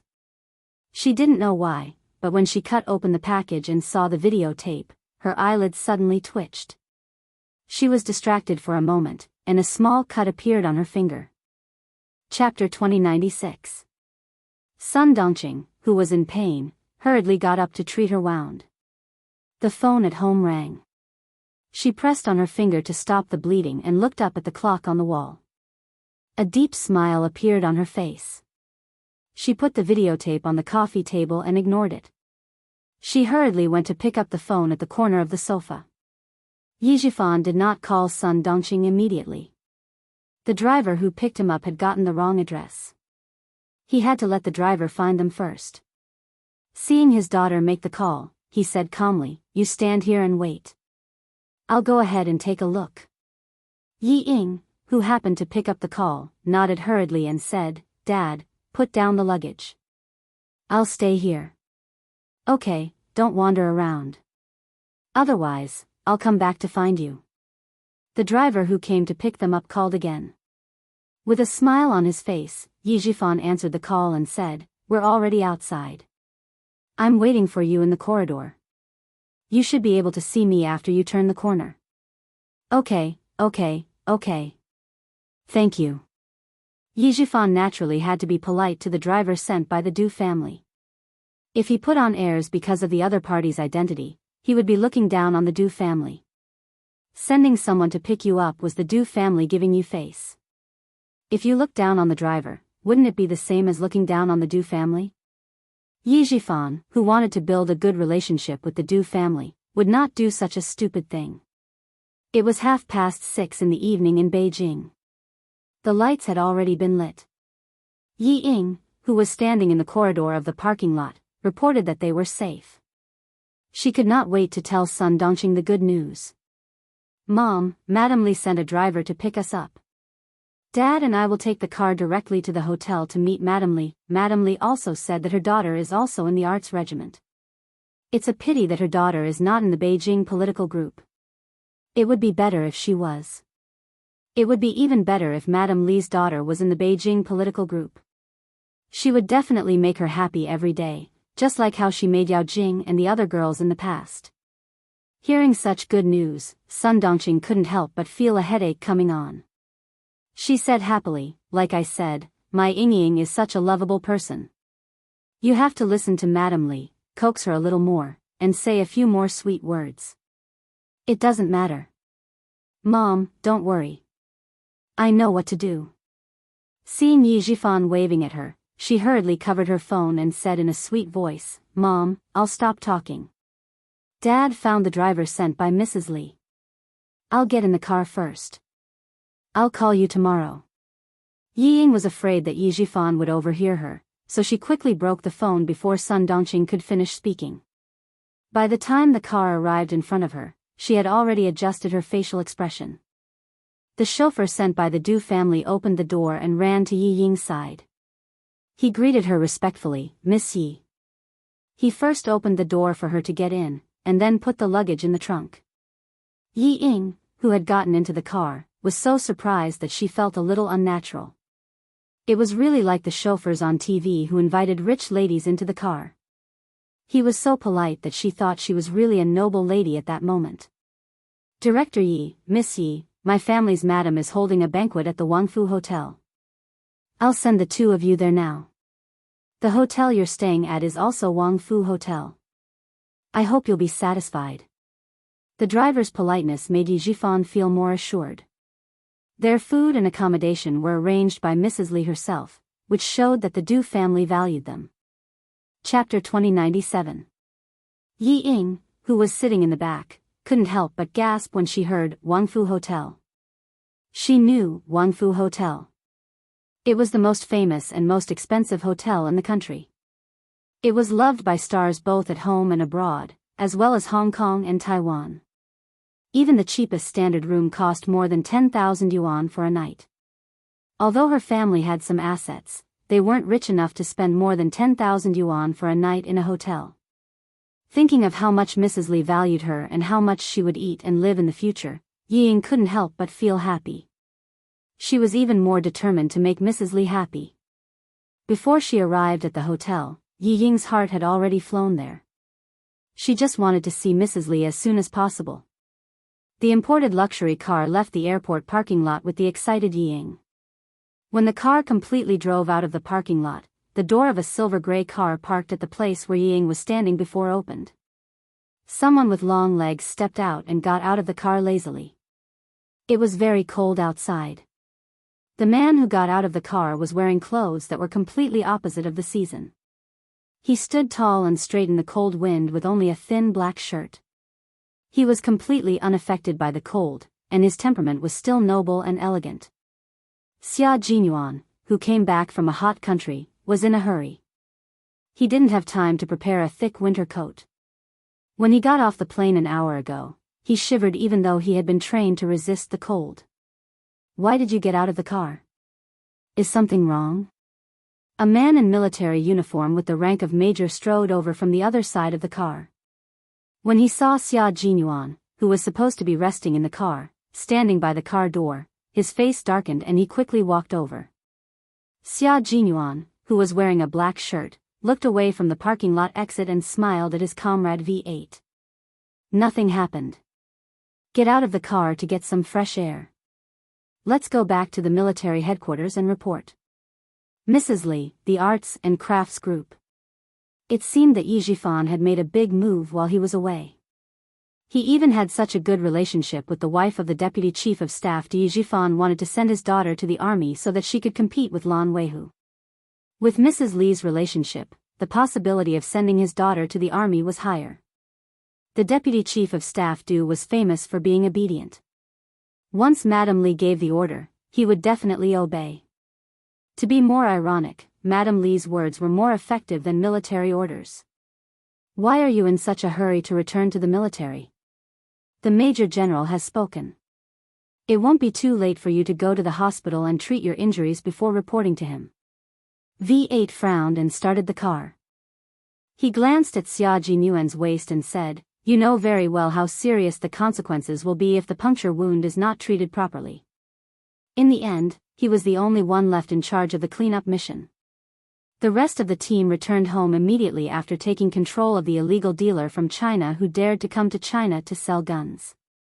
Q King, who was left alone, returned home 4 days later than the rest of them.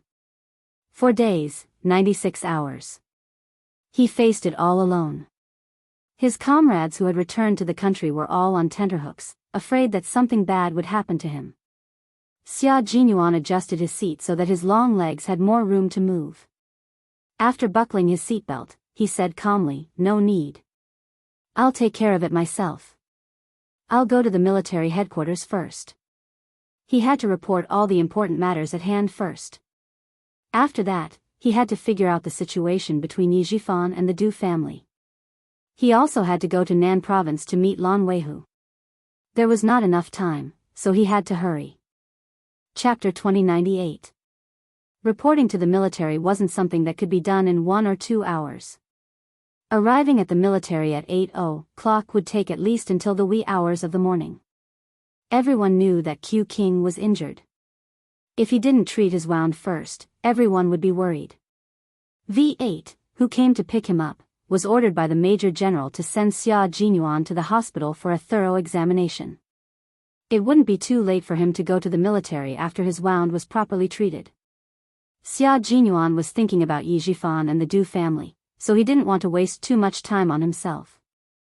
V8 saw that he was determined to go to the military, so he stopped the car on the side of the road and said to Xia Jinyuan, "Before I came out, the Major General ordered me to send you to the hospital and treat your wound before returning to the military. Since you don't want to cooperate, you can explain it to the Major General yourself." He couldn't persuade him, so he could only ask the Major General for help. Xia Jinyuan was a little helpless when his comrades stopped him, but he couldn't say that he didn't want to go to the hospital and went straight to the military academy for Yi Qian. Seeing that he was really going to call the Major General, he reached out his long arm and quickly snatched the phone from V8. "Don't get distracted, just focus on driving. I know my own wound. Do I need you to remind me if there's really a problem?" The wound did have some signs of inflammation, but it wasn't serious. He could take a few antibiotics to suppress it first and deal with the urgent matters at hand before treating the wound. Xia Jinyuan, who listened to Yi Qian's entire conversation, didn't think about going to Wangfu restaurant himself. Although he put Yi Qian's personal affairs first, they could never be compared to the mission. No matter how important the personal affairs were, they had to be put aside when it came to the mission. Right now, he really wanted to go to Wangfu restaurant directly and ask about the situation. He also wanted to immediately call Xia Yiwei and Ho Zi to ask about the situation, but he knew his mission and responsibility. He knew which was more important when it came to business or personal affairs.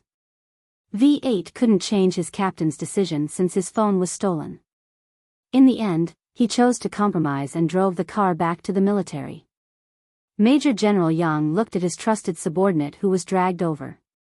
He angrily slammed his hand on the desk and yelled, "Nonsense! Do you still want to live?" As he cursed, his hands did not stop dialing the internal line and immediately asked the guards to call a military doctor over. He wanted to see for himself how serious his injuries were. Then, he questioned V8. "I told you clearly that you must bring him to the hospital for a checkup. You ignored my order and brought him to the military. Can you take responsibility if anything happens to him?" Just as V8 was about to say that it was his fault, Xia Jinyuan said, "Major General, it's not my comrade's fault. I was the one who insisted on returning to the military." He didn't want his comrades to be implicated because of his decision. Jun Yen was slightly tired as he explained in a deep voice, "I have an urgent matter to report. I must return to the military first." As he spoke, he unbuttoned his black shirt and pulled out a thin, white strip that was about the length of chewing gum from his chest. "Memory stick. I got it from the surveillance camera in Antonio's office. There's a very important conversation in it. The translation is in Chinese, and it mentions a certain border outpost in our country twice. A notorious arms dealer mentioned a border checkpoint of our country." What did this mean? It meant the seriousness of the situation. Major General Yang took the memory stick from a camera company in 1999. It was used to store video and other media. He looked sharply at Xia Jinyuan. "What do you suspect?" Before he could say anything, Major General Yang's face was as dark as water. Chapter 2099.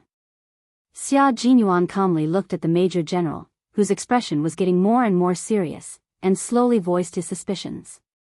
The firearms and ammunition that Antonio sent to various countries included all kinds of transportation methods. As far as I know, Antonio successfully took over the border checkpoints of 2 Western countries and 1 South Asian country and used them as a safety line to cover the transportation of firearms. I've only been with Antonio for a short period of time, but I already know that there are problems with the border checkpoints of 3 countries. This shows how big his firearms business is. Currently, there are always traces of firearms dealers in the war-torn countries of Wei Su, Acre, and Iran, as well as Antonio. The more wars there are, the more the firearms dealers earn. They illegally transport weapons and endanger the safety of a country. I can't help but think deeply about it. His words made the Major General's brows furrow even tighter. What are you trying to say?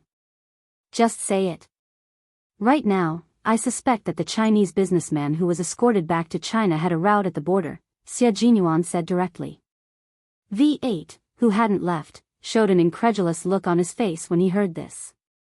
It was as if he had heard something shocking and couldn't believe it at all. King Q meant that if we didn't completely solve this problem, our country would become a war-torn country? Wasn't that a little too much? There was a brief silence in the office, and then the Major General shouted angrily, Xia Jinyuan.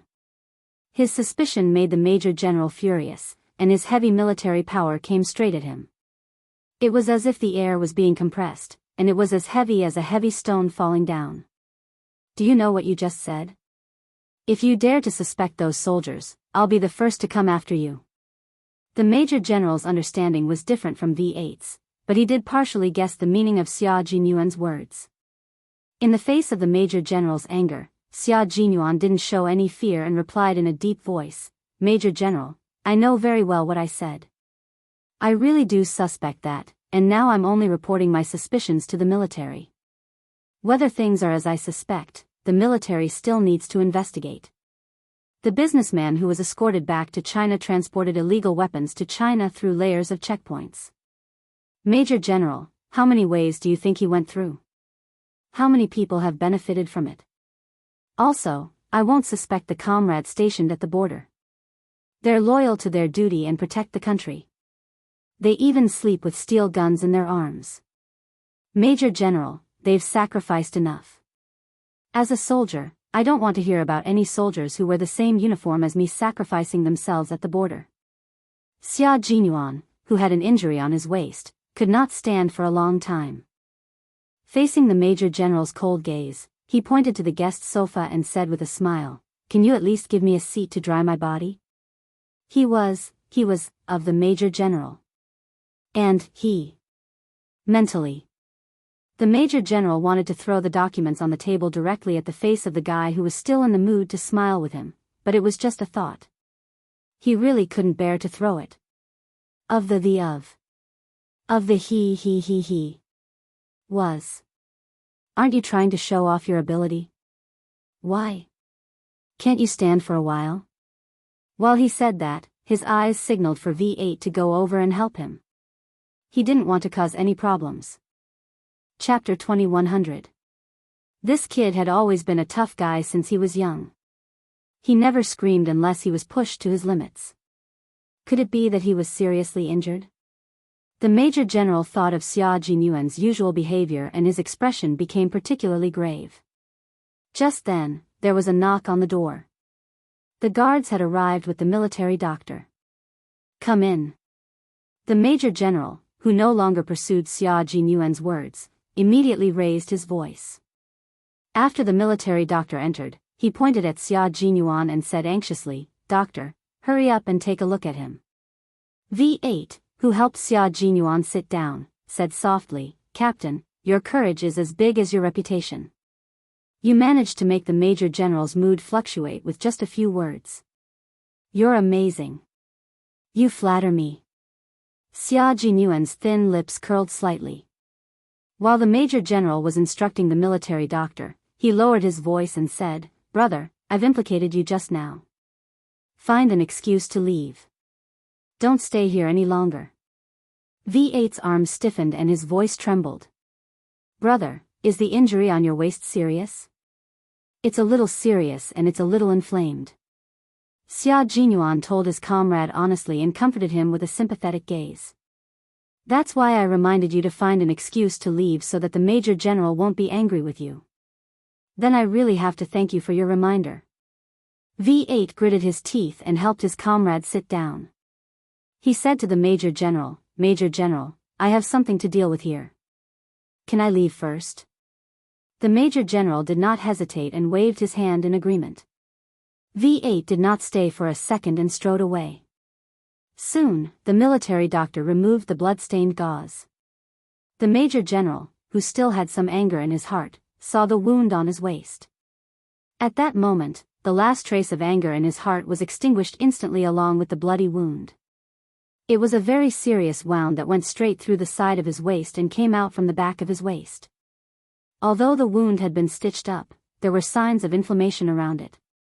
It was red and swollen and looked terrifying. The military doctor picked up a small medical flashlight and shone it on the wound.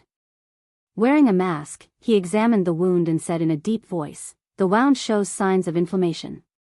We can't rule out the possibility of pus forming inside. To be conservative, we should remove the stitches again." The military doctor gently pressed his hand around the wound with a pair of sterile gloves. After taking a closer look, he raised his head and asked Xia Jinyuan in surprise, "Did you sew it yourself?"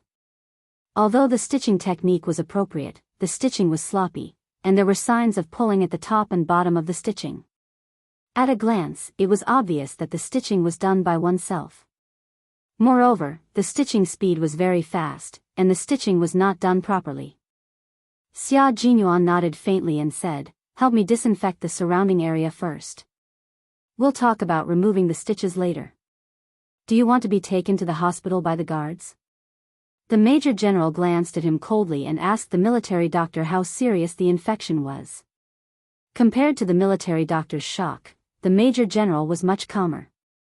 During battle, if the special forces of the Snowfield Brigade were injured, they would treat their own wounds if they had no comrades by their side. What he was concerned about was whether the infection was serious. "From the outside, I can't tell how serious it is for the time being. However, gunshot wounds are different from other injuries, especially penetrating wounds. Sometimes, the situation looks good on the outside, but the inside may have formed pus." The military doctor was somewhat impressed by the soldier in front of him who dared to sew his own wound. He took off his gloves and answered the Major General's question with a serious expression. "I suggest that you go to the hospital to see if there is any inflammation inside." Xia Jinyuan knew that he could not escape going to the hospital tonight. He asked the military doctor to disinfect the wound first and said to the Major General, "There's no need to trouble the guards. I'll take the initiative to go to the hospital after reporting to you." Chapter 2101. Major General realized that the problem did not end with the arrest of the illegal Chinese businessmen. He looked at Xia Jinyuan, who was in charge again, and asked the military doctor, "Can his injury be treated in a few hours?" "There are no signs of fever. It can be treated in a few hours."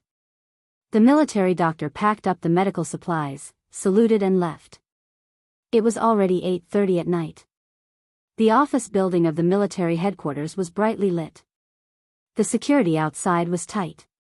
Inside, uniformed soldiers were working on their work quietly. The Deputy Chief of Staff Du came out of the General Staff Department building and took a car to Wang Fu restaurant. He was tired after an entire day of meetings, so he sat in the back and closed his eyes to rest. Director Yi of the Southern Province took his daughter to report to the Beijing political group. In the end, his wife insisted that he go over and talk to Director Yi. He had already said what he needed to say and helped with what he needed to do. What else did he need to see? The Deputy Chief of Staff Du did not want to go. When the waiter opened the door of the private room, his face was full of smiles. He strode over and said with a smile, Sorry, the General Staff Department called for an emergency meeting.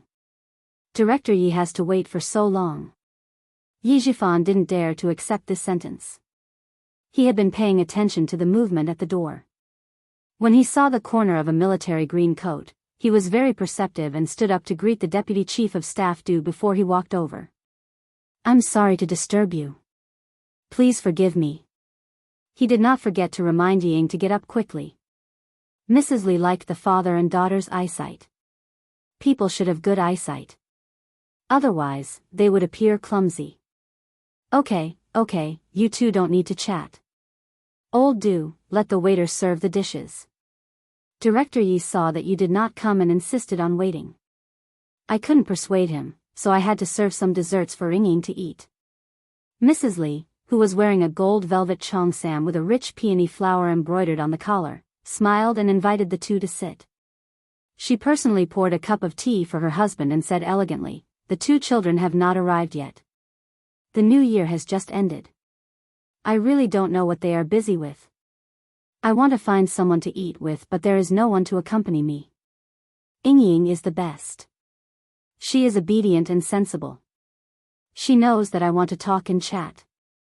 See, before you came, it was this child who kept me company to relieve my boredom. Hearing this, the deputy chief of staff laughed even louder. He looked at the young lady beside his wife and nodded approvingly. She is indeed obedient. Director Yi has taught her well. If it was Jai, tsk, at most, 10 minutes. Ying, who was flattered in her heart, tried hard to suppress the corners of her mouth that wanted to curl up. She lowered her head shyly as if she couldn't bear the compliment. Her voice was a little soft, but she didn't sound petty as she replied, "You're flattering me. Madam is knowledgeable. It's my fortune to be able to talk to Madam. Hey, why are you so cute? I am still outside, but I can still hear you through such a thick door." The one who spoke was Du Jie. Dressed in a military uniform, she walked in with an arrogance that Ying envied. It was the kind of arrogance that could only be possessed by someone who was confident. Chapter 2102. Before meeting Du Jie, Ying was already envious of Mrs. Li. Now that she saw Du Jie in person, there was not only envy in her heart, but also jealousy that she couldn't suppress. If she grew up in the Du family, she definitely wouldn't be worse than Du Jie. Definitely not worse. She remembered that there was a sentence written in a book, "Birth determines everything." In the past, she didn't really believe it, but after seeing Du Jie, she really believed it. Birth does determine everything. In terms of appearance, she definitely wasn't worse than Du Jie. However, she didn't have Du Jie's arrogance between her eyebrows. In terms of temperament, she and Du Jie each had their own merits. One was arrogant, while the other was gentle. However, she didn't have the confidence of Du Jie. She also didn't have the elegance of Du Jie even when she was just carrying water. This kind of Du Jie made Ying deeply jealous as soon as she appeared, but she didn't dare to show it at all, for fear that Mrs. Li beside her would notice it. Since Du Jie came in, Mrs. Li couldn't care less about Ying, who was trying to make her happy just now. She revealed a deep and loving smile and directly joked, "I can't finish talking bad about you even if I talk bad about you for 3 days and 3 nights. I dare to say it in front of you, but I dare to say it behind your back even more. Your mother is right. You are the most disobedient. If your mother and I don't talk bad about you, who else would we talk bad about?" Compared to his eldest daughter, the deputy chief of staff doted on his naughty but considerate youngest daughter more. After joking, he introduced her to Yi Jifan. "Chief Yi, this is my daughter, Jie, who always gives me a headache. Jie, come and say hello to Uncle Yi." He pretended to criticize, "Look at you, you don't even know how to be polite. You don't even know how to say hello when you come in." When Du Jie came in, it was her home ground. She took off her military cap and put it on the table. She smiled and said, "You didn't introduce him. How would I know who he is?" She stretched out her hand and took the initiative to shake Yi Jifan's hand. "Hello, Uncle Yi. I'm Du Jie. The bad things my parents said just now were all lies. Please don't believe them." She was generous, decent, and experienced in dealing with people. Yi Jifan could tell at a glance that Ying was not as good as her. He had been an official in the southern province for a long time, but he had never met a superior who had a daughter of the same age as his daughter. Even if there was one, it would be the daughter of a subordinate who was inferior to him. In comparison, he felt that his daughter's temperament was outstanding. Now, compared with the daughter of the deputy chief of staff Yi Jifan could not help but sigh with emotion. He said to Mrs. Li and the deputy chief of staff "When I see Miss Du, I really understand the meaning of the saying, dragons give birth to dragons, phoenixes give birth to phoenixes, and the son of a mouse can dig holes." In one sentence, the 3 members of the Du family were praised. Du Jie said in her heart, "It's a bit interesting." Then she took the initiative to talk to Ying when Mrs. Li introduced her. "She's really well behaved. I don't dare to speak loudly. Besides, she's even more beautiful than my mother said. Yi Ying was a little flattered. She quickly got up a little and said in an anxious tone with a little admiration, Miss Du is more beautiful and very handsome. You're quite honest. Yes, although you're very beautiful, you're indeed a little worse than me. Du Jie purposely said with a smile. The pair of eyes that looked at Yi Ying were as bright as diamonds, shining brightly. Her eyes were obviously sizing her up. She was very presumptuous and calm. Yi Ying was a little nervous because of her words. Now she was sizing her up, which made her even more nervous. Moreover, as a girl, her intuition told her that although Du Jie was smiling at her, there was unfriendliness in her eyes that made her tremble. She didn't like her. Chapter 2103. This discovery made Yi Ying's palms break out in layers of cold sweat. She did not even notice that the phone in her bag had been vibrating non-stop. Yi Ying's intuition is correct. Du Jie really doesn't like Yi Ying. Obedient, well-behaved, honest, and beautiful. Yet another one who wants to establish a relationship with the Du family. If it wasn't for her father saving Big Brother's life, I really wouldn't have come over to entertain this father and daughter pair who came from God knows where. Mrs. Li doesn't show up, letting her daughter look at Yi Ying wantonly. She wants to find herself an obedient daughter-in-law.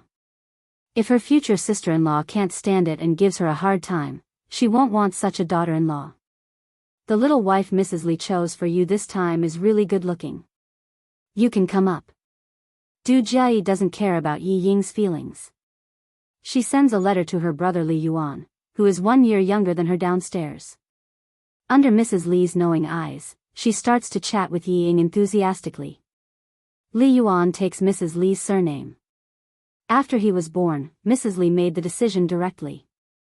The Du family didn't say anything and let Mrs. Li make all the decisions. When Li Yuan comes up, the real master is here. Li Yuan, who has just turned 23, is tall and handsome. He has been studying abroad for many years and has an unruly arrogance. But Mrs. Li has taught him well.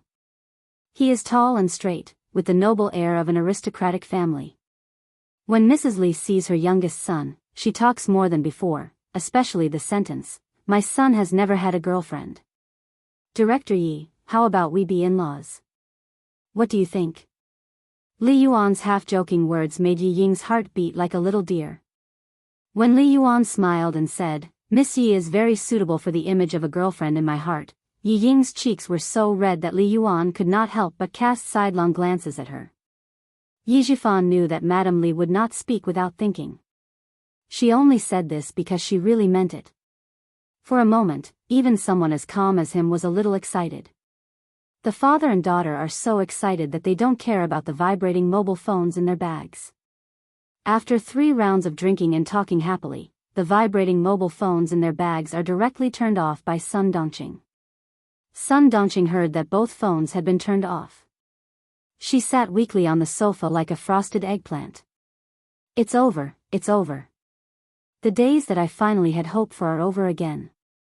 Her disappointing daughter, this time she was really going to be angered to death.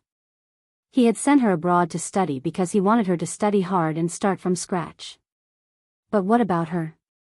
But as for her, Ioyo, she was so angry, so angry. But she actually hung out with those blonde guys from overseas, and even allowed them to put their hands into her clothes and grope her all over. She even curled up on the sofa with the 2 men and kissed them here and there. She was infuriated. She didn't look like a student at all. She was just a slut. Sun Dongqing, who was shocked by the contents of the videotape, was really angry. Although she always defended Yi Ying, she was a woman who came from the countryside. What she hated the most was debauchery. The things that she couldn't bear to see the most, her daughter had done them all. Everything was done. God damn it. The whole family was disgraced. Sun Dongqing, who couldn't get through to her husband, burst into tears. It was too embarrassing. Too embarrassing. After such a shameful thing happened, she wanted to take a rope and strangle herself to avoid being criticized behind her back. Sun Dongqing called the phone again and again, but it was always turned off. She was so angry that she screamed and jumped. Suddenly, she rushed back to her room and rummaged. She wanted to go to the capital. She wanted to go to the capital. Chapter 2104. Sun Dongqing didn't think about anything else. She just wanted to bring her daughter back from Jing City as soon as possible. It was okay if her daughter was humiliated at home, but she couldn't let her daughter embarrass herself outside. That was all she could think of. The most important thing now was to bring Ying back from Jing City. She didn't think that Ying was about to enlist in the military, nor did she think that the videotape might have been sent to more people. Sun Dongqing found her ID card. She only brought her wallet and mobile phone. She didn't bring any other luggage. She locked the door and went to the airport. She didn't dare to ask the driver to send her home. She was afraid that the driver would notice something wrong from her face. She even covered her face with a thick checkered scarf to take a taxi. On the way to the airport, she was so anxious that she kept calling her father and daughter, hoping that one of them would turn on his phone. Yi Jifan, who was chatting happily with Deputy Director Du, didn't even look at his phone until they returned to the hotel room. Yi Ying was even more so. Facing the handsome and rich Li Yuan, who had a good family background, her heart was pounding like a deer the whole night. She didn't care about anything else. She was not attracted to Li Yuan, but to the Du family's family background and wealth. She didn't expect that her mother's words would come true. She would really find a husband who could be a general in the future. No, Li Yuan said that he didn't want to join the army. She didn't want to find a general as her husband, but a general as her father-in-law. And a mother-in-law from a famous family. It didn't matter whether Li Yuan was handsome or ugly. Of course, she would feel more comfortable if he was handsome. Although Yi Ying was excited the whole night, she didn't become impetuous because she was always calm in front of others. It was as if Mrs. Li was just joking. After a short moment of shyness, she returned to normal. Mrs. Li was more and more satisfied. Before leaving, she held Yi Ying's hand and said with a smile, "Tomorrow is Jia's birthday. There will be a birthday party at home. Remember to come with your father." Not only did she need to be obedient, but she also needed to see how good her social skills were. She then turned to Yi Jifan and said, "Director Yi, remember to come tomorrow. Don't forget about it." Yi Jifan was stunned for a few seconds by the sudden good news. When he finally recovered, he slapped his forehead and said apologetically, "I didn't think that tomorrow would be Miss Du's birthday. I didn't make any preparations at all. It would be rude of me to go over there." How could Yi Jifan forget about this kind of good thing that could help his daughter integrate into the upper-class circle as soon as possible? He still had to put in 120% of his effort, but he still had to say some polite words. How could Ying compare to Du Jiayi when it comes to speaking? Du Jiayi, who secretly curled her lips in disdain, smiled like a flower in the blink of an eye. "Do I still lack a gift from you? It's fine as long as you're here. I'll introduce a few friends of your age so that you can play with them during your holidays." How could Ying not notice the hidden meaning in Du Jiayi's words? She was disdaining her for not having enough status to give her a present. She hadn't done anything to anger her, but she had been saying such harsh words the entire night. Yet, on the surface, it sounded like she was being magnanimous and polite. Isn't she just afraid that I'll steal Madame Li's attention? Chapter 2105. A lady from a prestigious family? Bah! She's so narrow-minded. If it weren't for her surname, I wouldn't have bothered with her. Yi Ying, whose heart was in turmoil, continued to pretend that she didn't understand Du Jiayi's sarcasm. Maintaining a sweet smile, she said calmly, No need. I'm already very satisfied to be able to attend Jiayi's birthday party. There's really no need to trouble Jiayi to introduce more friends. I'll take my time." Mrs. Li had been paying attention to their conversation the whole time. Seeing that Yi Ying was polite and a little domineering in her daughter's reply, she nodded with satisfaction in her heart. Not bad, she didn't swallow her anger. When pushed too hard, she knew how to fight back gently. It could be seen that she had a soft but firm character. she wouldn't be too weak and let others bully her. She had observed enough for tonight and was satisfied with the result. Jay, you take advantage of Ying's gentle temperament to be aggressive. Mom saw it all tonight. You're the most dishonest. Mrs. Li, who had let Ying pass another hurdle, finally spoke and stopped her daughter from continuing to suppress Ying. As soon as she spoke, Du Jie seemed to have changed into a different person. She held Ying's arm affectionately and said with relief, "Oh, I'm so tired tonight. Mom, don't call me for this kind of thing in the future. I didn't know how tiring it is to be a bad person until today. Oh, I'm so tired. I don't want to be a bad person for the rest of my life." Ying was stunned. She didn't understand what was going on in front of her. "I'm sorry, Ying. It was my mom's idea tonight. It really had nothing to do with me." Du Jie playfully blinked her eyes and explained, "When my mom told me about it, I was really in a difficult position. When I saw you again, I almost wanted to throw away my responsibilities and leave. But I couldn't help it. It's my mom. As long as my mom says something at home, it's like an imperial edict. Even my dad doesn't dare to disobey. As her daughter, I don't dare to do anything." The more she spoke, the softer her voice became. In the end, she whispered into Ying's ear, giggling as she continued, "Let me tell you a secret. My mother is quite satisfied with you. As for you, you only need to coax my mother in the future. As long as my mother is happy, the whole family is happy." Ying, who understood what was going on, actually wanted to avoid it.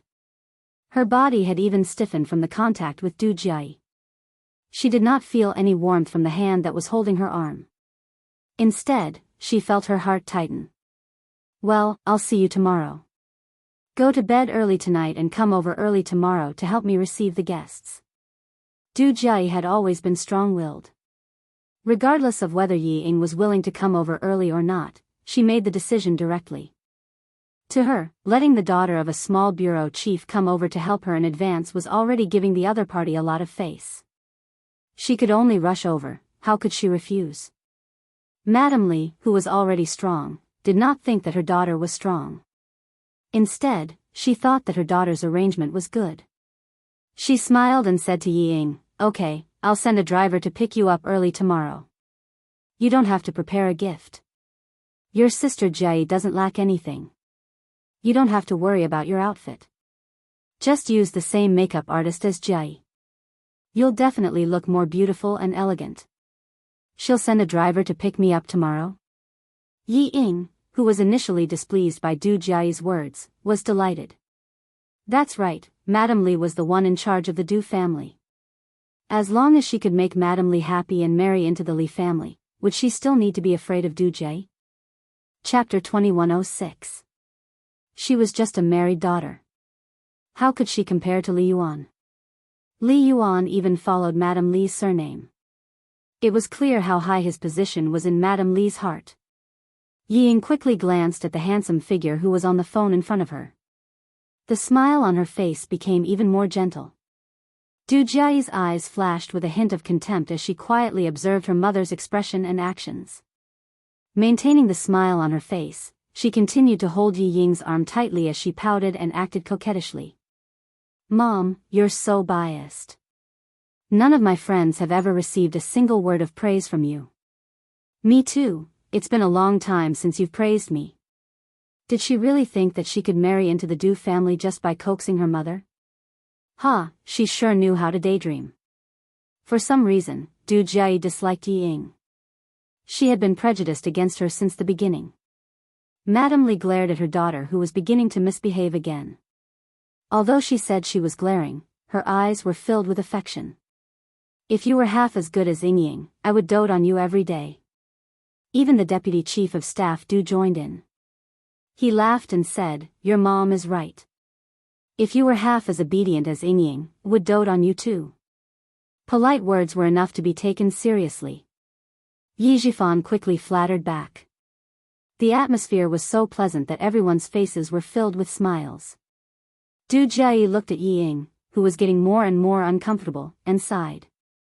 Ying, your arrival has caused my status to plummet. I don't care anymore. I'll leave the important task of making my mom happy to you in the future. The intimate and witty words made the three adults laugh even louder and louder. Ying had no idea what Du Jiayi was thinking. Her whole body was bearing the weight of Du Jiayi's body. She tried her best to smile naturally and said gently, Jiayi, you're making me happy. It's my fortune to be able to make Madame Li happy. Du Jiayi was sometimes cold and sometimes hot. The things she said, the things she did, and the expressions she showed were all different. Her words were obviously sarcastic, but it just made the adults laugh loudly. Ying couldn't help but feel afraid of such a Du Jiayi. She couldn't help but feel more envious and jealous. In the face of power, Ying was not as arrogant as she was when facing Yi Qian.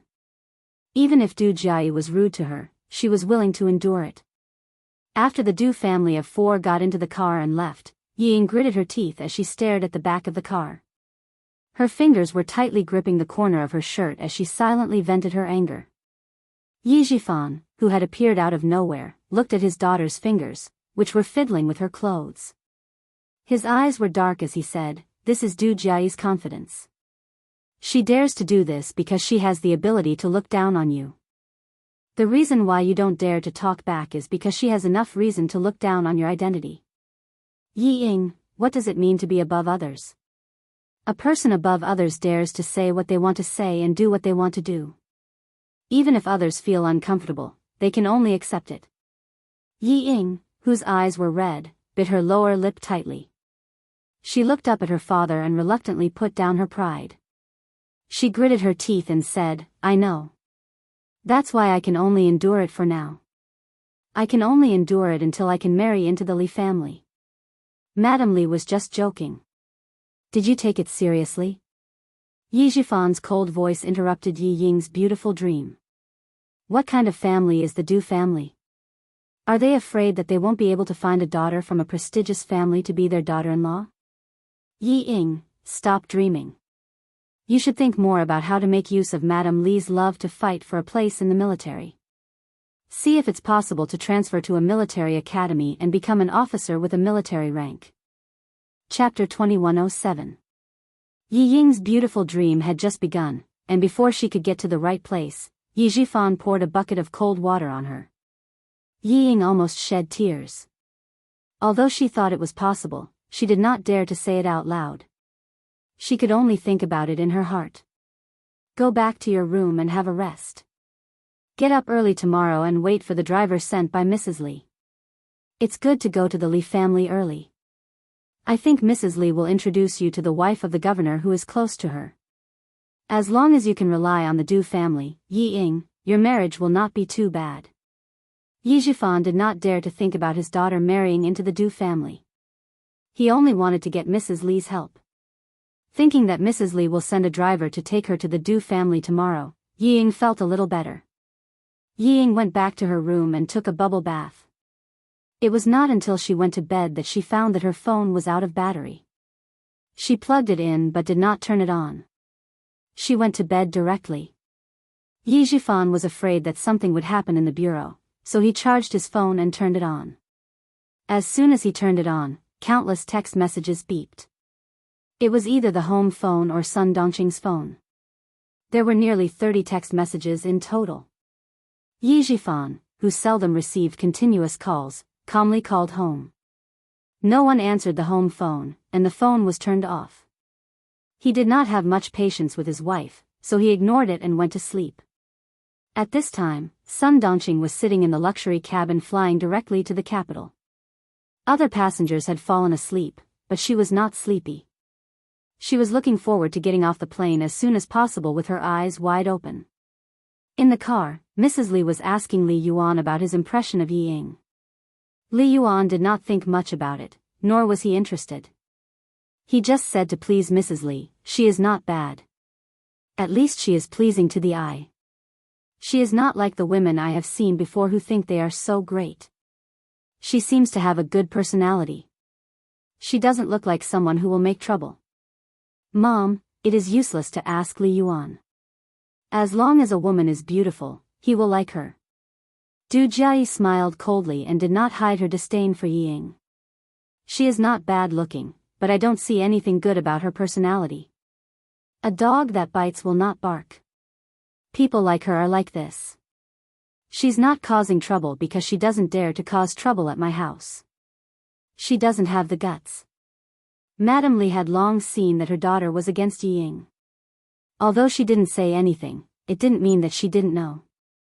Hearing her daughter's words, she smiled and looked at her daughter, who had always had sharp eyes. She praised, "Your eyes are indeed more accurate than Li Yuan's. Ying doesn't make trouble, but it doesn't mean that she is really weak. Her character is quite gentle. I admire her forbearance. She's also a sweet talker, just like her father. She doesn't give people the impression that she's trying to flatter them. I just feel that she's a little smart.